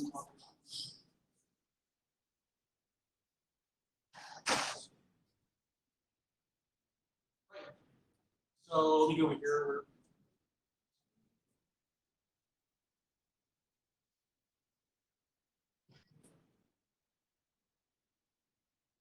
Okay, so I do want to say this. This is the outcome of some discussion we had about what do we do with the IETF hackathon. It's kind of aligned with IETF. Generally speaking, in the Web of Things, we're getting into topics that overlap with activities in core and IETF. But we don't want to reinvent the wheel. We don't want to step on his toes. We want to figure out what's the right way for these to overlap and for us to partition that space. I also want to say this from Tomorrow-san, a lot of this material I have extended it. Basically, we have these topics that overlap with things that are in core or in IETF things. So we have complex interactions, what we call them. It's actually things that relate to hypermedia controls, right? And RESTful, how RESTful APIs are actually used in practice. Discovery and onboarding is a very important topic, which is a lot of things in IETF, but it also appears in many places right? Especially discovery. And so one of the things that navigate is, how do we kind of accommodate people who want to do a certain kind of discovery versus different things. Generally speaking, in Web of Things, we've been descriptive as opposed to prescriptive. You have to reevaluate whether that's the right approach here, or if we want to be descriptive, and how do we accommodate these different, desires, different backgrounds. I think I'm not going to talk about this too much because we only did so much in the hackathon. But things like security schemes, like OS-coordinates are still on the horizon. We need to deal with them at some point during the next 2 years. And there's also some minor things around notifications. Not so minor, but nothing to do with this hackathon. So, okay, let's talk about complex interactions. So when you read the thing description spec, the obvious assumption is that the TD describes the entire API and it's static. That's you kind of get the impression. However, when you look at a RESTful API, you realize that actually you have hypermedia controls and you have different interfaces that are active when devices in different states. And you may even have, information returned that tells you your next step. So this is kind of the HLS idea that you do something and it returns you a list of things you can do next. And in fact, when you think about it, you don't expect a website with all its content in a single HTML file, right? So you actually have several HTML files that you generate HTML files that tell you what to do next. So one of the things that I think was maybe a misunderstanding, but is also an option, is that a thing description is more like an HTML file that is dynamically generated and is context sensitive, history sensitive, as opposed to being a static thing. However, this does conflict with thinking of thing description as being kind of a documentation of an API that we have in the database. So one of the issues is, there's different ways to think about, what a thing description is for and how it can be used to handle complex interactions. So we could have static TDs. So we have, it's a file, it's like nailed down, and then it's completely static. Then to handle certain kinds of RESTful things, you may have to add the addition to actually have it static. You have to describe all the interactions, and we need a state machine. The state machine could be a collection of thing descriptions, right, that are linked to each other as some kind of transition network, or it could be built into the system. These are just options. The other thing, I'll give an example. Suppose I host a resource and I want it to show up, right, and be available to somebody else. So is that a new interaction, a new property that could show up in TD? How do we handle something like that? So dynamic TD would handle cases like that, where I actually update the TD, maybe creating and destroying interactions or forwarding in the TD as the state of the system evolves. So, for example, when there's a certain kind of data, maybe a new interaction arises to allow me to access that data, right? And so the current state is reflected by the current affordances that are in the current TD. Fortunately, this complicates caching, and the idea of a TD is a type or a documentation of the system. We don't get all the documentation of the system in one place. So that means that the use case for the TD, the documentation of how to use the entire system, is not really complete. So hypermedia controls are kind of something we've been talking about for a long time. This is the idea that maybe the TD doesn't give you all the possible interactions. It just gives you the primary entry points to the API. And that when you maybe invoke an action, you might get back a new thing description describing other actions you can take, like canceling the action, or getting a progress report, or whatever, on that current action. And this is more like how HTML is used, where I might do something in a form and get back a new HTML page that's dynamically generated. Again, we have the problem, we don't have the complete set of documentation the entire API. So in this use case, where have this new information returned, I'm forgetting you have the thing, you have the consumer. Yeah. I'm going to get the terminology wrong. Is the thing is the thing that is publishing back? Well, the thing is a thing described by the TD. It may not produce the TD itself. The TD may come from somewhere else, right? But yeah, so the thing is described by the TD, and the consumer reads the TD to talk to the thing. But in this case, right? Somebody has to know, like the consumer has to know where. How is this is the result of a RESTful transaction? In that case, how does the consumer learn of the it's not coming from the thing? Well, in the hateful case, it would. So that I do an action, and then the return type of that action would actually be JSON TD or whatever, right? And it would be a new TD describing the next steps that were taken. But in that case, the name thing description is maybe a little misleading because we're really describing the action. Maybe we need an action descriptor or an event descriptor that is kind of a subset. As it turns out, thing descriptions, almost everything is optional, right? And it actually describes pretty reasonably the next interaction you can take from an action. So I think basically we keep on using thing descriptions even for this use case. The only question I have is this something where one would reasonably expect, and this gets into our definition. Yeah. But is this something that one could reasonably expect a thing to do, or something that would likely occur on an intermediate device? Yeah, well, one issue is the device powerful enough to generate and deal with JSON, right? I think generating JSON is pretty straightforward. Consuming it and parsing it is going to be a bit more expensive. I think generally speaking, the consumer is going to be a more powerful device than the thing. So I think it's not really that difficult. But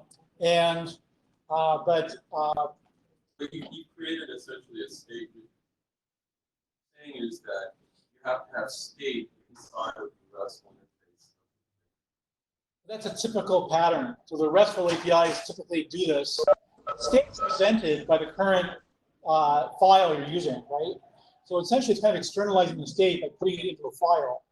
Then when you follow the hyperlink to that file, the state is carried by the link you're following, basically, rather than having the state, a hidden state in the device. That's kind of the idea. But the more serious concern I have is if the expectation, the thing description is documenting all possible interactions with the device. It's not actually true when you have a dynamically generated, interactions. This seems to sort of violate the spirit of statelessness, right?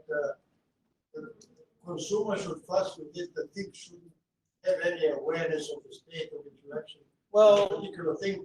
And I'm not quite sure which problem does it solve. I have a feeling this is, well, the solution imposing something on the architecture. Well, okay, first of all, RESTful essentially means the state is externalized into the data that returned to you. So there is state, but it's given by the link you have in your hand. Yeah, but the thing is not supposed to track this. No, I know that. But when you give it when you follow that link, you carry along an identifier, and that carries the state. Yeah. The state exists, it's just not in the device, technically. The one thing I want to say in terms of documentation, if you did this approach, you might still want to have a thing template every possible, both the overall entry points and each action description or event description. You have essentially a collection of thing templates describing every possible type that you would return, a possible thing. So you still have full documentation at the design stage that you would then get filled, the blanks get filled in during the execution phase of the device. Yeah.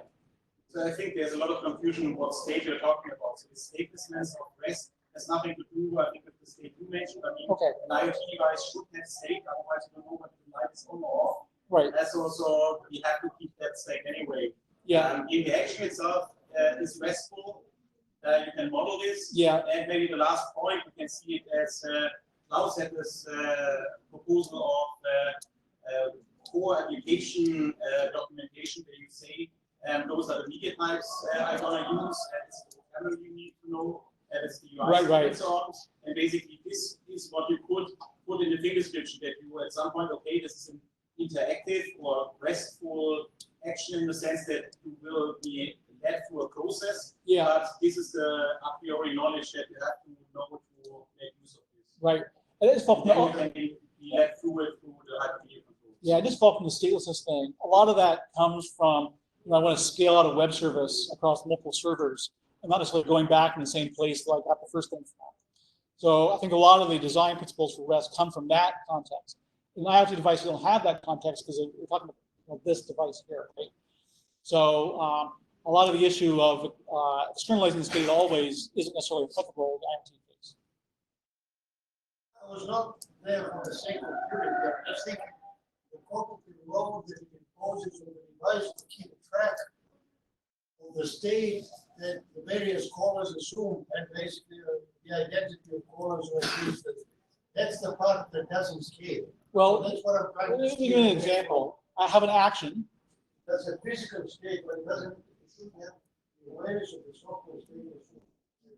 But you're not tracking that. I mean, that's the whole concept that you have resource state. Based on this resource state, you can reply, and there intrinsically the client knows what is possible based on the resource state. Yeah, but I guess the point is, if we create a new resource, let's say, on the device, it doesn't have to show up in the TD. There's no requirement that every possible resource shows up in the TD. It's really just the main entry points.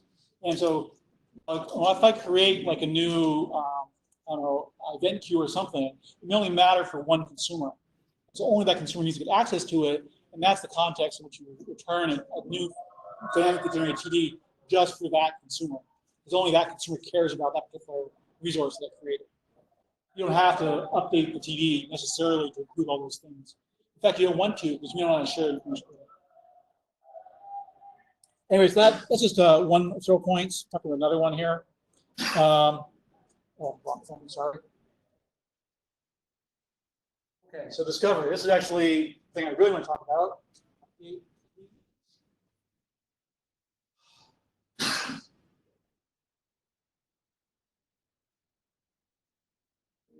It says I'm sharing.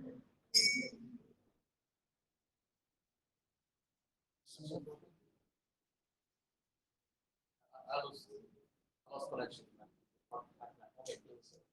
Well, I am sharing from my machine. I'm not sure if this one lost connection. Claims I'm connected, but can you guys hear us on WebEx still? You guys hear us? Yes. Yes, I can hear. You're back. But the screen isn't changing. Yeah, unfortunately. So the question is, I can be connected, only people locally will see it. So sorry guys online, I'm gonna move the projector over. You can find the slides on GitHub? Yeah, the slides are on GitHub, so 1 second.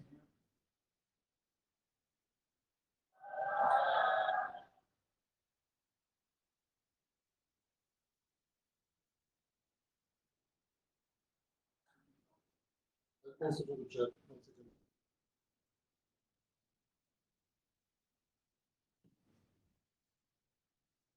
And if it actually connects again, I'll start showing up on the WebEx. I'm not going to disconnect it here. What's the title of the slide deck?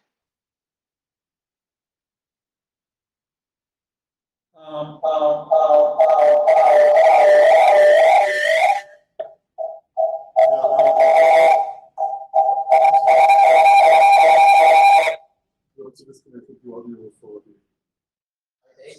See that one in the repo. Oh, no, I have it muted here. It doesn't seem to like understand the mute everything. audio. I'm sure I typed it right. Okay, WebEx that you don't want audio. I told it not to.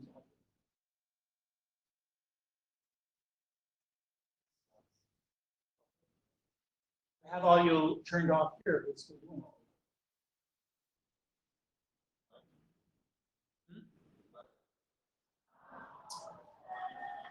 It's on mute.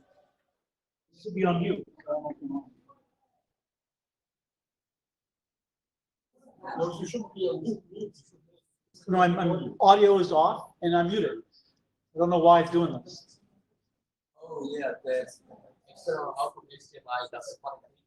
So it's not the audio doesn't be override.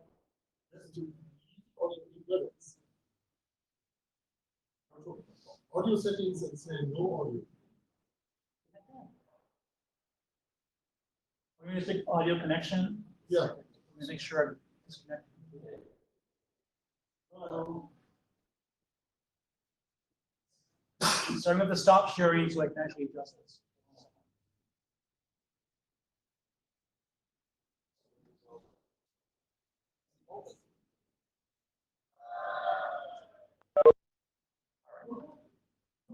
You're definitely not partying as much. I know.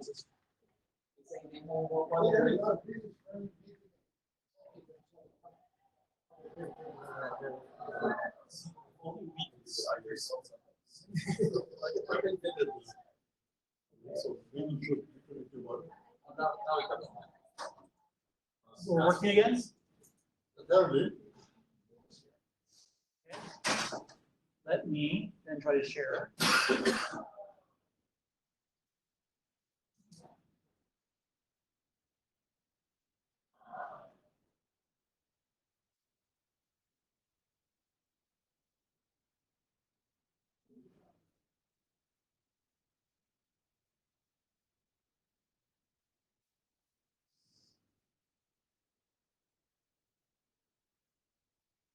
Now let me share. Oh, sorry. So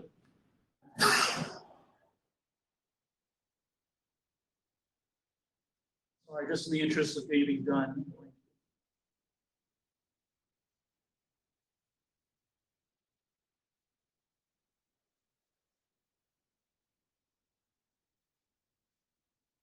Okay, so right. So discovery. So okay, so core has several discovery and directory mechanisms. So do many other groups. So we have DNS, we have DHCP, we have MDNS, we have Bluetooth beacons, we have QR codes, all kinds of mechanisms. So as I mentioned before, one approach I want to take here is a two-phase approach. I want to have a first contact protocol, and I have a directory mechanism. Directory mechanism can then be authenticated and protected. It can be relatively expensive. It can support semantic queries, which are relatively expensive. We do like Sparkle.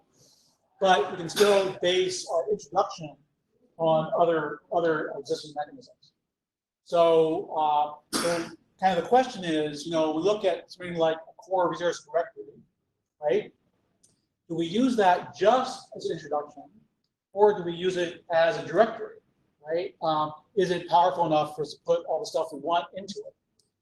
Should it be extended to be powerful enough? So should it do semantic query, for example? Right? If we do, how is it protected? How do we authenticate access to it, et cetera? So one of the outstanding questions, and we're still in the requirements phase and still discussing this, is do we want to do core resource directory to be just the introduction, or to combine introduction and exploration directory service? Certainly possible to use it just for introductions, right? So you go to the core resource directory, you say I want the TD directory service, and it gives you back the one link, and you're done. Right? Then you have a completely separate spec that specifies the interface for a thing directory service, right? And that is the advantage that I can use all kinds of other things like DNS or DHCP to also point at the same service. Then the separate question is, that directory service, maybe it should be a core resource directory, but with extra stuff on it to protect it, for example. Or it could just be a plain old web service. But by web service, I mean a service that has a RESTful interface. It could be CoAP. It could be running a local network, right? Like the resource directory. Like a resource directory, in which case, that means it's resource. So I think the issue really boils down to is, does the resource directory satisfy the requirements for privacy, security, query mechanisms we want to support, and so forth? And then, if it doesn't mean we can't use it. Maybe the right answer is we need to extend it in the right way to do the use cases we want. So I think we need to have this conversation. So there's another approach that you could take for all of this. Yeah. One of which is, so there are several. You mentioned one on, I think, the earlier slide, which is you have a QR code. Yeah. The moment you have a QR code, you don't have to worry about authorization. The resource is going to sit, the file is assuredly going to sit out on the computer. No longer going to be, or at least it can sit out on the computer. Right, yeah. What if it's a QR code on a display? QR code on display, then, I mean, you can shovel whatever traffic and shovel it, but if you want to have a local network, a local URL, it's not a local URL. The point is that you don't need to have an authorization mechanism. Yeah, well, I guess I would like to modularize this, right? So I think the issue of whether the directory service requires authorization should be completely separate from the question of how do I find the directory service. But it's not. That's the point. But let me put your statement that I could agree with, which is the directory service should support an RBAC-like facility, right? Such that if something is posted that requires RBAC, it can be served, right? And then it's based on, depending on the mechanism used, decide what RBAC is required. Well, I agree with that. And I'm just saying that technically, right, the question of, I shouldn't state a priori, I don't have to have authentication because I use this introductory mechanism. I think it should be up to the directory service provider to say that and decide, well, you use this link to get to me, therefore I know that you're local, or whatever, and you're trusted. But also, I think depends on the sensitivity of information. Well, yeah. The provider says, okay or not. Exactly. That's why I don't. If it's important for the device, that's why I don't want to say have a blanket statement, right? Because I think that you can't always trust, and someone could maybe spoof an introduction, right? Like may spoof a mechanism of introduction that is trusted, but in fact someone just generated it somehow. So I still think that in when you're very concerned about it, you still want to have authentication. But so anyways, I think that the other issue is that if you just have links, probably need to be relation types and things that need to be defined and standardized about, what are we talking about here? And kind of related to this is also the issue of the link relation types we need inside TDs for pointing to types and so forth. Anyways, this is, again, we're at the design phase, the requirements gathering phase. I think we don't want to jump to a conclusion about what the implementation should be. We want to figure out the problem first. Is it assumed that you're dealing with core here at this point? Well, again, the reason I have core on the slide is that we're at IETF. We have Carsten sitting here, and we're going to have a hackathon. We want to answer the question, does core satisfy our requirements, right? So I want to prototype it, right, and play around with some options here. So for example, is it reasonable to use in the core resist directory at all? Does core have a let's say a core just directory authentication mechanism? Are they going to be powerful enough for us to use it as a directory mechanism and so forth? And so this is where I say, you cannot have a single yes no answer to that question. And I think you agree with that just previously. Yeah. So let me pose an alternative where you could literally put this stuff, put the file out on the out there to the public. I'm just well,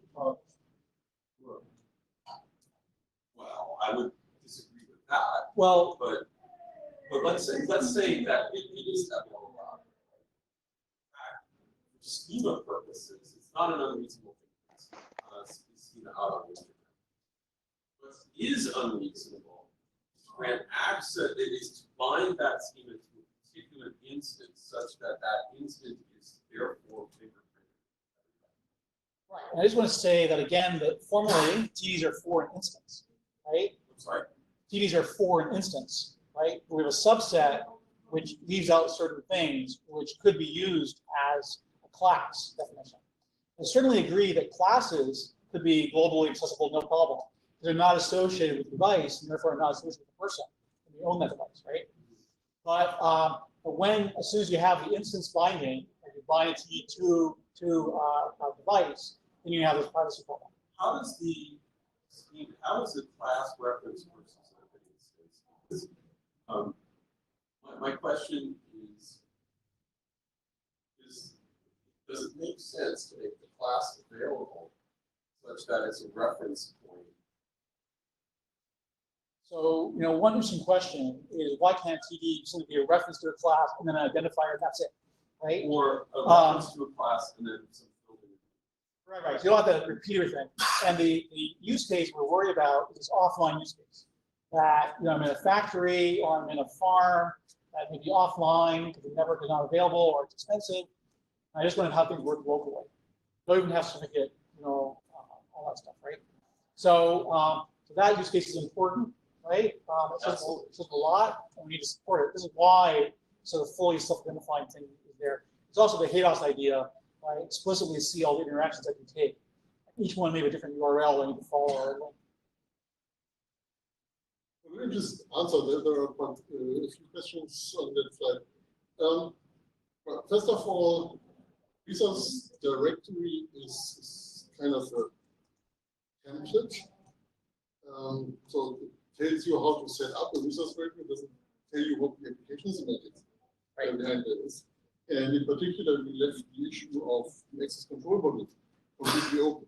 Right. So essentially, you have to combine resource directory with the access We control may build on it. Yeah. Yes. Yeah. So you could call this extending. I would say it's just combining. So there are several things here. One is a resource directory is designed to be local.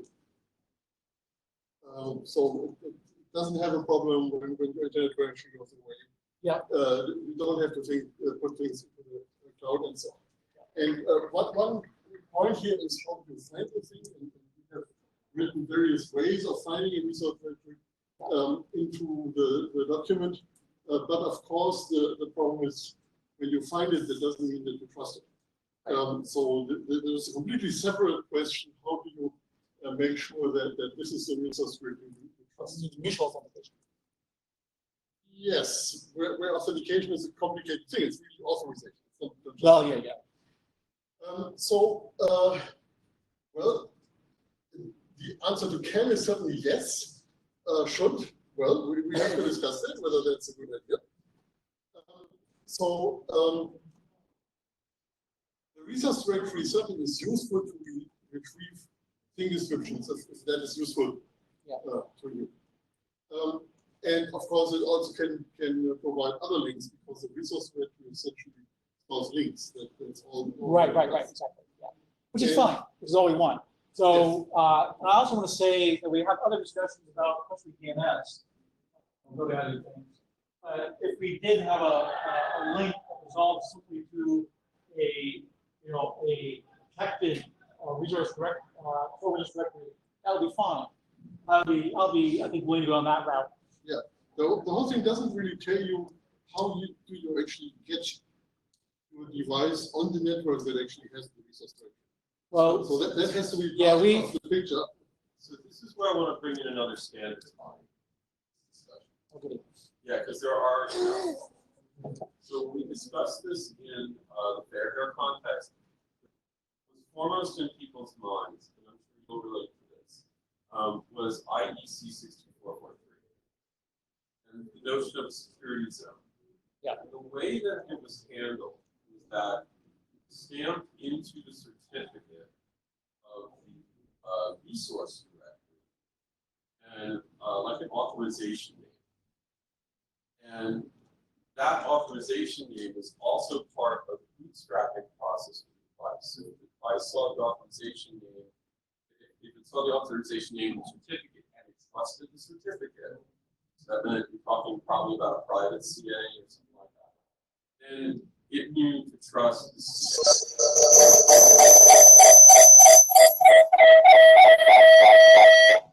Why do I feel like I'm in one of those 1950s? It keeps trying to reboot. I'm gonna have to quit this thing. Okay.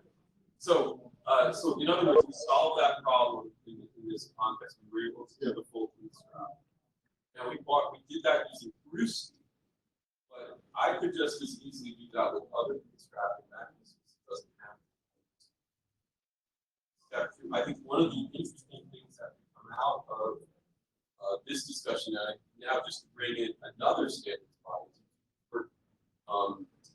alongside the OCF, I think that this is an area where information, at least an informational document to start with, about how you do that core resource directory bootstrap trust bootstrap, I think would be very useful. And I even know a candidate co-author that could help out on that.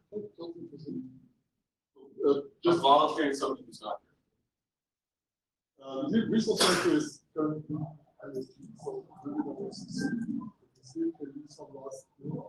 No, I would think this is added on top. Okay. Right? Yeah. It's not something we don't derail the resource. So again, we can follow up on all this conversation. Can we do a hackathon by any chance? Yeah, I'll do that. Yeah, let's follow. Maybe we just have our table. Well, let's make a long list of various options here. I'm certainly willing to fully explore, is course restricted, got everything we need, and what can we later on at our total line. What I really want to say about the whole thing is we really should try to find out what we actually need. Right. As opposed to finding bits and pieces on the floor and then trying to predict them. Well, I agree. I want to have a requirements document, and we have something I can point you at, but for SEO and onboarding, we've struggled a lot with scope issues and trying to figure out. So the reason our current spec only talks about data format is because we didn't have the bandwidth to deal with the onboarding and the discovery issue and everything, right? So we are doing discovery in the context of we already trust and we already have onboarded and we have the authentication handled somehow. There's a whole other work item that we also have onboarding that we have to also have a discussion about. These have to work together, of course. Okay. Yeah. So.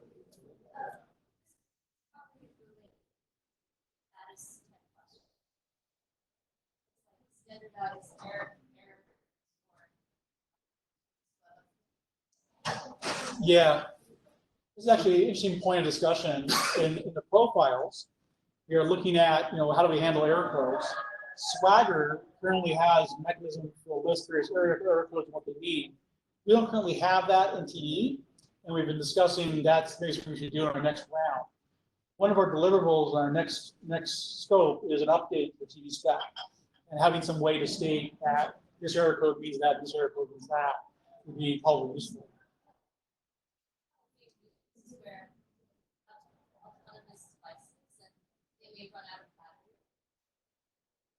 They may still be online or in the right. How do you, it's fine to find discovery of them. I don't know, request reply that there's something wrong with this. Yeah, kind of related to that is a lot of these TDs will be managed by a proxy. And the proxy maybe is talking to the device.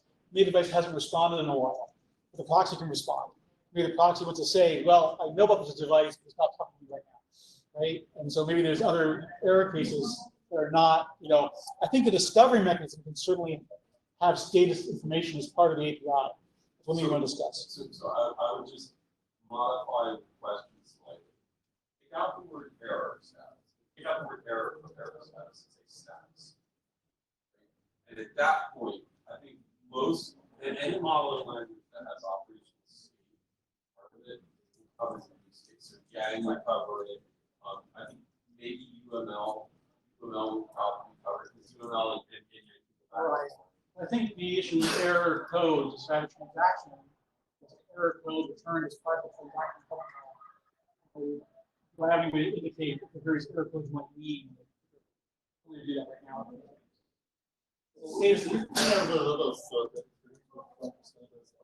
Yeah. What we want to actually, we're much more interested in having ways to actually provide the diagnostic information.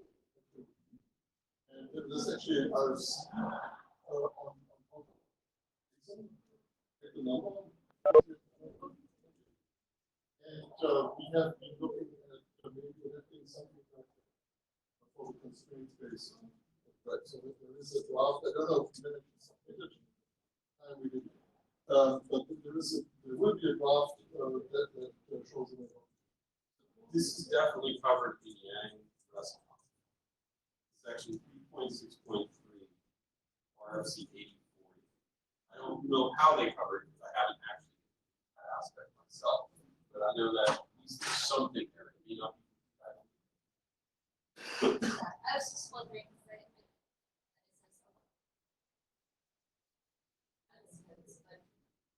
HTTP status are very difficult. Doesn't actually The web thing is Mozilla.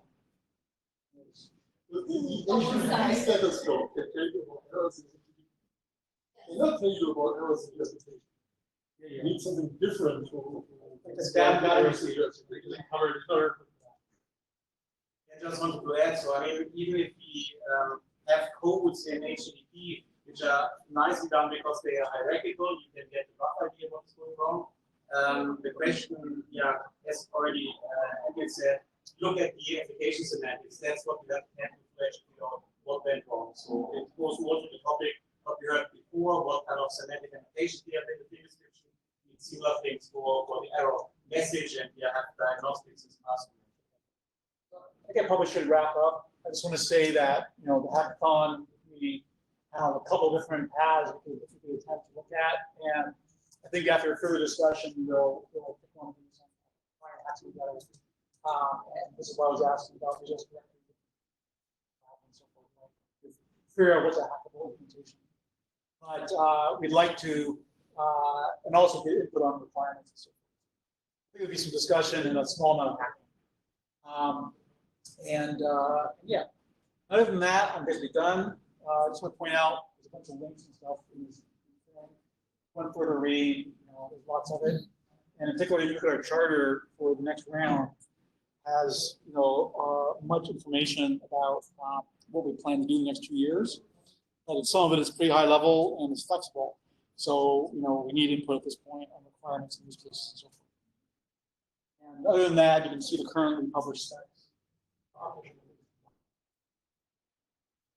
I'm done. Sorry, it took long. Good stuff. So we have now 3 minutes what we have reserved for discussion, which I think was very good. Combined discussion and that's great. And very kind of person. How much time do we have for that? 3 minutes. No, that doesn't make sense. Yes.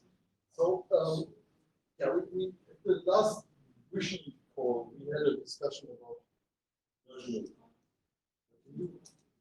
Oh, it's put together. Yeah.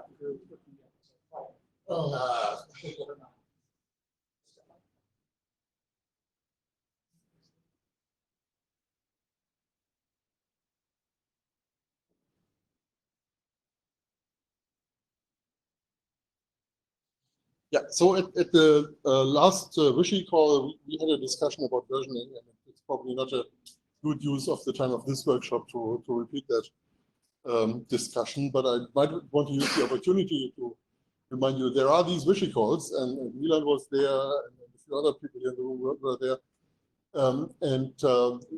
these tend to have some interesting segments. I'm not promising to you that they are going to be entirely interesting, but they do have some interesting segments in them. So I could say a little bit more about the things I wanted to say in the morning at this point. When is coffee? 2 minutes, okay. It's 14:20. Okay. Okay. So in that case, I think we should wrap up the modeling discussion. I think we have had some pretty interesting insights today, and even more importantly, various groups working on different parts of the elephant have learned about other parts of the elephant. So I think we are in a better position than we were, and we can use the coffee break to have some more discussions, and when we reconvene, we will focus on one aspect of semantics, which is how do we find out that some IoT device needs some form of connectivity, and that the connectivity is actually desirable from the point of view of who provides it. How do we actually find out about desirable connectivity?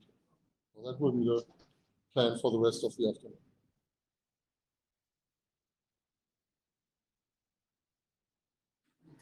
We will reconvene at 14:40.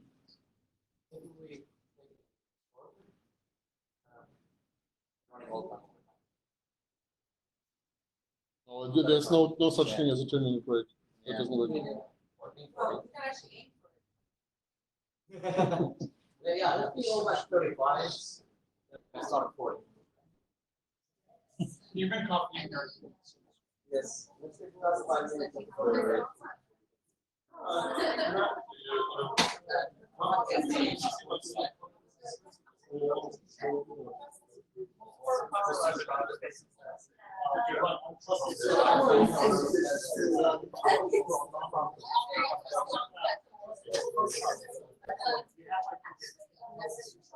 Yeah. Well,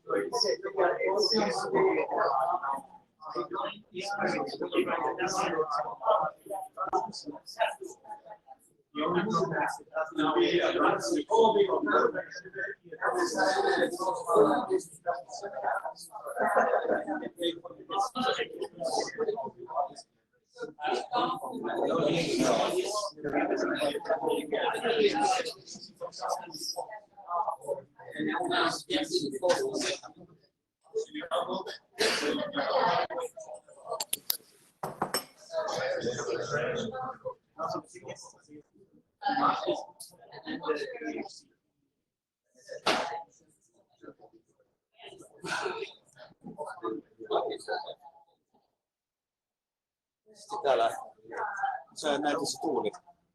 Miten se toimi sulle? Koska mä näin siinä koodissa, se mä oon laittanut vahingossa se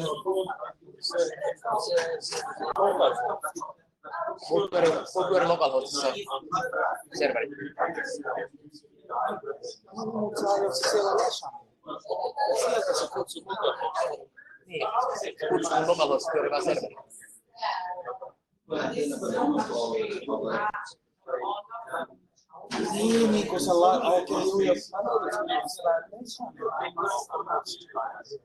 no nyt mua korjaamaan se, koska mulla ei yksi niin kuin lesanen tässä ajan se on.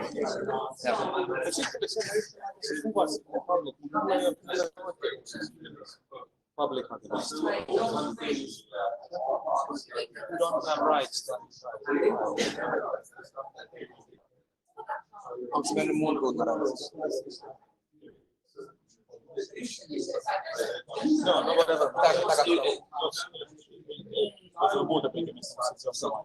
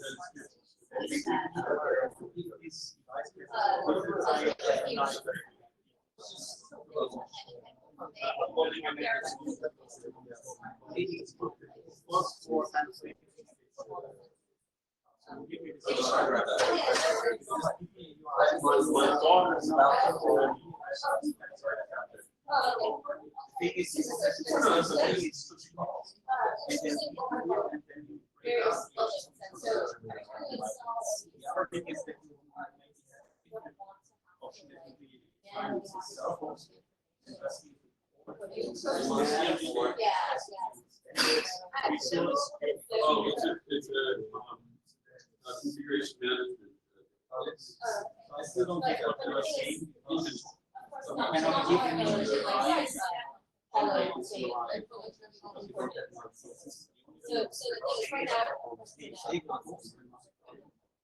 And since we know what idea is,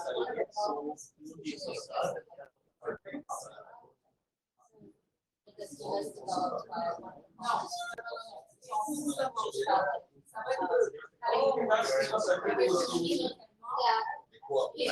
part of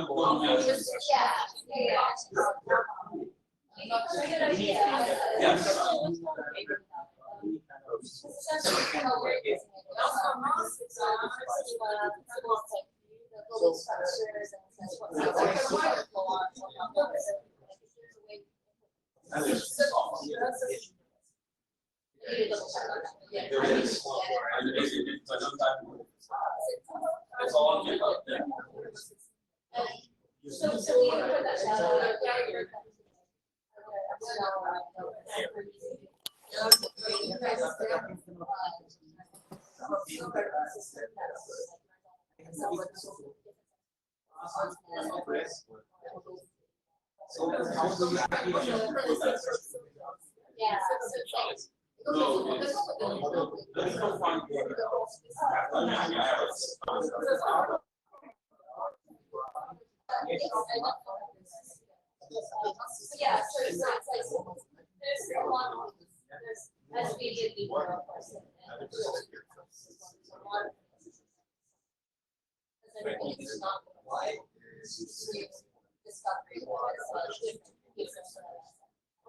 So what happened is Google has its own secret.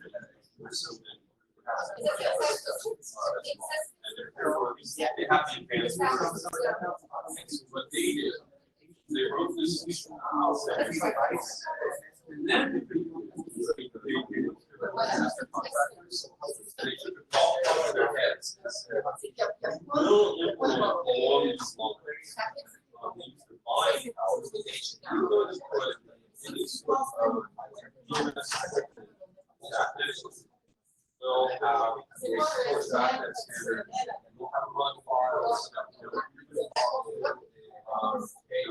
So you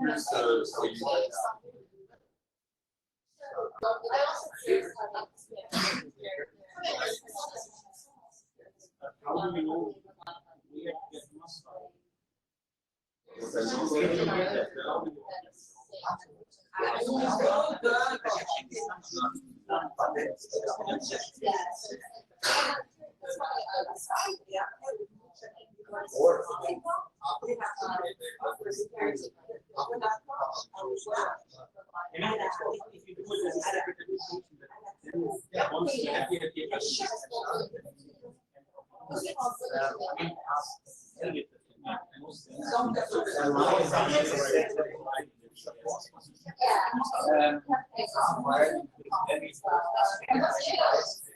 Oh yeah, people won't do that. They don't.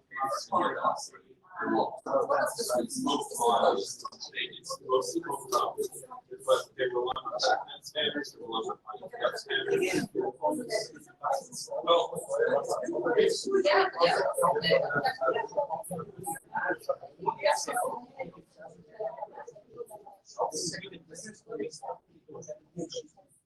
Uses and in fact, contact about these things.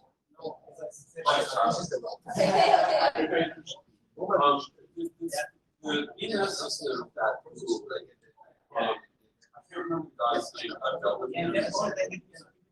No, I can pick it up online. I have them online. It's not going to but he wrote like a whole open system.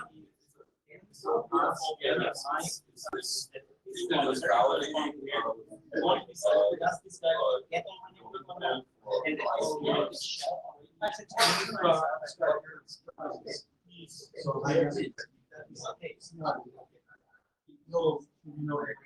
Yeah, I mean, I'll have to dig up the name, because I have it right here, but I mean, that was.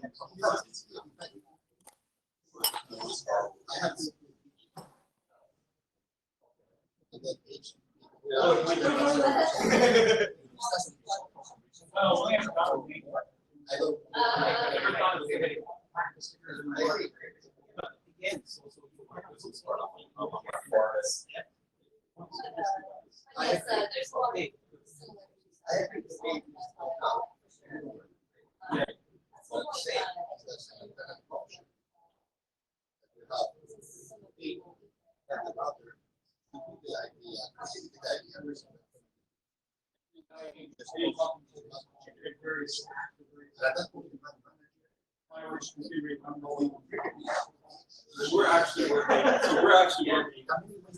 Yeah. So I'm trying to do a guess.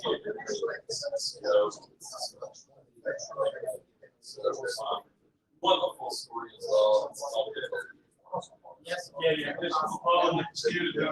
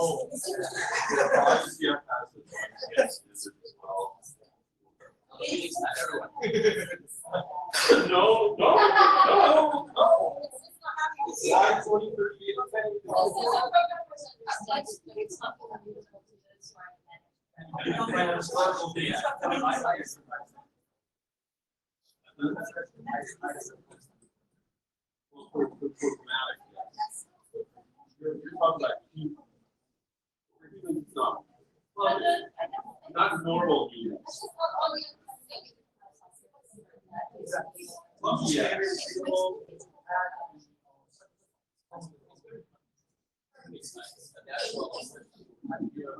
People want to see the monthly. They really do want to see fluctuations. They want to see. When you see a date, you want to see those Americans. Right? So I think that's the root of our problem. So I didn't be Americans.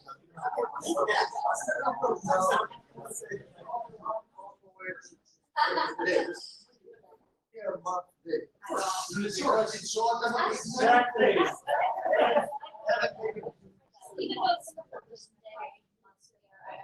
Really?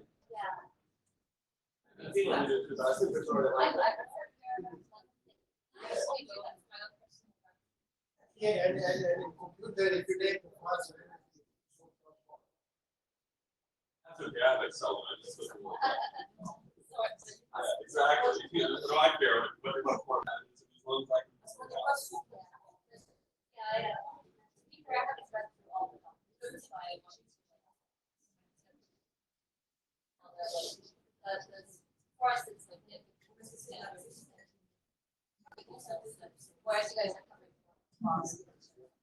You can tell us your friends at work if they want to watch.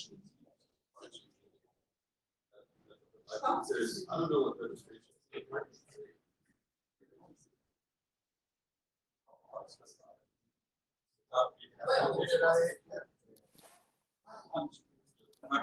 I think RG is for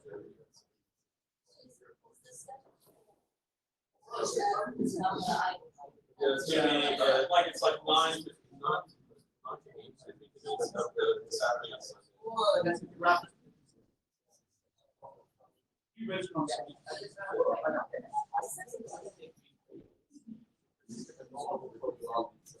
It's just the T2TRG, just for large.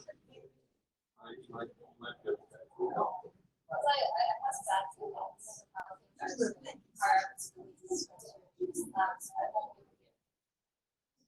yeah, well, it's something that is frequency.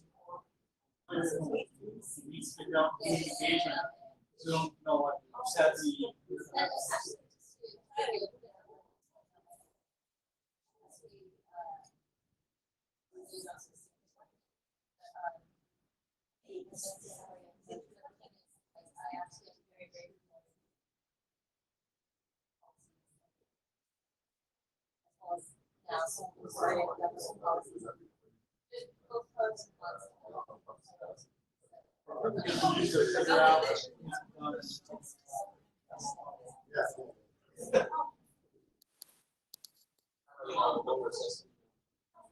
Finding out this problem. People have a lot of potential solutions there. And you know, people have come up with more deep dive. We can always discuss it. Yeah.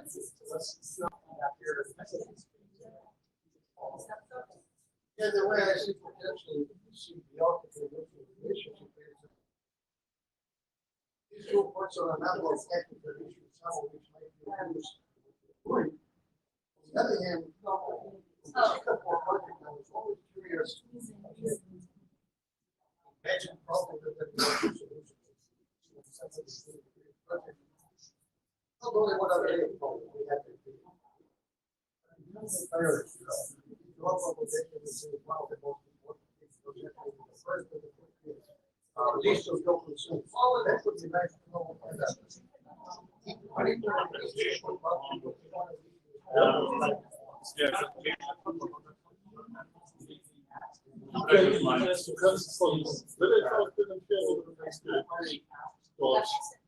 Way more weight.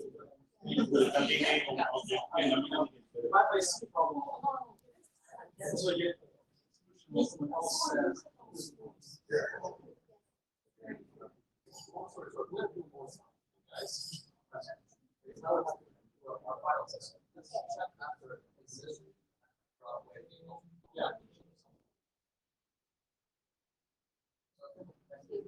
We're gonna be here at the end. Right, last session.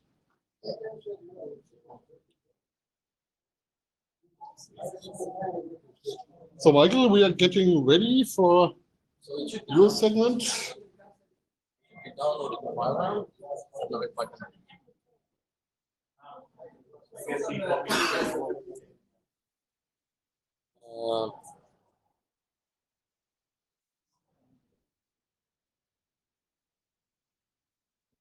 Our next presenter is in China right now. Not sure. Also, surprised. So he actually sent a video. And he said that he can answer all the questions. So let's see about that.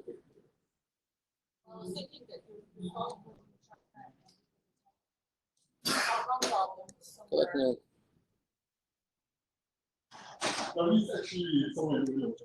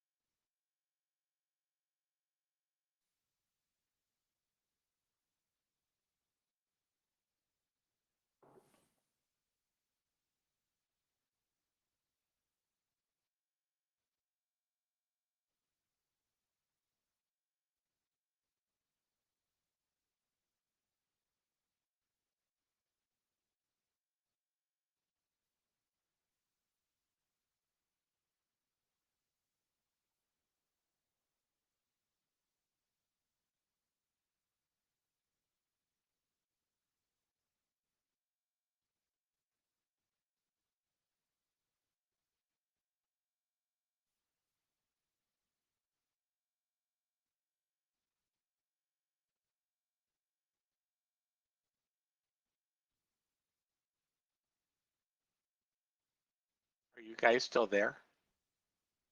Yeah, I'm also wondering if there's some issue on the workshop side. Yeah, that's who I was querying.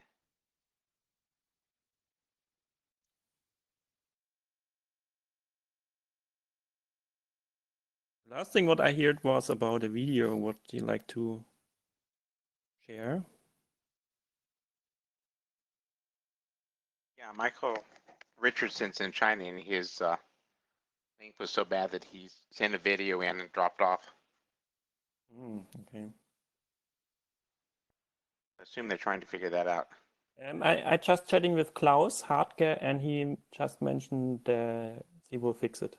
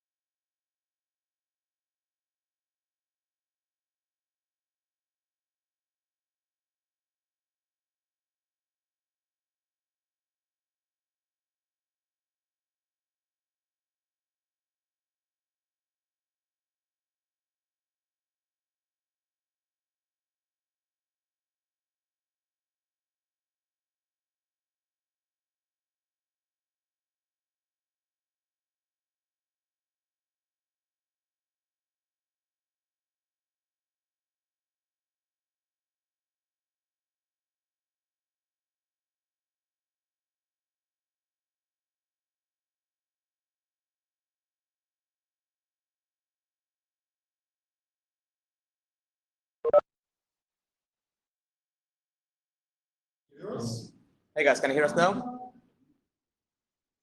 Yeah, perfect.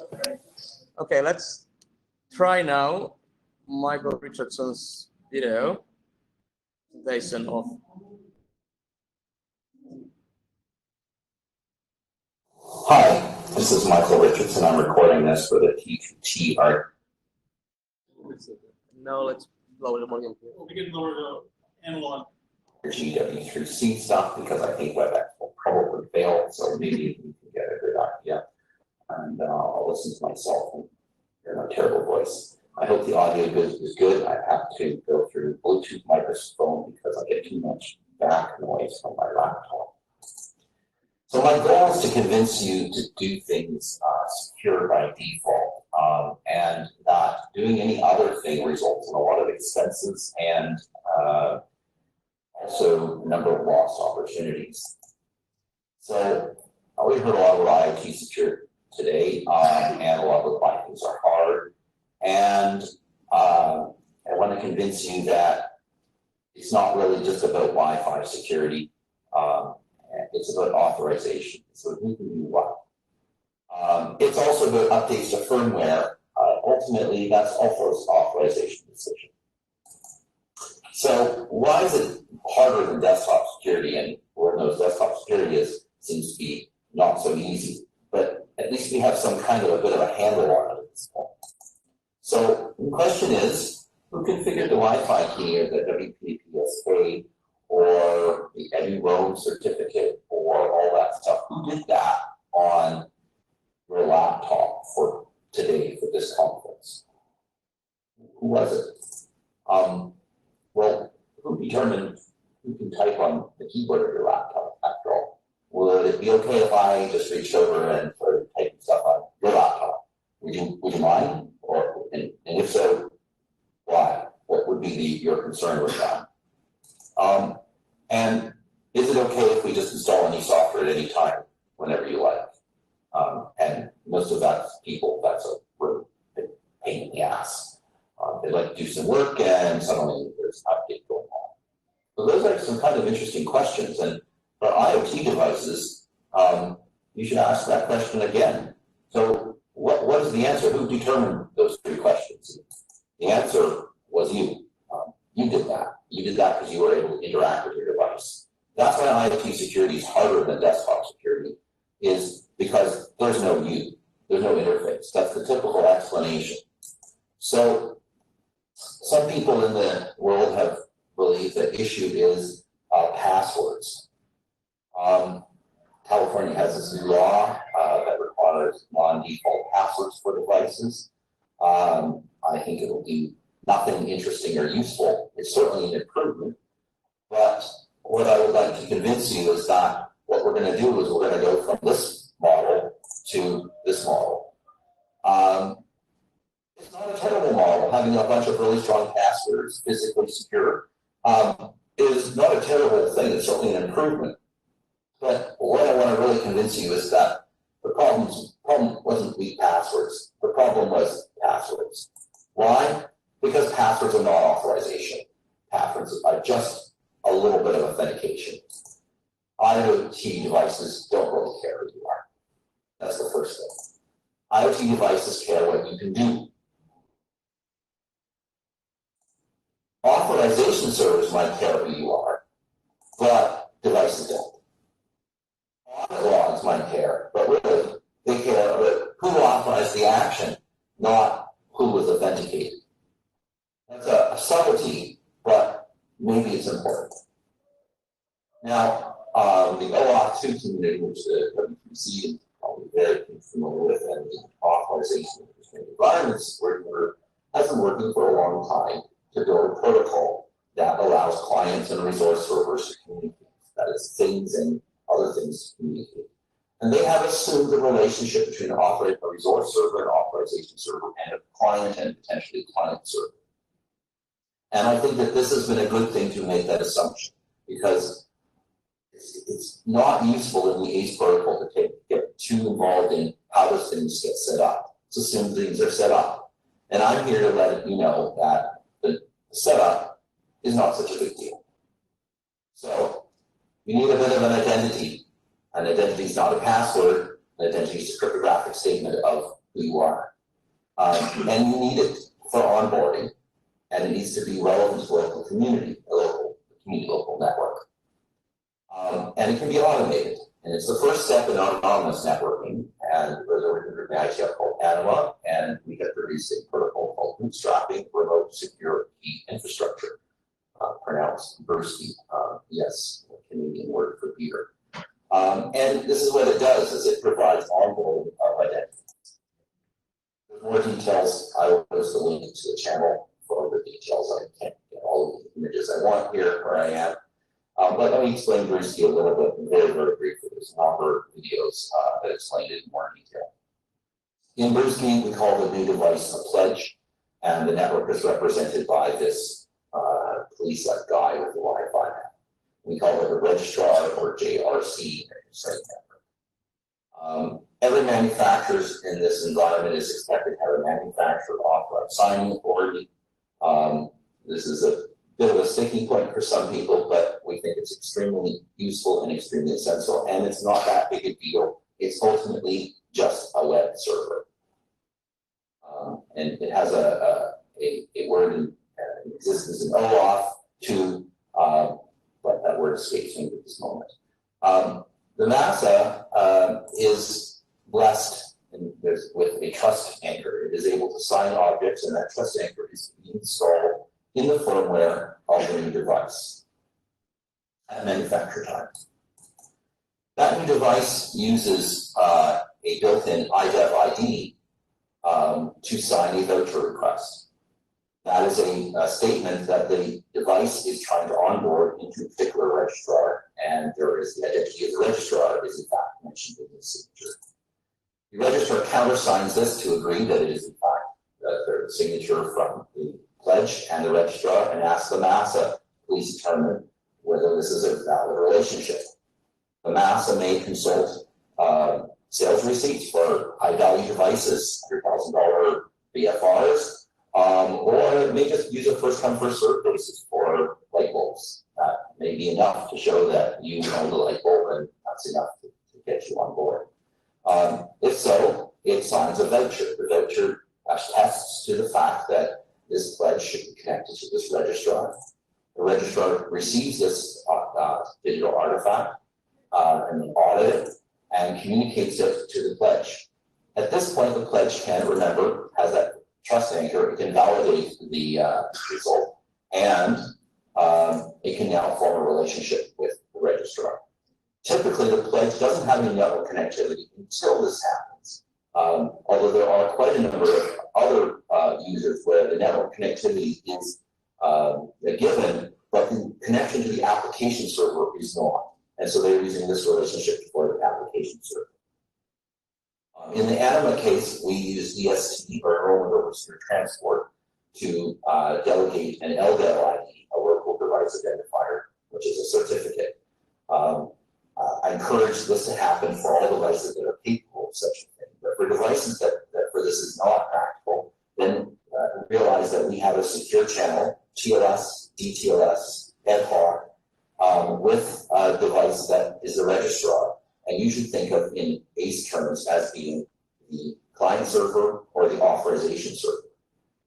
So that relationship has been established, and we can establish, I'll do a bunch of OS4 type things across this, and that is the critical part. It's not that hard, and to get to that relationship that you need, secure relationship for the base pieces. Important things, the device has an identity. There's no confusion if there are faults. The device can participate in multiple ecosystems if it has a certificate, because it no longer is restricted to just doing some kind of a PSK or password-based thing with entities that know the password. Devices no longer need buyer-specific SKUs. Currently, a lot of IoT vendors, they install the network keys for each device in the factory. And so every customer has a box of devices for them. And if the wrong box puts the wrong customer, they won't work. Worse, that's the best case, they don't work. Worst case is that keys get extracted and one customer might know the network keys to the other customer. It kind of be a bit of a disaster. There's a number of devices that they just need to announce a thing. The temperature is 47 degrees. That's enough to say so. And you can just sign that result and send it out, and you're done. You don't need a whole protocol to do that. And there's a number of industries, transportation is one of them, I'm told, where there's a big risk of counterfeit devices where a brake activator, for instance, or something like this, some other safety device. And it's not always certain that it came from a legitimate manufacturer as opposed to having it substituted along through the supply chain. So this existence of the IDEV ID is critical actually for safety reasons. There's some opportunities that we could discuss where developers, if the security is built into the device at the beginning, they no longer need to install these backdoors and other stuff like this to be able to do their work. Instead, what happens is they use the security, and I'm assuming here the security includes firmware update and configuration loading. So if you have all that in the device, then the developer can use that as part of the cycle rather than potentially leaving in backdoors. And we'll talk more about this in other talks with this. That QR code leads to some more information.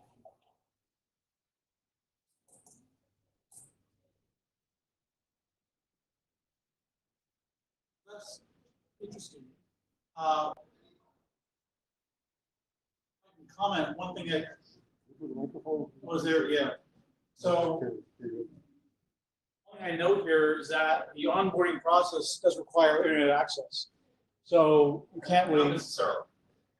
Okay, but in this process, What it requires is a voucher. Voucher may be received by the internet, out of it. It's not that different from what SD was. So you could package a bunch of requests, send it off from the USDP by mail, get back the vouchers in mail, and then figure your devices. Okay. You need to communicate with external entity to establish the connectivity. I just want to point it out that this is implied in this process. And okay. I guess the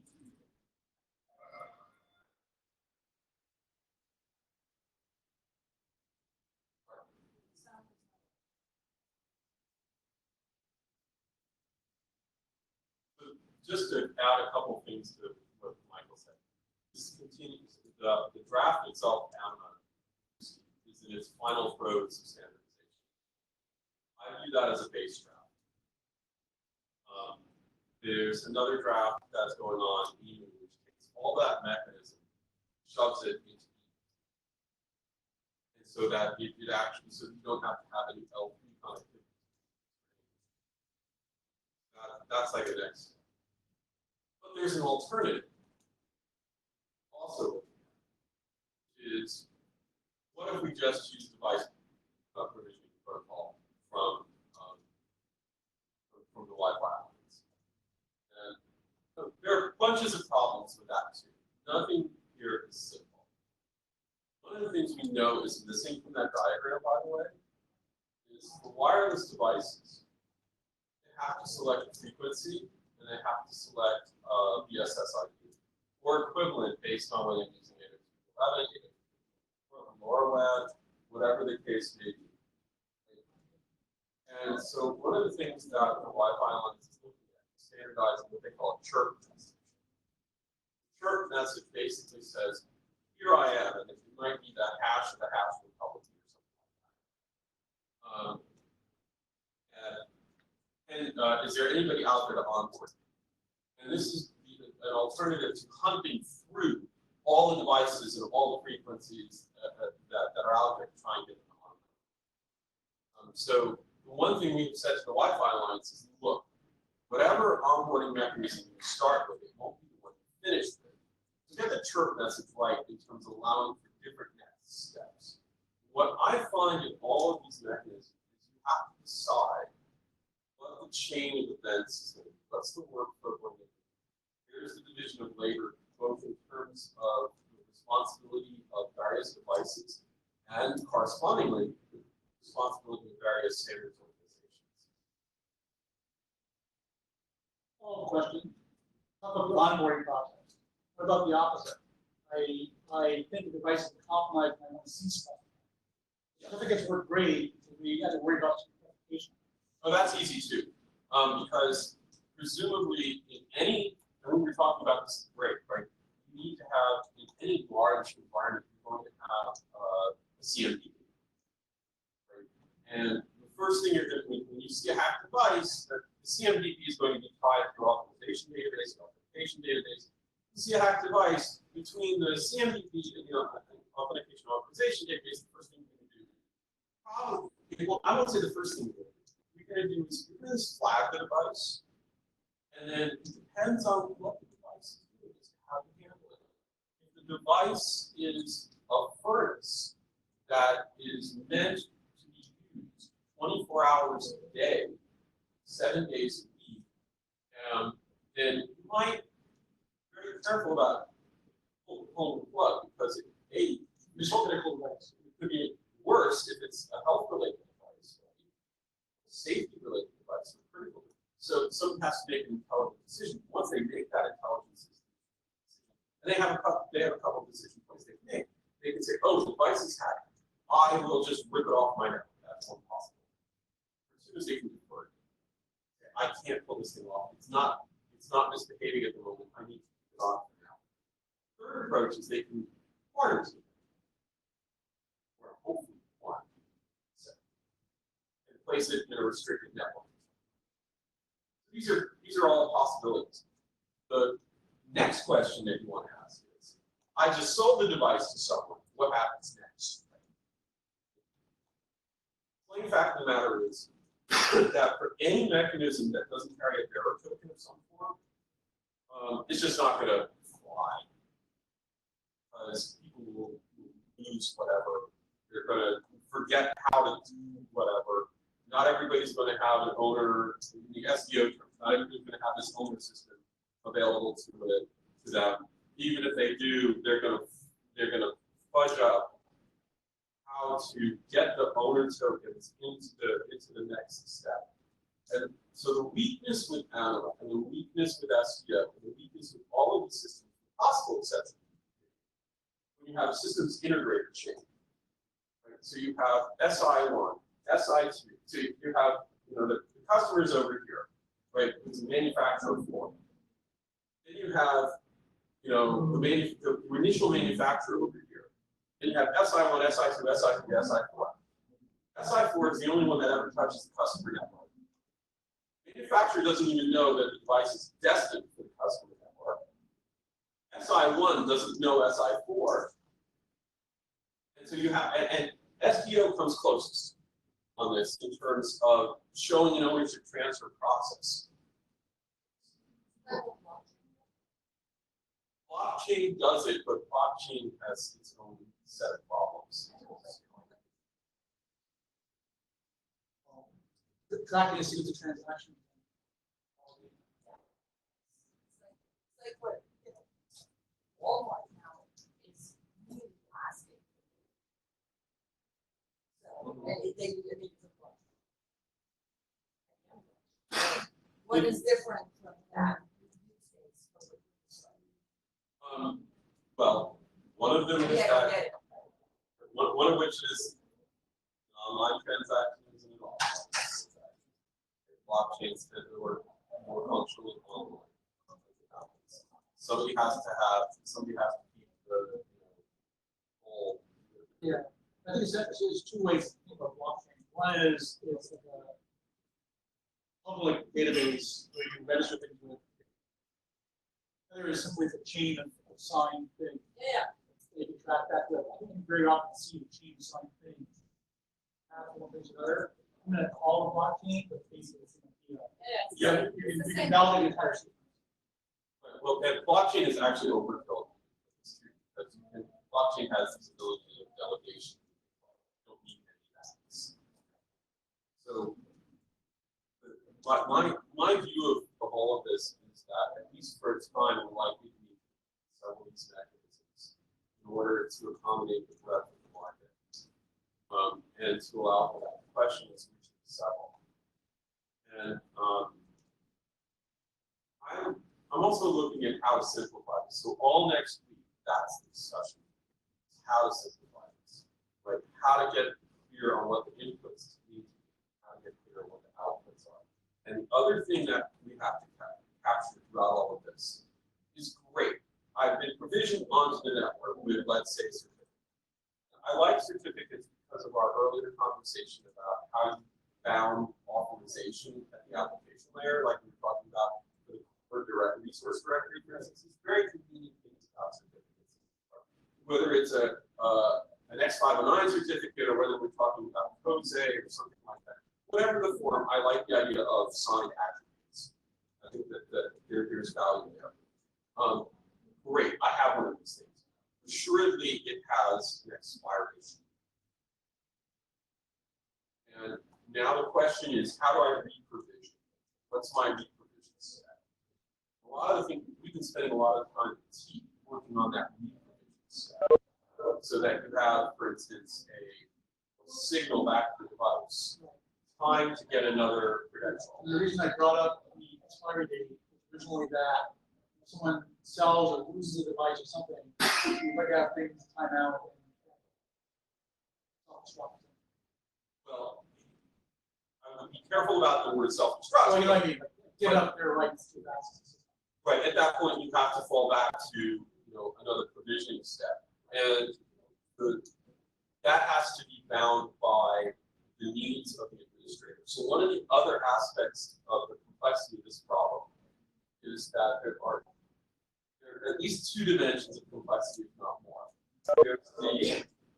There's the capabilities that a device can possibly have based on its COGS, its complexity, and its and what is expected in terms of price. And then there are the needs of the deployment And so if you need one deployment may not want to deal with certificates at all.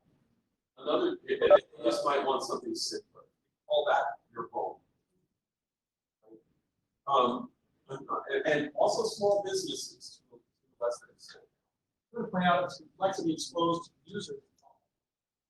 So, so the implementation is solid, the complexity hidden from the user. Even in that case, in this instance, because we in the networking world screwed this up early at the beginning, have these two split models of what goes on in the home and what goes on everywhere. The idea that you do an EOL exchange in the enterprise, but you may not do that necessarily in the home is a little kooky. We just didn't get that right. I say we. I wasn't in the room, so I won't really fall on my sword on that one. But that leads to other problems.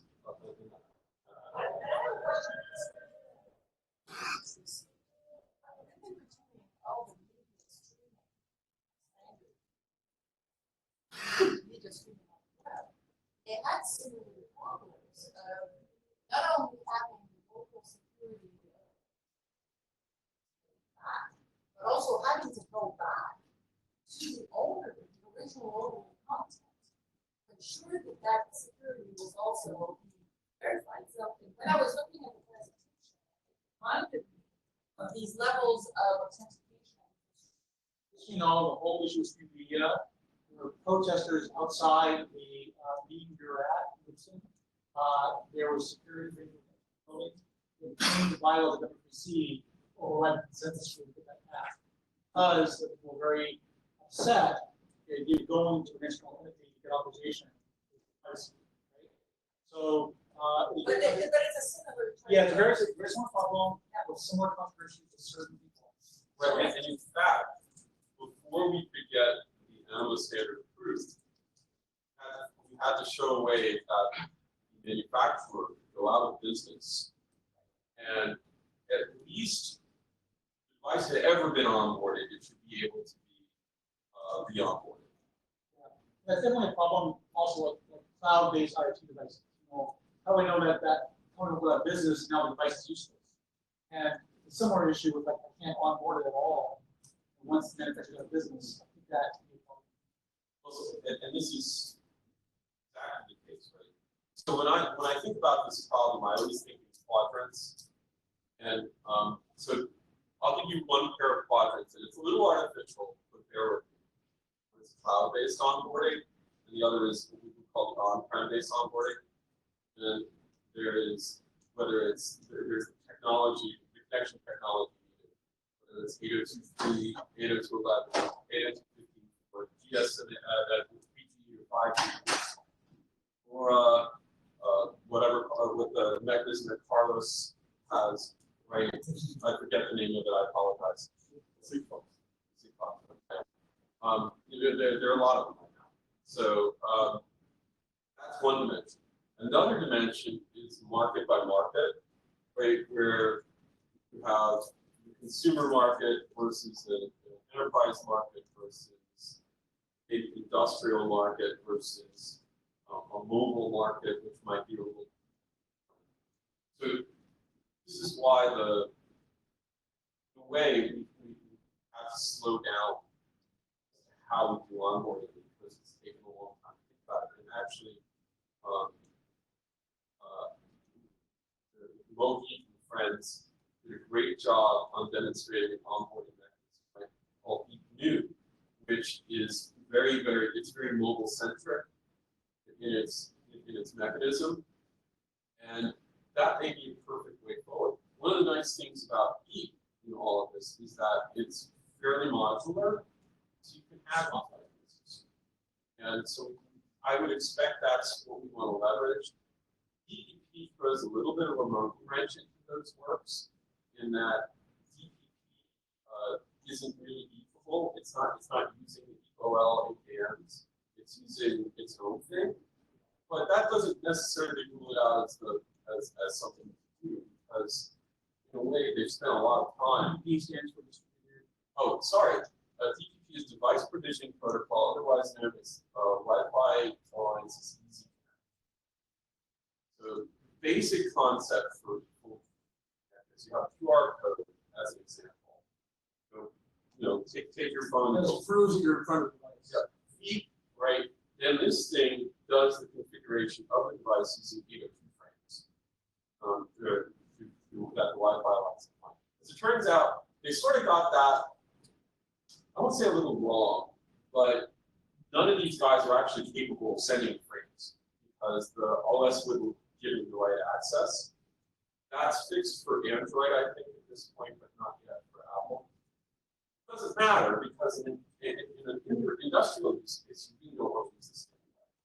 You want to use some sort of import. Well, what is that QR code? It's a public-private key pair. It's a public key, right?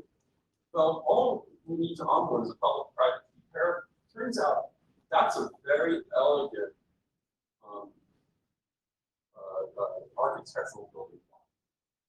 I'll tell you though, all discussions reinforcing my feeling that we need to modularize these problems. Because onboarding is still in flux. And the outcome is we have a key pair to the device. Once you got that, then you can. Now we do that. You do that. We do our thing. Exactly. And our thing is probably in steps 2. So there's the onboarding, the network onboarding step. Then you get into steady state. Then you have to reprovision. Right. Then you have to decommission. Right. At some point. And all of these states have to look at. And you have to look at the SI states where you do these little. So we bring in the lifecycle model. What is the standardized lifecycle? What we call these stages? We define what is the interface. What is established in each state? Right? We onboarded, now we have this feasibility. And we need to leave that state. So I think your colleague actually saw actually did this. Guys, I think the that is discussing it. More, I think we'll have more scope in the end before we works. We can discuss it in the context of all that. Great, thanks. I think we have some electricity actually for me also from my guests. So I would use the presentation up here. While Nikhil is setting this up, let me just quickly show WebEx in front.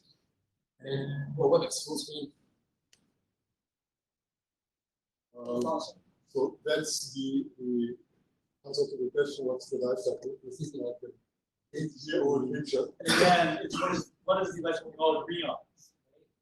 Well, this is probably more than the life cycle than but it really provides an overview of all the stages you have to think about. Right. Again, my performance diagram would be a state machine.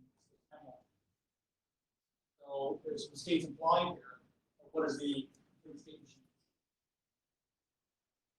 It's almost visible from this. Well, yeah, but again, it's a timeline of diagram before, but we just saw state machine diagram. There were racetracks for that. I think it's worth actually reviewing this one because one of the aspects that this one doesn't describe is what is it, where is the network bootstrapping versus the application bootstrapping? And there are these different stages of bootstrapping actually, and even bootstrapping. I wouldn't mind you sharing the reference to the other one you mentioned. Different from this one. Mentioned from Excel. Yeah, contact me offline. I think we should, like I said, in for things, we need to find a lifecycle. I don't want to reinvent the wheel. I want to, let's say, this is this one. No, and in fact, I think this is where NIST can help as well. Right. And if NIST has I think, of course, NIST is US, but I think that's. It turns out they're looking for an internet route. Right. And so they like an internet route. They're going to pick that up, and then we'll work with CCRE. Despite the usability of Mac, I have no clue how to use them. Usability is for trained professionals.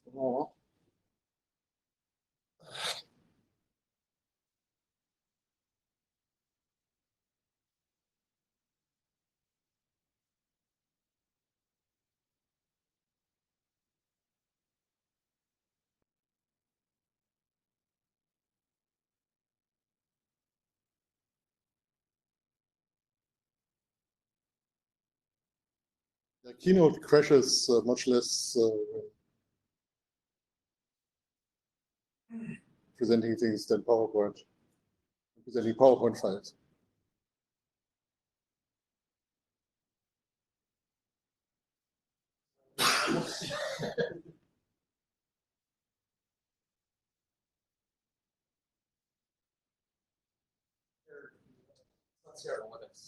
Yeah, this is the approach. Making things as hard as possible. Yes, please. Is that better? Oh, is that fun? Yeah. You vanished. You had a picture up. I'm sharing the entire screen. So just Oh, is that black screen again? you sharing the entire screen? Go to share again. I You can share the keynote menu. go to share again and just share the entire screen.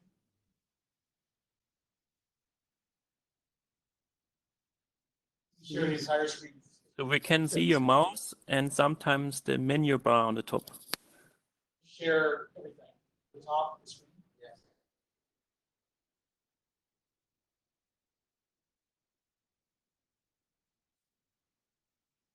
See background image? I guess is there a secondary screen? Yes. And we're seeing that.